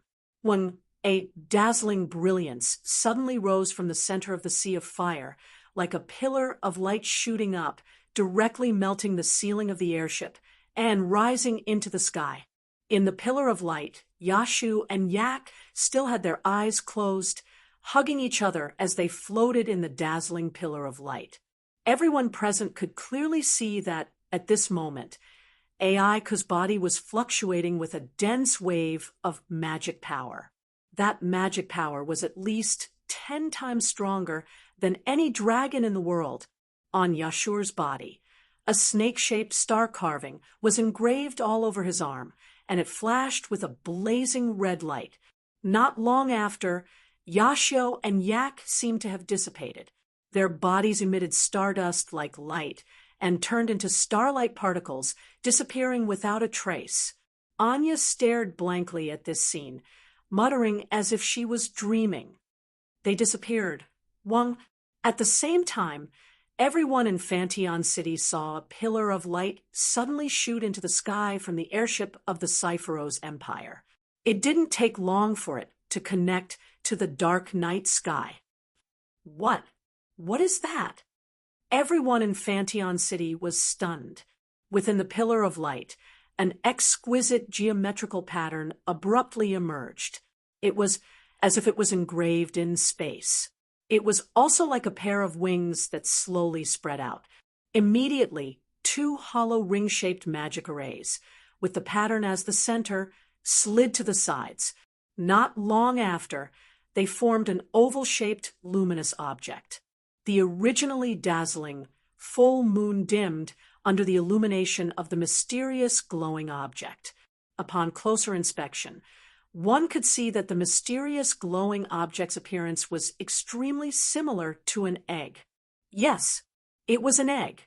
An exquisite geometric pattern was engraved on the egg, emitting intense light like the sun. The pattern was identical to the star carving that covered Yasha's entire arm. Pairs of wings spread out around the egg, surrounded by 2 ring-shaped magic circles. Blinding light rose. In the sky, an egg covered in 2 ring-shaped magic circles and surrounded by angel-like wings was imprinted in the eyes of everyone in Fantion City. The egg was glowing brightly and had 2 ring-shaped magic circles on it. The egg was surrounded by angel-like wings. It was imprinted in the eyes of everyone in Fantion City. The calm before the storm descended upon the world. Chapter 14:03. What is that? In the ballroom where the masquerade ball was held, the beautiful palace music and the nobles' joyful laughter seemed to have been cut off. Everyone in the ballroom gathered on the balcony, where they could clearly see the outside. They were all dumbfounded as they stared at the gigantic winged egg in the sky. "Es so beautiful!" Sylvia stared blankly at the glowing object floating in the sky. She unconsciously let go of Wu Yan's arm and immersed herself in the beautiful scene. Sylvia wasn't the only one. Almost everyone in the ballroom had an intoxicated look in their eyes. They were all attracted to the glowing object. Wu Yan was the only one who stared at the egg in the sky. His expression became more and more serious. Inside the glowing egg, Wu Yan sensed a magic power not inferior to that of the old generation vampires in blood frenzy. He also sensed a familiar presence. Yashu. Yak. Wu Yan clenched his teeth. It can't be. Look, dragons. In the ballroom, a nobleman with sharp eyes suddenly exclaimed and pointed to the distant horizon, causing everyone present to look up at him. Holy dragons equipped with riding equipment flew over from all directions in Fantion City. They were enveloped in magic power and looked like glowing stars. They all flew toward the egg in the sky. "What's wrong with the holy dragons?" Sylvia asked anxiously. However, no one could answer her question. Holy dragons appeared one after another. They soared into the sky and gathered around the egg. Usually, there were very few holy dragons, but now there were so many of them that they could be compared to a group of ordinary dragons. There were more than 100 of them. Moreover, these holy dragons were all equipped with riding equipment. This proved that they all had a master. Furthermore, these holy dragons were all holy dragons. They were most likely holy dragons from Lorea's Holy Dragon Knights. Only Lorea's Holy Dragon Knights could have so many holy dragons. However, they were only able to see the holy dragon, but not the riders of the holy dragon. What the hell was going on? At some point, Sylvia cried out in surprise. Lancelot! In the sky. Lancelot was one of the holy dragons that were gathering towards the giant egg. "Lancelot, where do you plan to go?" Sylvia shouted, and even started chanting a summoning spell. Unfortunately, Lancelot did not appear at all when the incantation was cast. "Lancelot!" Sylvia's face paled. "Lancelot actually disobeyed my orders." "Lancelot disobeyed your orders." Wu Yen flinched at first, then his eyes narrowed. "Don't tell me those holy dragons all disobeyed their master's orders. That's why there are no riders." Sylvia's expression changed when she heard that. The holy dragons disobeyed their master's orders? This isn't a joke. If the holy dragons in Loriaman's Holy Dragon Knights all disobeyed their master's orders, then without the help of the dragon tribe, Loriaman's Holy Dragon Knights would be crippled. At this moment, if other forces were to attack Loriaman's Night Kingdom, then without the dragon tribe's power, Loriaman's Night Kingdom could only be considered a small kingdom. It would definitely be destroyed overnight. The situation wasn't optimistic. What the hell is going on? Sylvia's delicate body trembled when she thought of the consequences. Why did the dragon tribe suddenly lose control? What's going on with that egg? I'm not sure about the details. Wu Yen cast his gaze towards the giant egg in the sky and the groups surrounding it, the holy dragons that were circling in an orderly manner as if they were worshipping the dragon tribe. What I can be sure of is that the situation is troublesome. While speaking, in the sky, the glowing egg also began to change. Silver feathers floated down from the wings surrounding the egg. Like white snow, they adorned Fantion City like a dream. Then, on the surface of the huge egg, a kacha sound was heard. At the same time, a crack appeared on the surface of the huge egg. Everyone in Fantion City felt their hearts skip a beat when they saw this. Kacha, kacha, kacha. In the next moment, cracking sounds echoed in the night sky, clearly entering everyone's ears. Following the cracking sounds, the egg cracked open at a speed visible to the naked eye. Pop! In the end, the beautiful winged egg shattered. BCCZ. A blinding flash spread out like an explosion, covering the entire city of Fantion. The dazzling light made everyone in Fantion City shriek and close their eyes. Sylvia, who couldn't stand the dazzling light, did the same. When she opened her eyes again and looked up at the sky, her beautiful face was filled with disbelief. The huge winged egg had already disappeared.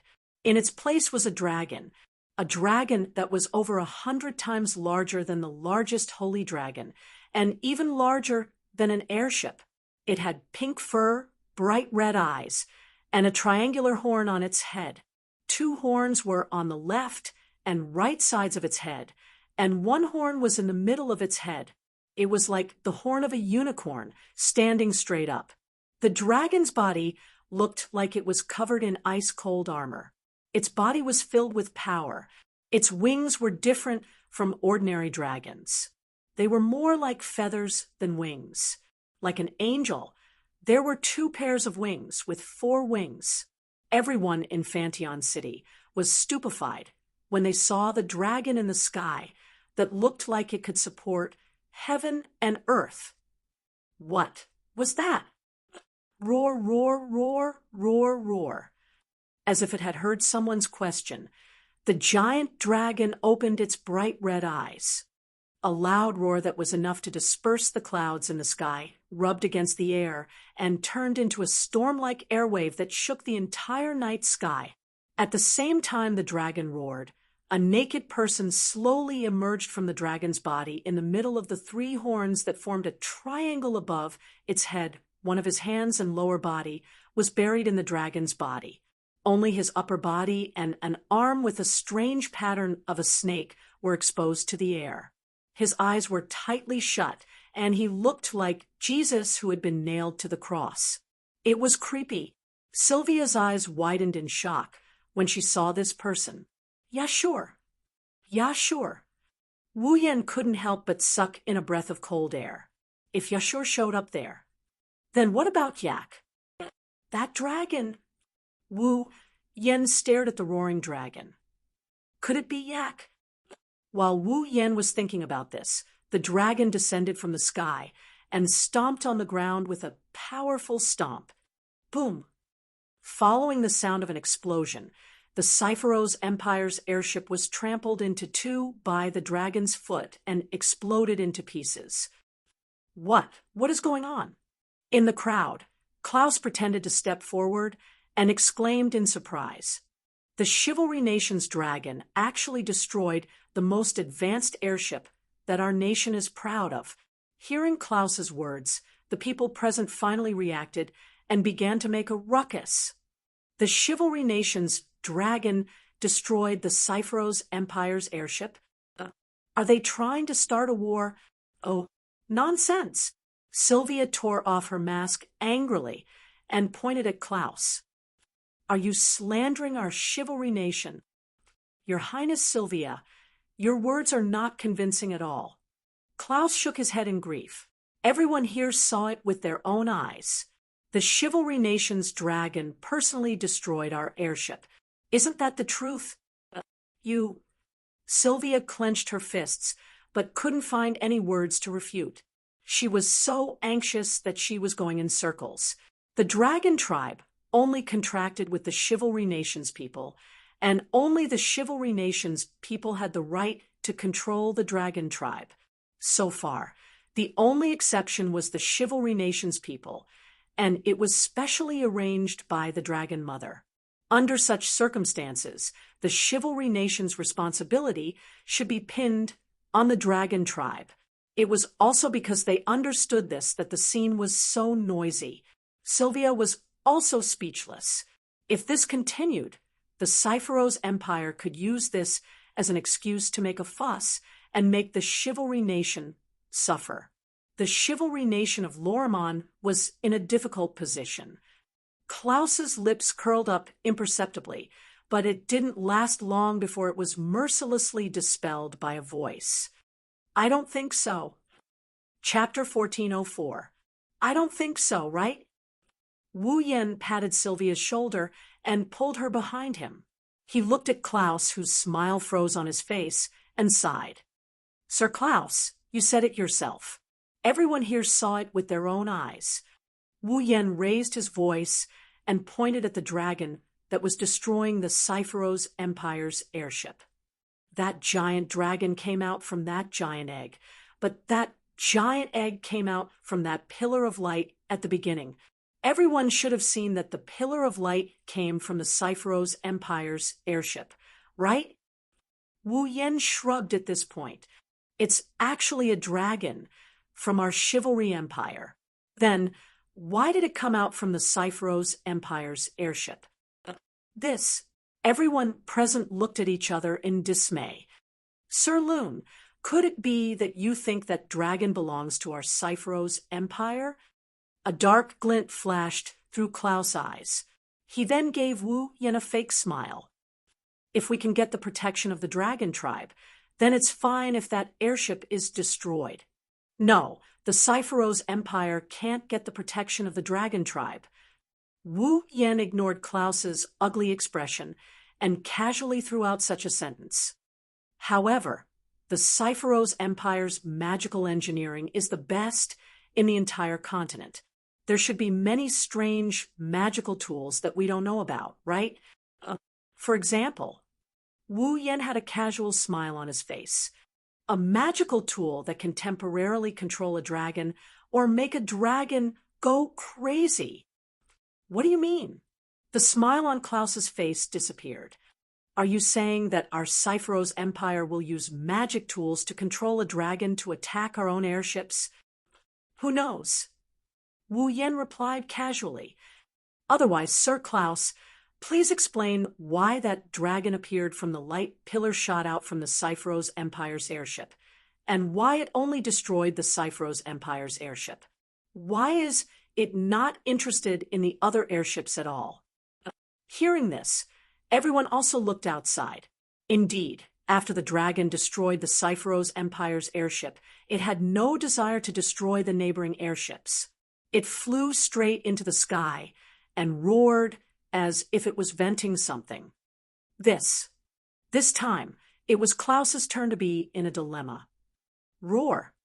The dragon suddenly roared again. It turned its head and stared at the direction of Fantion City, like a ferocious beast. The dragon is looking over. Is it coming?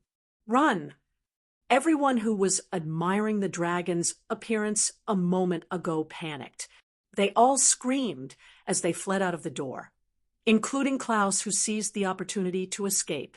Not long after, the ballroom. Only Wu Yen and Sylvia were left. Sylvia also seemed to be afraid. She took a few steps back and grabbed Wu Yan's hand.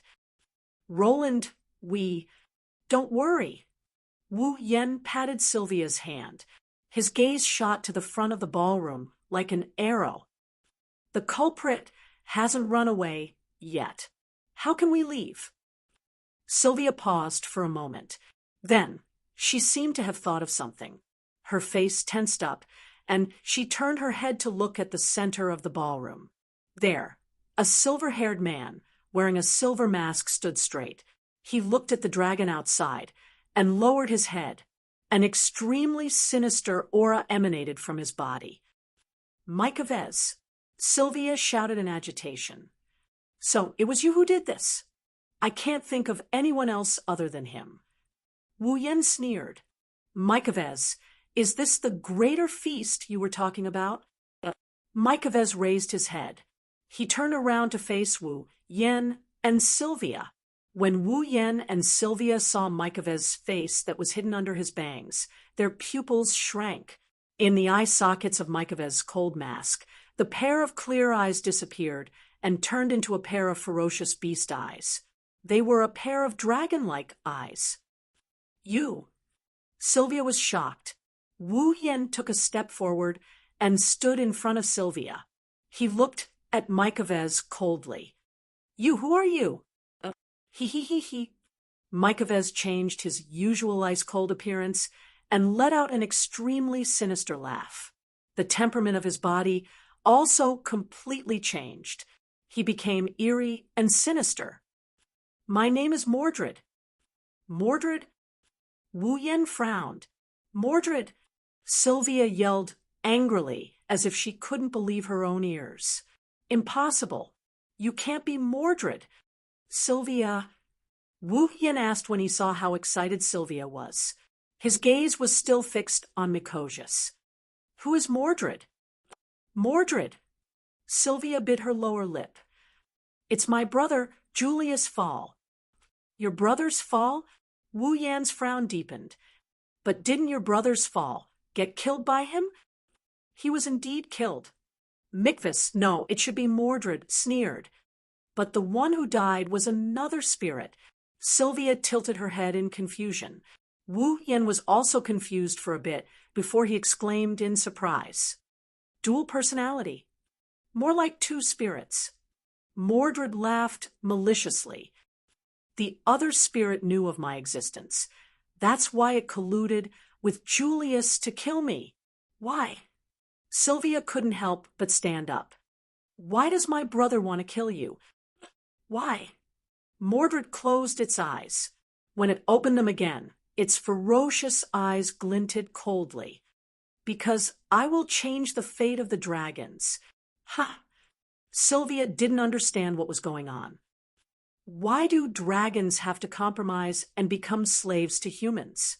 Is it because they don't have enough astral essence? Mordred clenched its fists, its expression becoming even more sinister. That's a joke. If that's the case, why don't you just eat humans as food? Anyway, eating food with star essence can give you the star essence, right? Wah. Sylvia's scalp tingled. I see. Wu Yen understood. It's because you have such dangerous thoughts that Julius wants to kill you. Am I right? Correct. Correct. Mordred snorted. He knows that my existence will bring disaster to this world. That's why he wants to kill me. That's unnecessary. Wu Yen snorted. You want to change the way dragons live with just one dragon? What a joke. Is that so? Mordred's lips curled into a devilish smile. Then, what if this dragon is one of the two main bloodlines of the Sage Dragon King, Impoke, the last descendant of the Nihilinia Underworld Dragon King? The Nihilinia Underworld Dragon King? Sylvia was stunned. Wu Yen finally understood what's going on. You're the last descendant of the Nihilinia Underworld Dragon King. Ha ha ha ha. Mordred laughed loudly. That's right. I am one of the two main bloodlines of the dragons that have fought against the sacred dragons of Avalon for generations, the rightful successor of the Nihilinia Underworld Dragon King, the dragon's royal family. Sylvia's face was drained of blood. If Mordred was truly one of the two great royal bloodlines of the dragon race, then with his identity as the Underworld Dragon King, as long as he defeated Yak, ruling the entire dragon race in the future would not be a dream. He would definitely be able to make the entire dragon race treat humans as pure food to replenish their star essence. When that time comes, the lives of humans will be like hell. Julius tried to kill me, but I was one step ahead of him. I transformed into a spirit body and possessed his body. That was how I managed to escape. Mordred once again revealed a shocking fact, causing Sylvia's delicate body to tremble. Possessed? In other words, this body is Julius's. Mordred smiled evilly. Then he looked at the night sky outside and fixed his gaze on the giant dragon. But now, I will soon have a better body. This body is no longer needed. After saying that, Mordred's body surged with a shocking dark aura, turning into a cloud of black mist and shooting out like a stream of light. His target was the roaring dragon under the night sky. Chapter 14:05. Roar. Floating in the air, the giant dragon with two pairs of angel wings suddenly roared, and a look of pain appeared in its pair of red eyes. Ah! At the same time, Yashu, who was naked and unconscious like a crucified Jesus, also let out a painful howl. His body twisted and turned as if he was struggling. The star carving on his left hand flickered like a light bulb before it was extinguished, emitting a dark and evil aura. As the dragon and Yashur cried out in pain together, a dark mist suddenly shot out and arrived in front of the dragon in an instant. It followed the dragon's wide-open mouth due to its painful roar and drilled into the dragon's mouth, bit by bit like sewage. Roar! Ah, the gigantic dragon and Yasha's pained howls echoed in the sky above Phantion City. Then a strange phenomenon occurred. The armor-like fur on the gigantic dragon's body gradually changed at a speed visible to the naked eye. Traces of black filth seemed to be devouring something as it slowly spread across the dragon's body. Before long, the dragon's entire body turned black. Even its 2 pairs of wings were pitch black like a crow's wings. The unicorn-like horn on the dragon's triangular head completely disappeared.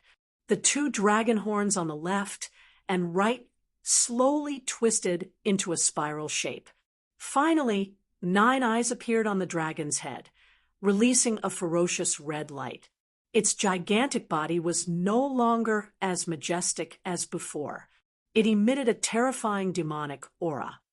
Roar! In the night sky above Phantion City, a pitch-black demonic dragon roared at the sky. It was like a demon god from hell had descended between heaven and earth. Roar! Roar! Roar! However, when such a demon descended, the holy dragons that were worshipping the gigantic dragon all stopped what they were doing. It was as if they wanted to surround it. They formed an encirclement and mobilized the magic power in their bodies. A hostile roar resounded through the night sky. For a moment, the atmosphere above Phantion City became tense. Roar! This time, the black dragon's roar was filled with anger. Obviously, the holy dragons planned to rebel against it. Both the Avalon Holy Dragon royal family and the Nihilinia Underworld Dragon King family had the right to rule over the dragon tribe.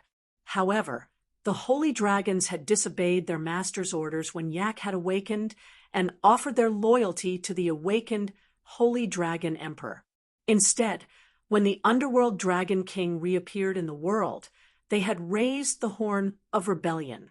Wasn't this telling Mordred that the dragons only recognized Yak as their king, the peak of the dragon race? Roar! Immediately, Mordred became even angrier. Pitch-black magic power also emerged from his body. A civil war within the dragon clan was about to break out.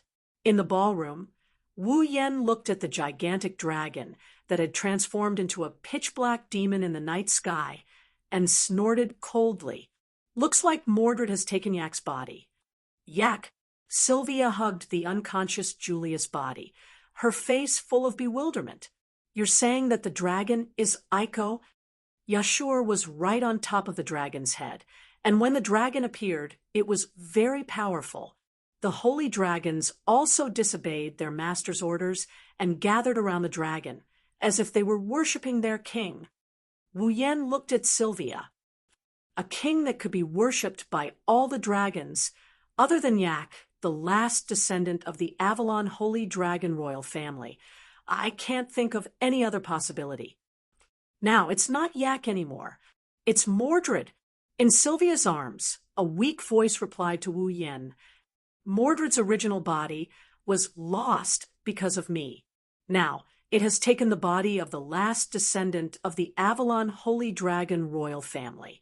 Soon, it will be able to completely revive as the strongest dragon king in the world. When that time comes, Mordred will rule over the dragon race and prey on humans like livestock. Humans will be in big trouble. Royal brother.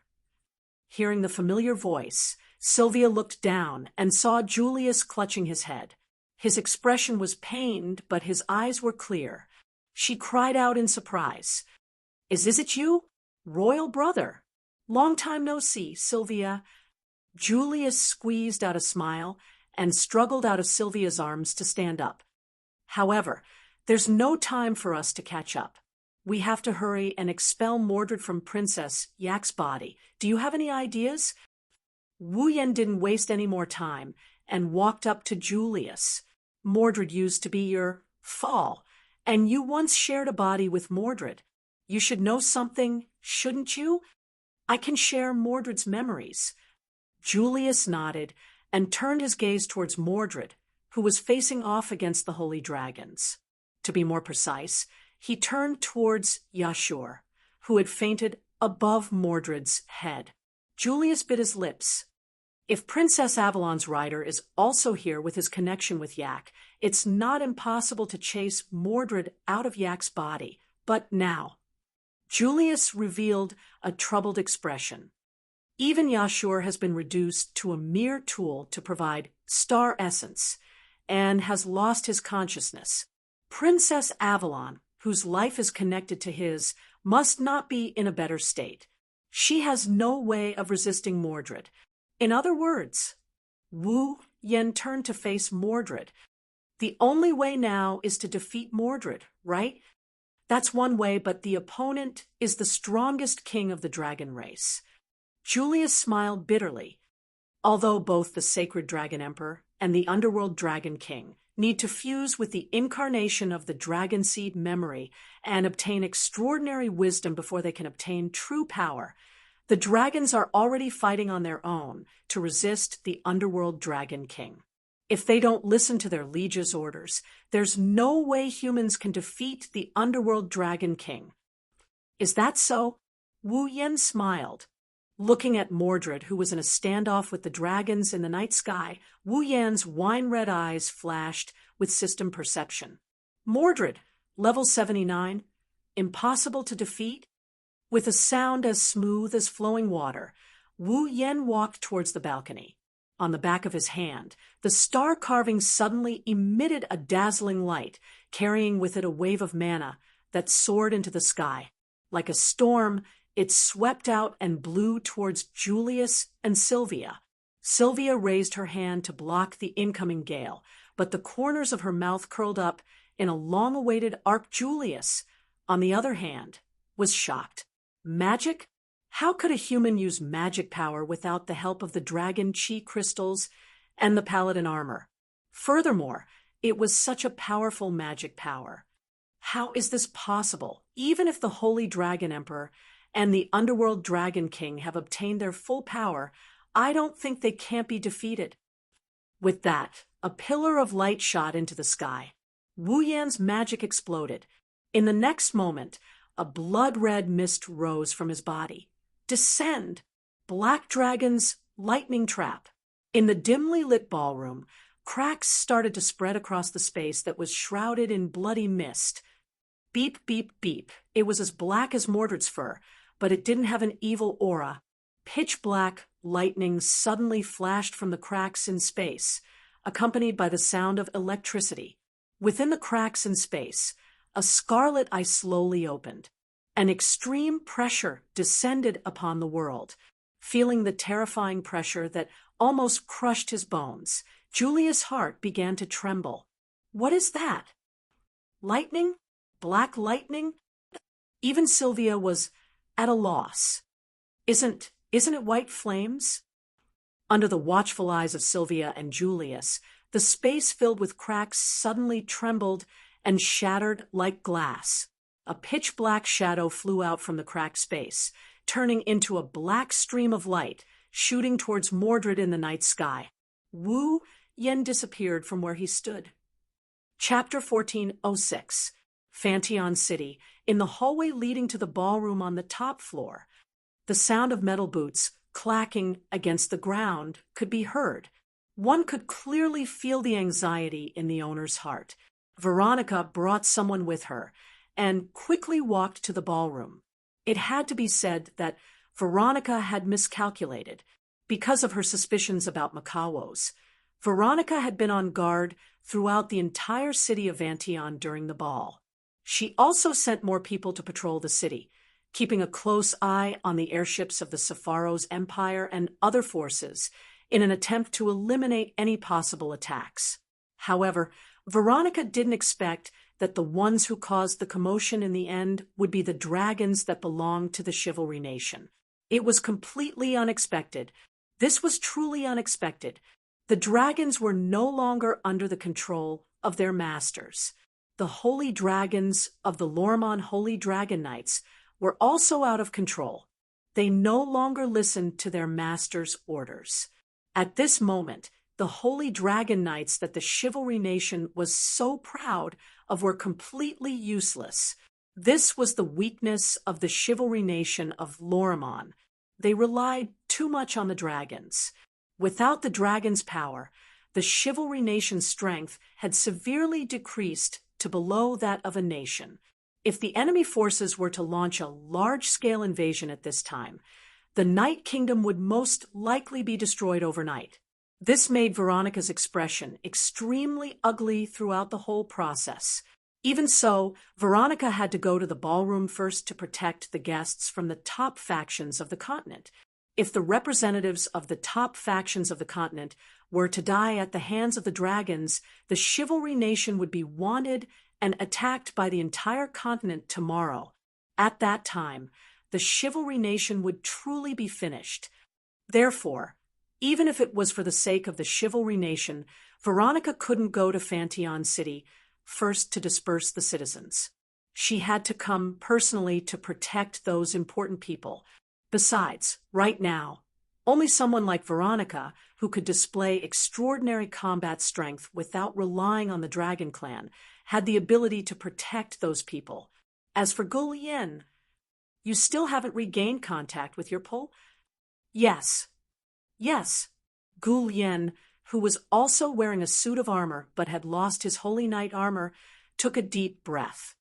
It completely ignored my summons and refused to accept my request to offer the holy knight armor. The rest of the dragon knights in Lorimen's holy dragon knights are the same. Even Captain Yujura's Galahad has lost contact. Currently, the holy dragons seem to have gathered in the sky above Fantion City. It must have something to do with that unknown dragon. Even Ursula, Veronica clenched her teeth. In this way, the entire Lorimen's holy dragon knights have disintegrated.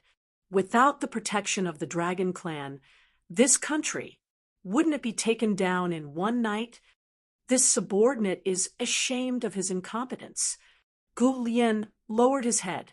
Without fall and the holy knight armor, Gulien was only slightly stronger than the average person. Even an earth dragon, pterosaur, or water dragon could easily defeat him. Under such circumstances, there was no way he could take on the responsibility of being the captain of Veronica's personal guards, protect Veronica, and solve her problems. Even acting as a combat force was a problem. This was the first time Gulien realized how insignificant he was. There's no time for you to mourn and complain. While Gulien was unwilling to give up, Veronica still said such a ruthless sentence. Right now, the most important thing is to protect the important people in Fantion City. One mistake, and the knighthood is done for. If you want to mourn and complain, you can do so after this is over. Gulien's expression turned serious. Understood. While they were talking, Veronica and Gulien arrived at the ballroom. Because of the fight between AI Ku and Mordred, the magic power of the dragon glory crystals that were used as lighting in the ballroom was affected and lost its effect. The place was pitch black, and it was hard to see what was going on inside. However, Veronica and Gulien were no ordinary people. They easily saw two figures in the dark. One was Sylvia. The other one was naturally Julius. Veronica and Gulien's expressions changed at the same time. Julius, Julius, who was looking at the night sky outside the open-air platform with a solemn expression, turned his head to look at Veronica and Gulien. His eyes lit up slightly. He smiled. Long time no see, Veronica. Gulien. Veronica raised her eyebrows. Gulien also stepped forward excitedly. Julius, you're not dead? I know you have a lot to say, and I know you have a lot to ask, but if it's possible, please wait until after this is over. Julius raised his hand and stopped the two from asking. Right now, there's something more important. Raising their heads, they continued to look at the night sky. Sylvia and Julius' expressions were extremely grave. This caused Veronica and Gulien to calm down a little. They also walked over and looked at the night sky. There, two pitch-black dragons were facing each other from afar, facing off against each other. That's right. There were two of them. It was covered in pitch-black fur, and its horns were twisted like the horns of a demon.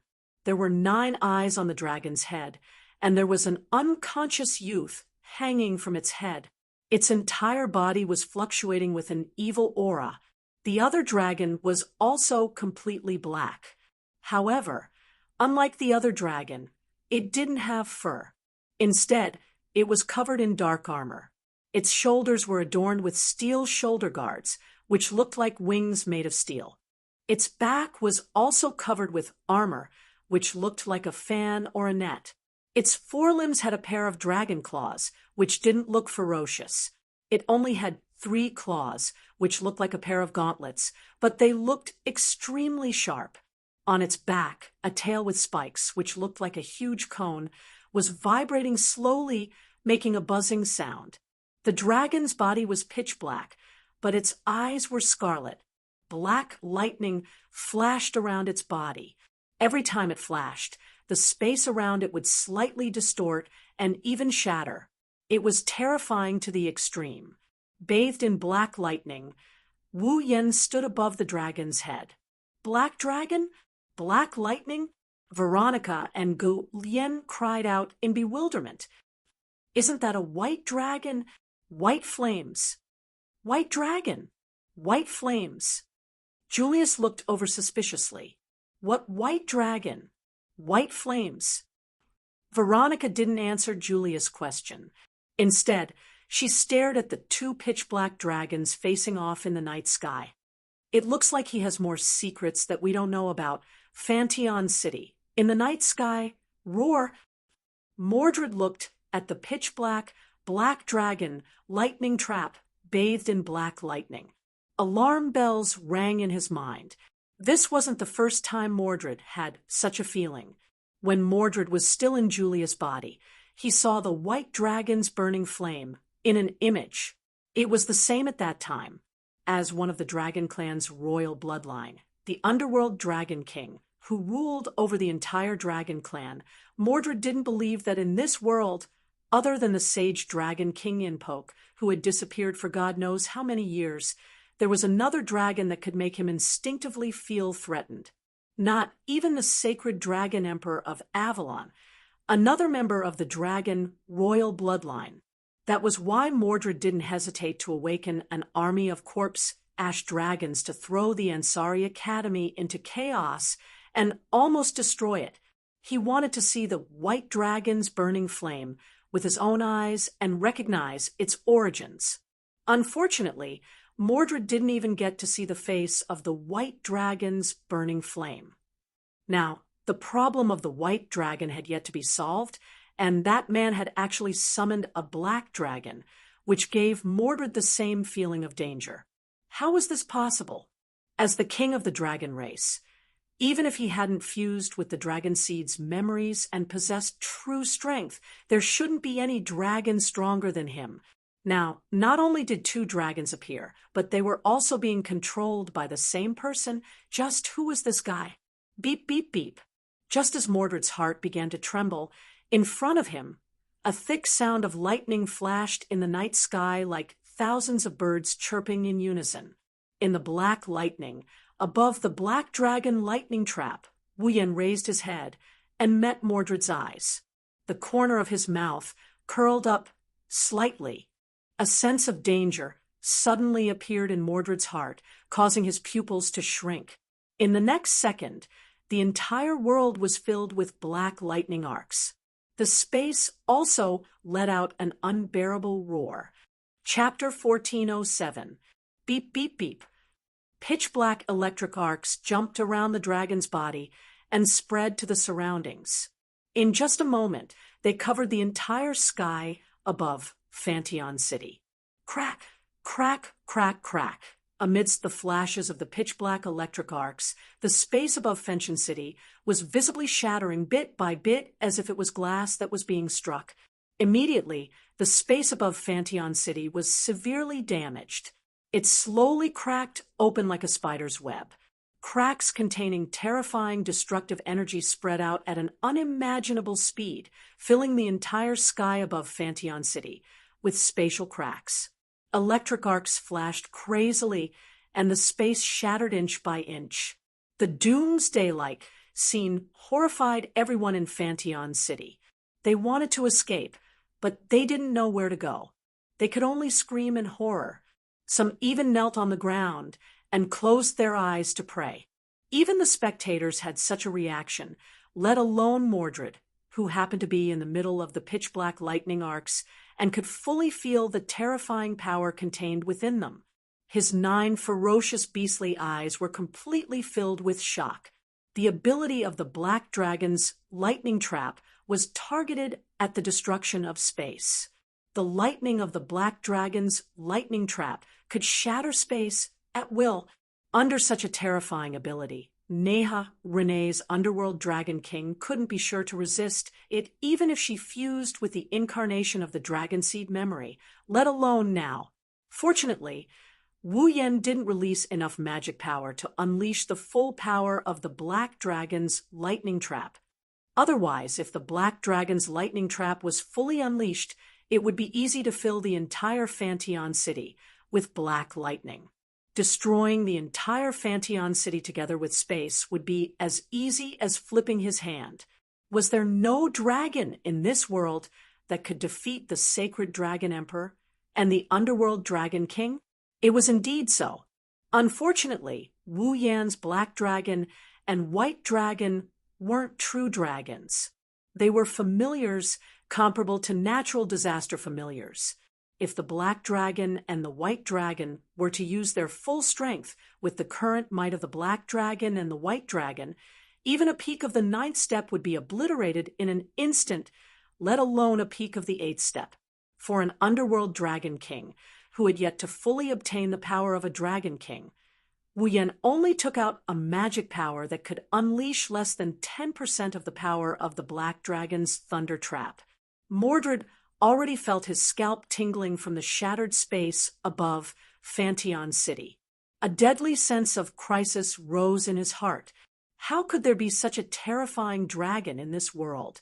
How could there be a dragon stronger than me in this world? How could there be a dragon with such power in this world?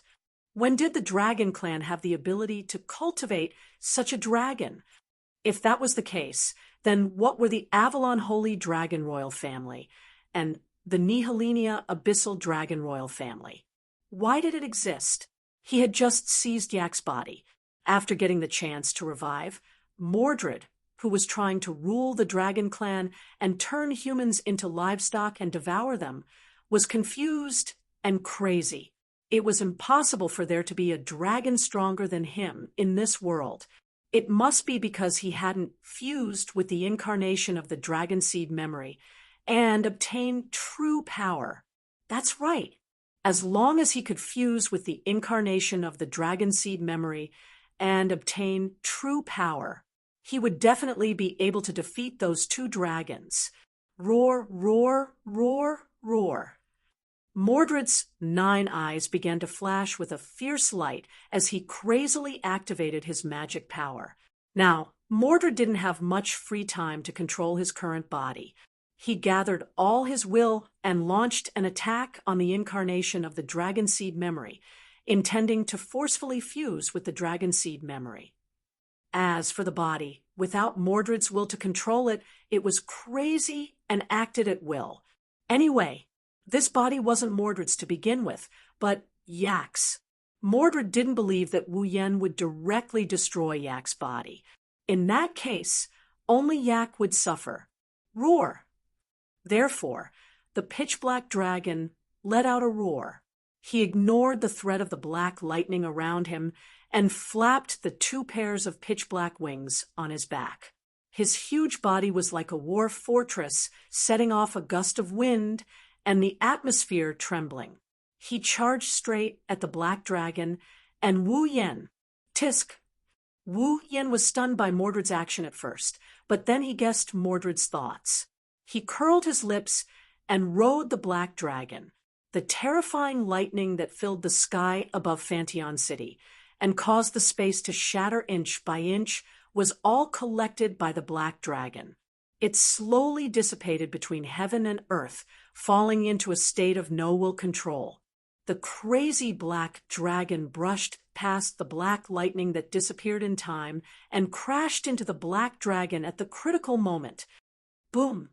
All of a sudden, it was as if two heavy mountains had collided with each other.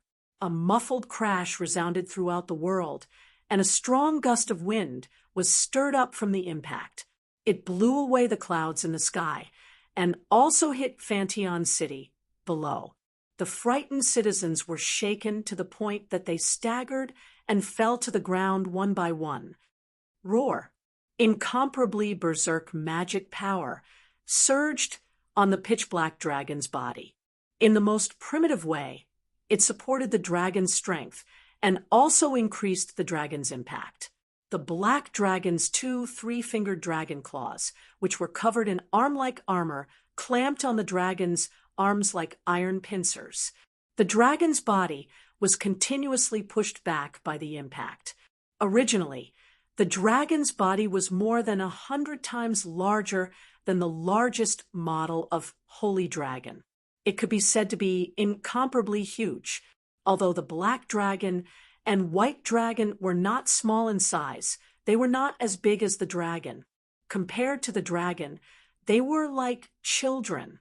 In addition, the black dragon's ability was not in strength, and it was not at full strength now. This collision easily pushed it back. With an endless sound of friction in the air, the black dragon used its claws to clamp the dragon's arms and kept retreating in the sky. The surrounding scenery was constantly changing. It was not until they reached the edge of Fantion City that the black dragon blocked the dragon's impact and stopped. Roar! The dragon struggled a few times, but it could not break free from the black dragon's sharp claws. Its arms could not move, and it could not pull away. At that moment, it simply opened its mouth and gathered all the magic around its body. The magic swirled up like an air current and flowed to the dragon's mouth. Several overlapping magic formations rippled out in an instant and were placed in front of the dragon's mouth, pointing at Wu Yan, who was standing above the black dragon's head. Dragon's breath. Wu Yan suddenly knelt on one knee and pressed a hand on the black dragon's head. Roar! The black dragon also roared. Its scarlet eyes glowed brightly. In the next instant, a black arc of lightning jumped up and rushed out, hitting the magic formation in front of the dragon's mouth. Bang! With a crisp, cracking sound, the black lightning struck the overlapping magic array without any hindrance. Suddenly, the magic array set up by the dragon was shattered as easily as breaking a piece of rotten wood. Moreover, it was the space around it. The black dragon's lightning could shatter space. Without space, there was no way for things to exist. It was the same for magic formations and magic power. Therefore, when space was shattered, the magic formation and magic power that existed in the space would be destroyed along with the space. The dragon's breath magic could not be used. However, space had the ability to automatically repair itself. Therefore, in just a short moment, the shattered space was once again restored to its perfect state. Roar! Not letting go of this opportunity, the dragon once again gathered magic power and set up a magic formation to spit out dragon's breath. Seeing this, Wu Yan's expression showed that he was in trouble. He couldn't damage Aika's body, and even if he attacked, it would have no effect on Mordred. How was he supposed to fight? Was he supposed to keep defending? I have to drive Mordred out of Aika's body. Wu Yan narrowed his eyes and looked at the opposite side. With his eyes closed, Yashur was buried in the dragon's body with his upper body and one of his hands exposed. Black dragon! Roar! The black dragon's eyes narrowed. It raised its head and directly rammed into the dragon's head. Bang! With a muffled sound, the dragon's mouth was closed and the dragon's breath attack was broken. At this time, above the black dragon's head, an afterimage flashed in the air. It flew to the dragon's head and stopped in front of Yashur. Then, a hand gently rested on Yashur's head. Chapter 1408. This place is a very peculiar space. This space is a piece of chaos. There is nothing here. There is no scenery. There is only a piece of space that is as bright as honey. In this space, from time to time, some ripples will appear in the bright chaos. It is like a lake that has water droplets. It is very beautiful. Unfortunately, the scene at the center of the space had mercilessly shattered this beautiful scene. If one looks carefully, one can see that there is a battle taking place in the center of this space. A pitch-black substance occupies a piece of land under the bright space. It is like polluted water in the corner of a clear lake. There are 9 evil eyes on top of it. It is fluctuating with an evil aura. At this time, in this pitch-black substance, there is a flesh-colored tentacle extending from it. It is like a whip. It is whizzing through the entire space. It is constantly lashing out in a certain direction. There is an extremely flirtatious girl in that direction. She is tall and slender and very voluptuous. Instead of calling her a girl, it is better to call her an elegant, noble lady. Looking at her makes one's heart itch. Her waist-length pink hair has a bright red luster, as if it is showing its owner's passion. White as snow skin, ruby-like eyes. There is a pair of dragon horns on her head, but they are not round like Ai Kuz, nor are they like the antlers of the mother of dragons. They are more similar to the horns of a normal dragon, sharp and angular. As for the girl's appearance, those who know Ai Ku will be able to recognize her. Because compared to Ai Ku, the girl's appearance is very similar. It is not an exaggeration to say that they are exactly the same. However, compared to Ai Ku, the girl's appearance is undoubtedly a lot more mature and also a lot more flirtatious. Just like Ai Ku after she has grown up, she also has a graceful temperament around her. This proves that the girl's cultivation is very different from the unreasonable Ai Ku. However, this mature and flirtatious girl is currently in a very sorry state. Her hair is not disheveled, but it is a bit messy. The dress covering her body is tattered.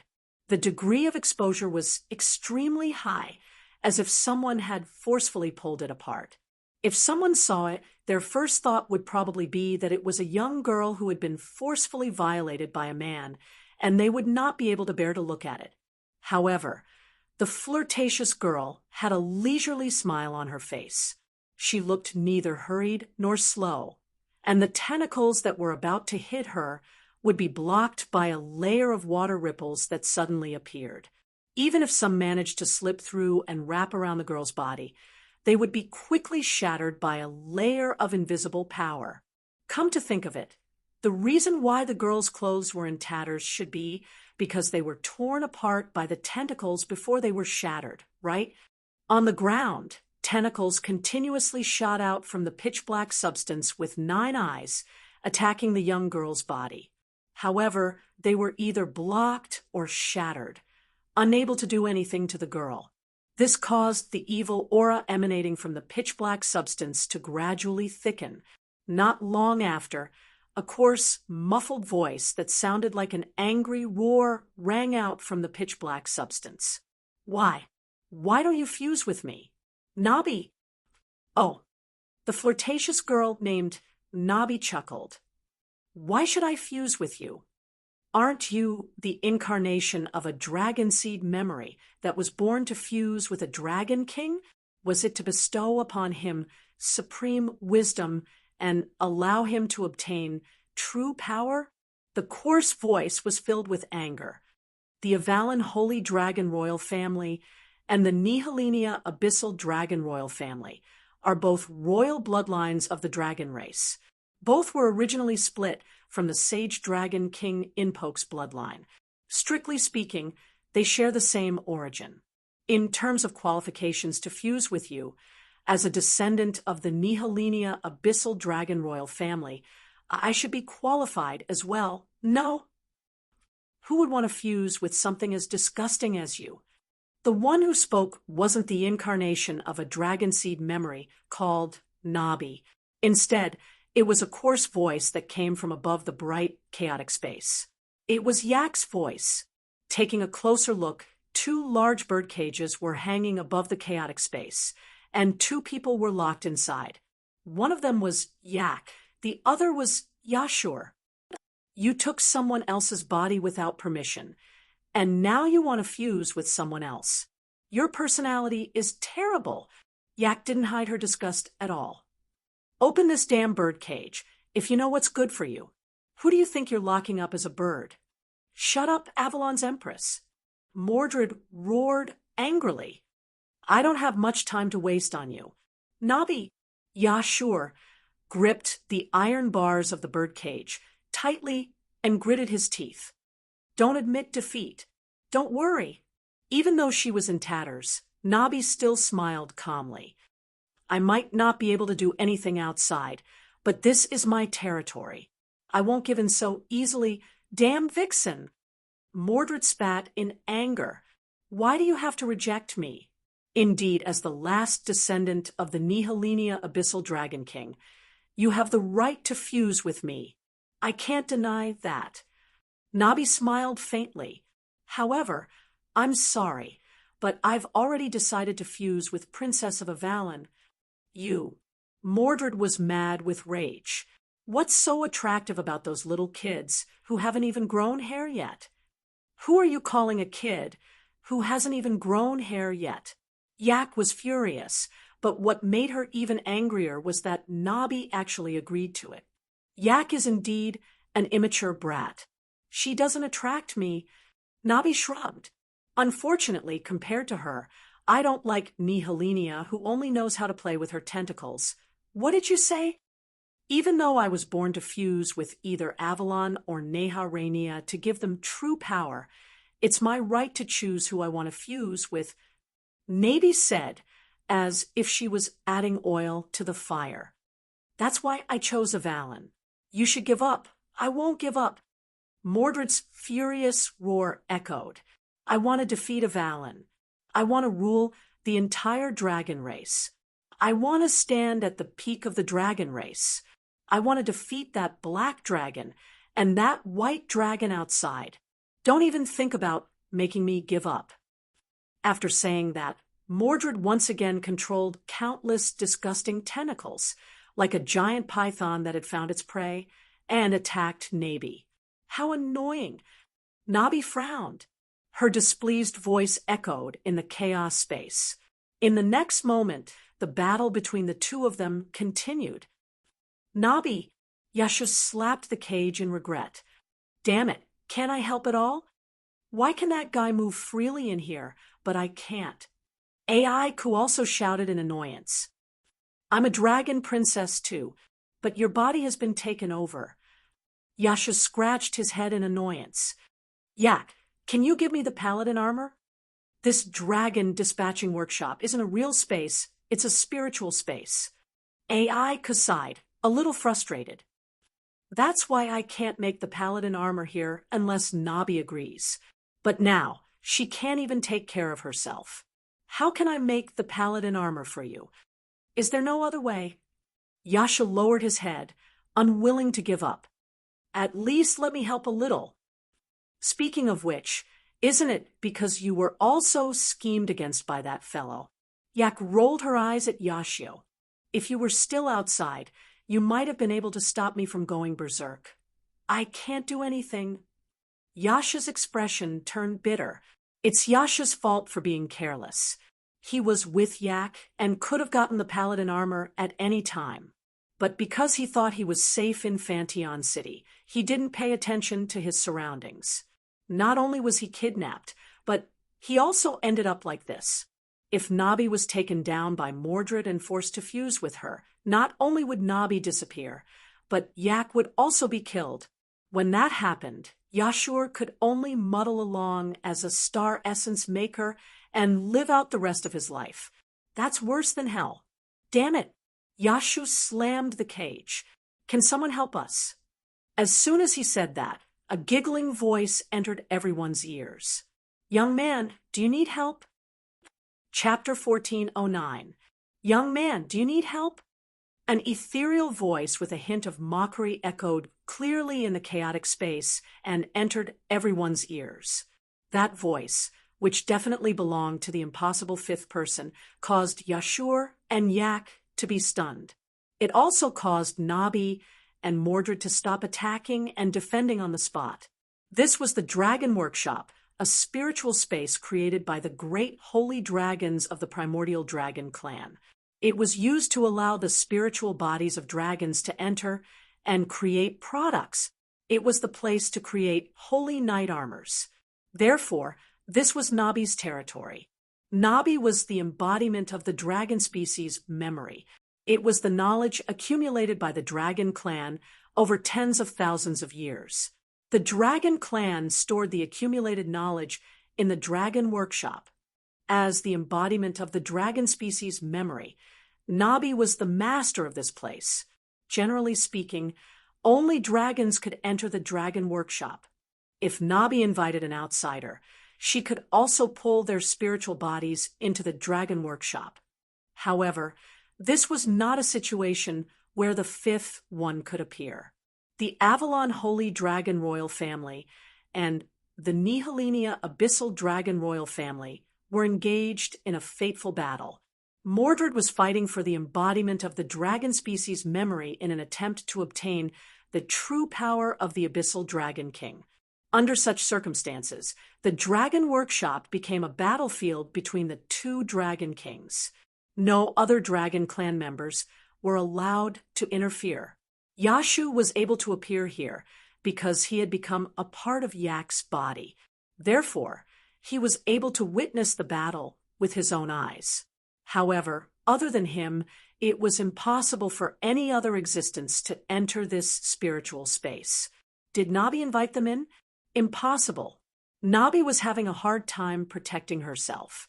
It was useless to invite others in this spiritual space. No matter how strong a person was in the real world, they would not be able to defeat the spiritual bodies of the Dragon Clan in this territory that belonged to the Dragon Clan.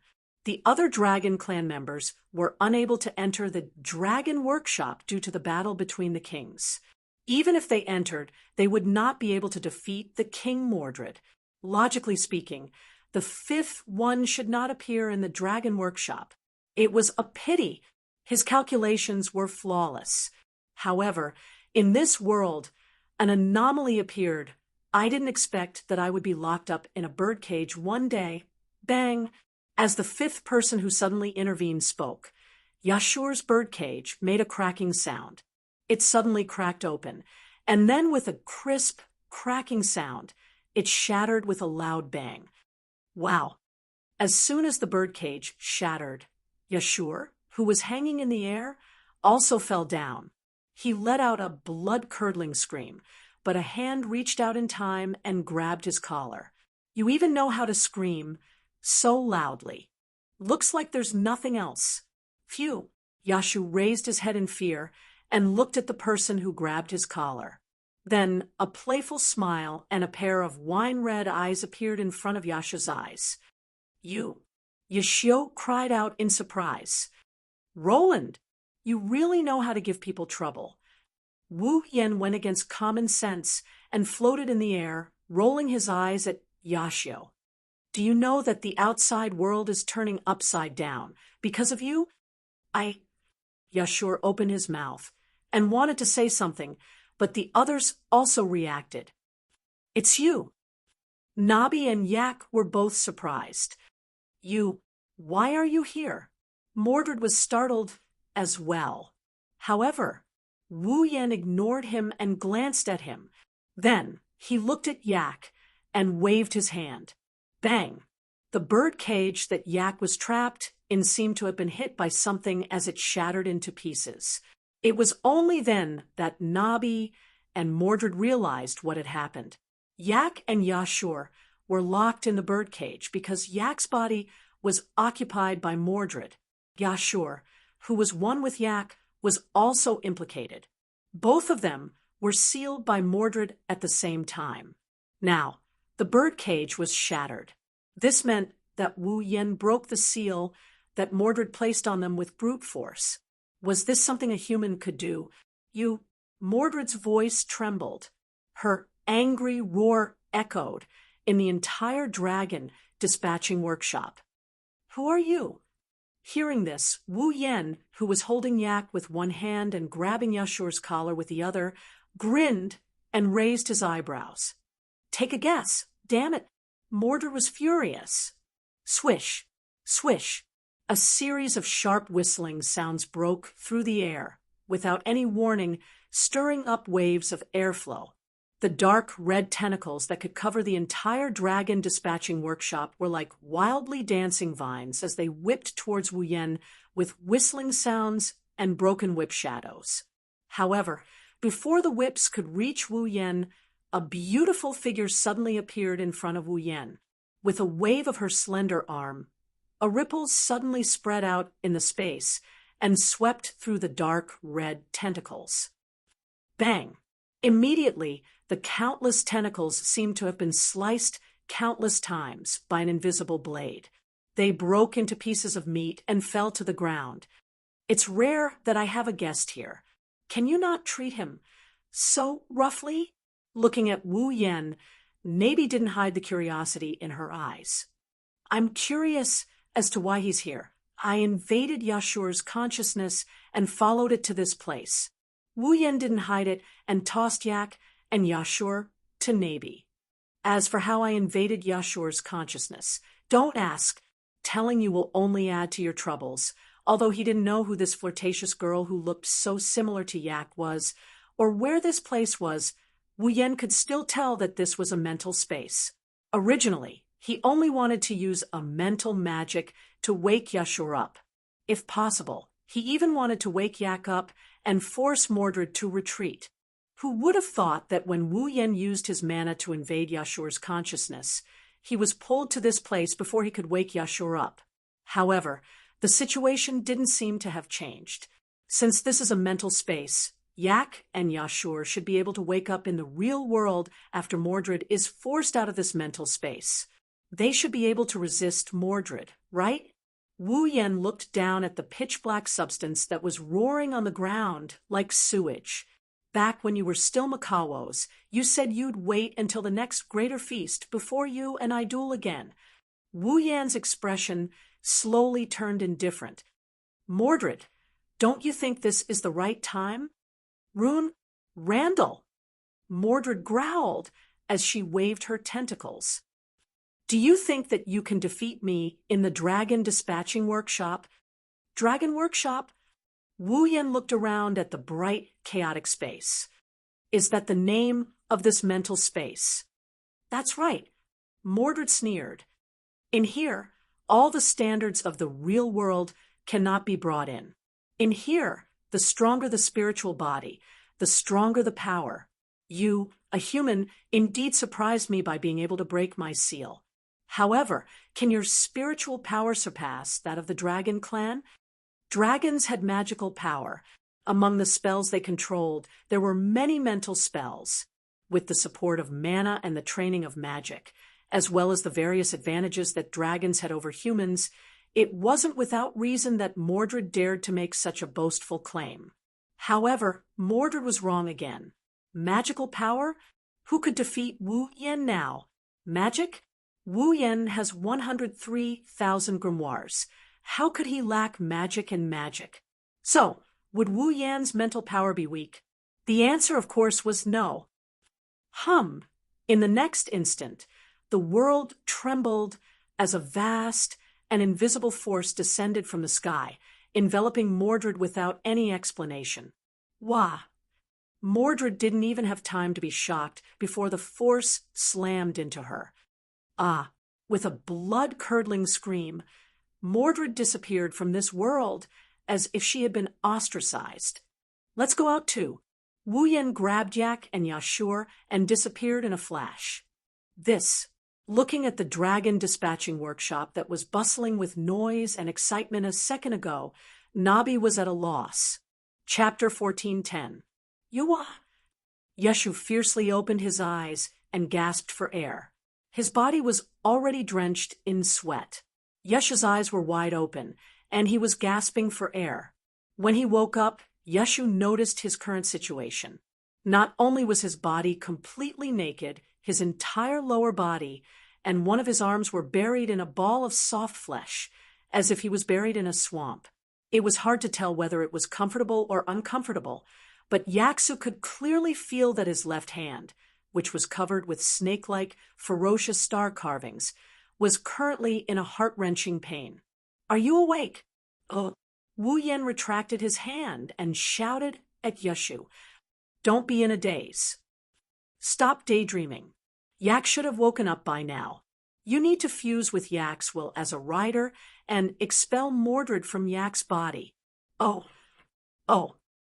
Yashur was suddenly startled and hurriedly closed his eyes. The will belonging to the rider was like an old tree that had taken root. It followed the pitch-black dragon below him and fiercely stabbed downwards. Roar! The black dragon that was still wrestling with the black dragon lightning trap suddenly let out an earth-shattering roar. Its voice was filled with pain. Roar! Roar! As it howled in pain, the black dragon began to struggle. However, its body was tightly gripped by the black dragon's lightning trap. It couldn't break free at all. Damn it! Mordred's pained cries rang out from within the black dragon's body. No, I can't possibly lose. I spent so much effort to find the awakening apparatus and tricked Klaus into becoming my supporter. I spent so much effort to finally reach this stage. How can I possibly lose? I must say, you did spend a lot of effort. Wu Yan knelt on one knee and pressed his star carving's hand on the black dragon's head. He closed his eyes. Unfortunately, in your eyes, your enemies have always only been Yak, the last descendant of the Avalon Holy Dragon royal family, and Yak's master, Yashu.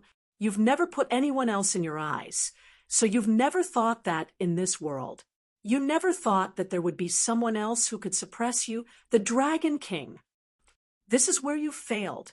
Wu Yan mobilized the magic power in the star carvings.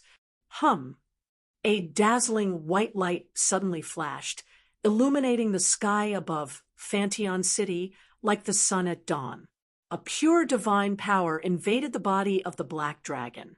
It attacked a certain dark spiritual entity in its body. It was the purification power of the angel's holiness, Knace Natsuan. Dong! Mordred howled in agony as a dull thud echoed in her mind. Now, Yashu abruptly opened his eyes.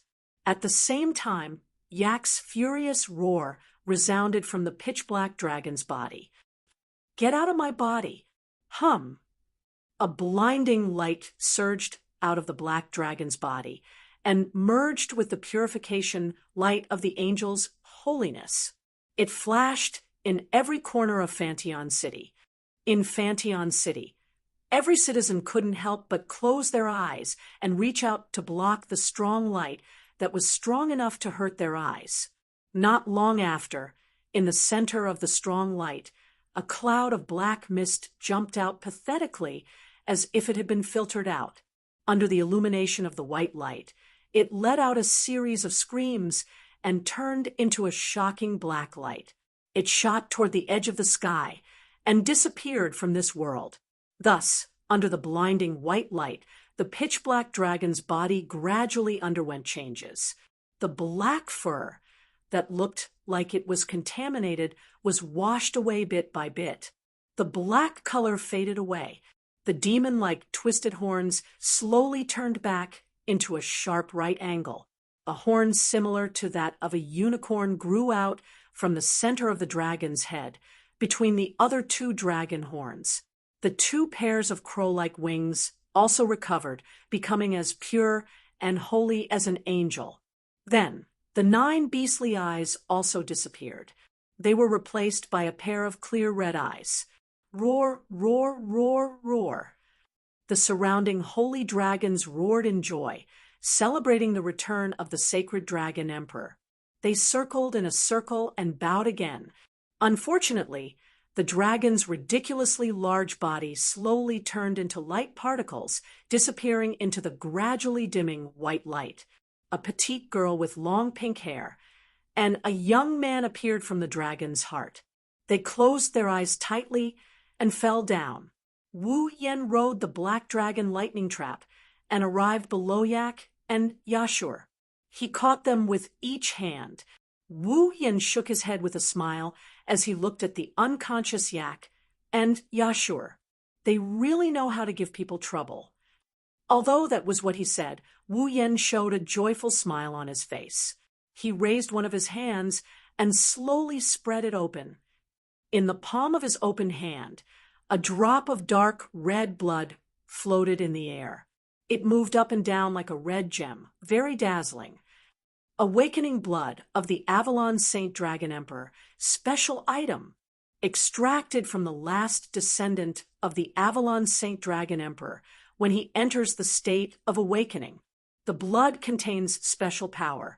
Due to the extraction by the system, it has magical effects. If consumed by a vampire who relies on blood as their foundation, it can strengthen the vampire's ability. If consumed by a vampire's true ancestor, it can increase the level of the vampire by 1 level. Note, due to the extraction by the system, it can only be effective if consumed by the system's user. The effective range is before level 90. When the user reaches level 89, consuming it will be ineffective. Ding! Dungeon Quest 3 completed. Obtain 50,000 equipment points, item points, ability points, and summoning points. Dungeon World, Star Carving's Dragon Knight. Dungeon Quest, Acquire.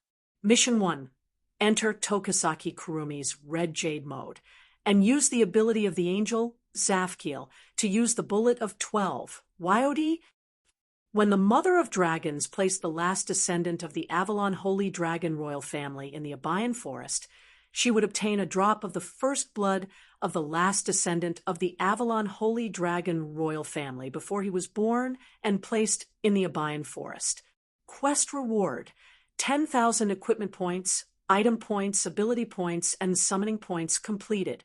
Quest 2. Obtain a drop of infant blood of the last descendant of the Avalon Saint Dragon royal family. Quest reward: 30,000 equipment points, item points, ability points, and summoning points completed. Quest 3. Obtain a drop of awakening blood of the last descendant of the Avalon Saint Dragon royal family. Quest reward: 50,000 equipment points, item points, ability points, and summoning points completed. Character: Wu Yen equipment points, 111100 item points, 230000 ability points, 101000 summoning points, 131000 level, 85. Ding! All dungeon quests have been completed. User can now choose to leave the current dungeon world at any time. This dungeon world is now open to user. When user re-enters the world of Starcarved Dragon Knight, the system will no longer issue any dungeon quests. User can now freely enter and exit the world of Starcarved Dragon Knight. While AI Ku was still in her human form, Wu Yen took the opportunity to obtain a drop of blood from her. He successfully obtained a drop of awakening blood of the Avalon Saint Dragon royal family and completed his 3rd dungeon quest. At this point, Wu Yen completed all 3 dungeon quests in Starcarved Dragon Knight. Not only did he obtain 90,000 points, he also obtained a special item that can raise his level all the way to the pinnacle of Tier 9. One could say that Wu Yen returned from this dungeon world with a bountiful harvest. Looking up, Wu Yen saw the rising sun piercing through the night sky. He could almost see the silhouettes of young girls in it. Shoujo, Mikoto, Ikaros, Yukari, Shokuho Kasumi, Flandra-chan, Astria, Kotori, Kurumi, Toka, Yoshitsune, Yushien, Meijio, Origami, Kinuhara Sai, Frenda, Takitsubu Riku, Asuna, Yui, Natsuki, Canon, Nagisa, and Agurola who turned into familiars. The girls who are tied to Wu Yan's fate are all smiling at Wu Yan, silently telling him how much they missed him. I want to go back. Holding the drop of awakening blood of the Avalon Saint Dragon royal family tightly, Wu Yan exhaled and rode the black dragon back to Fanteon City.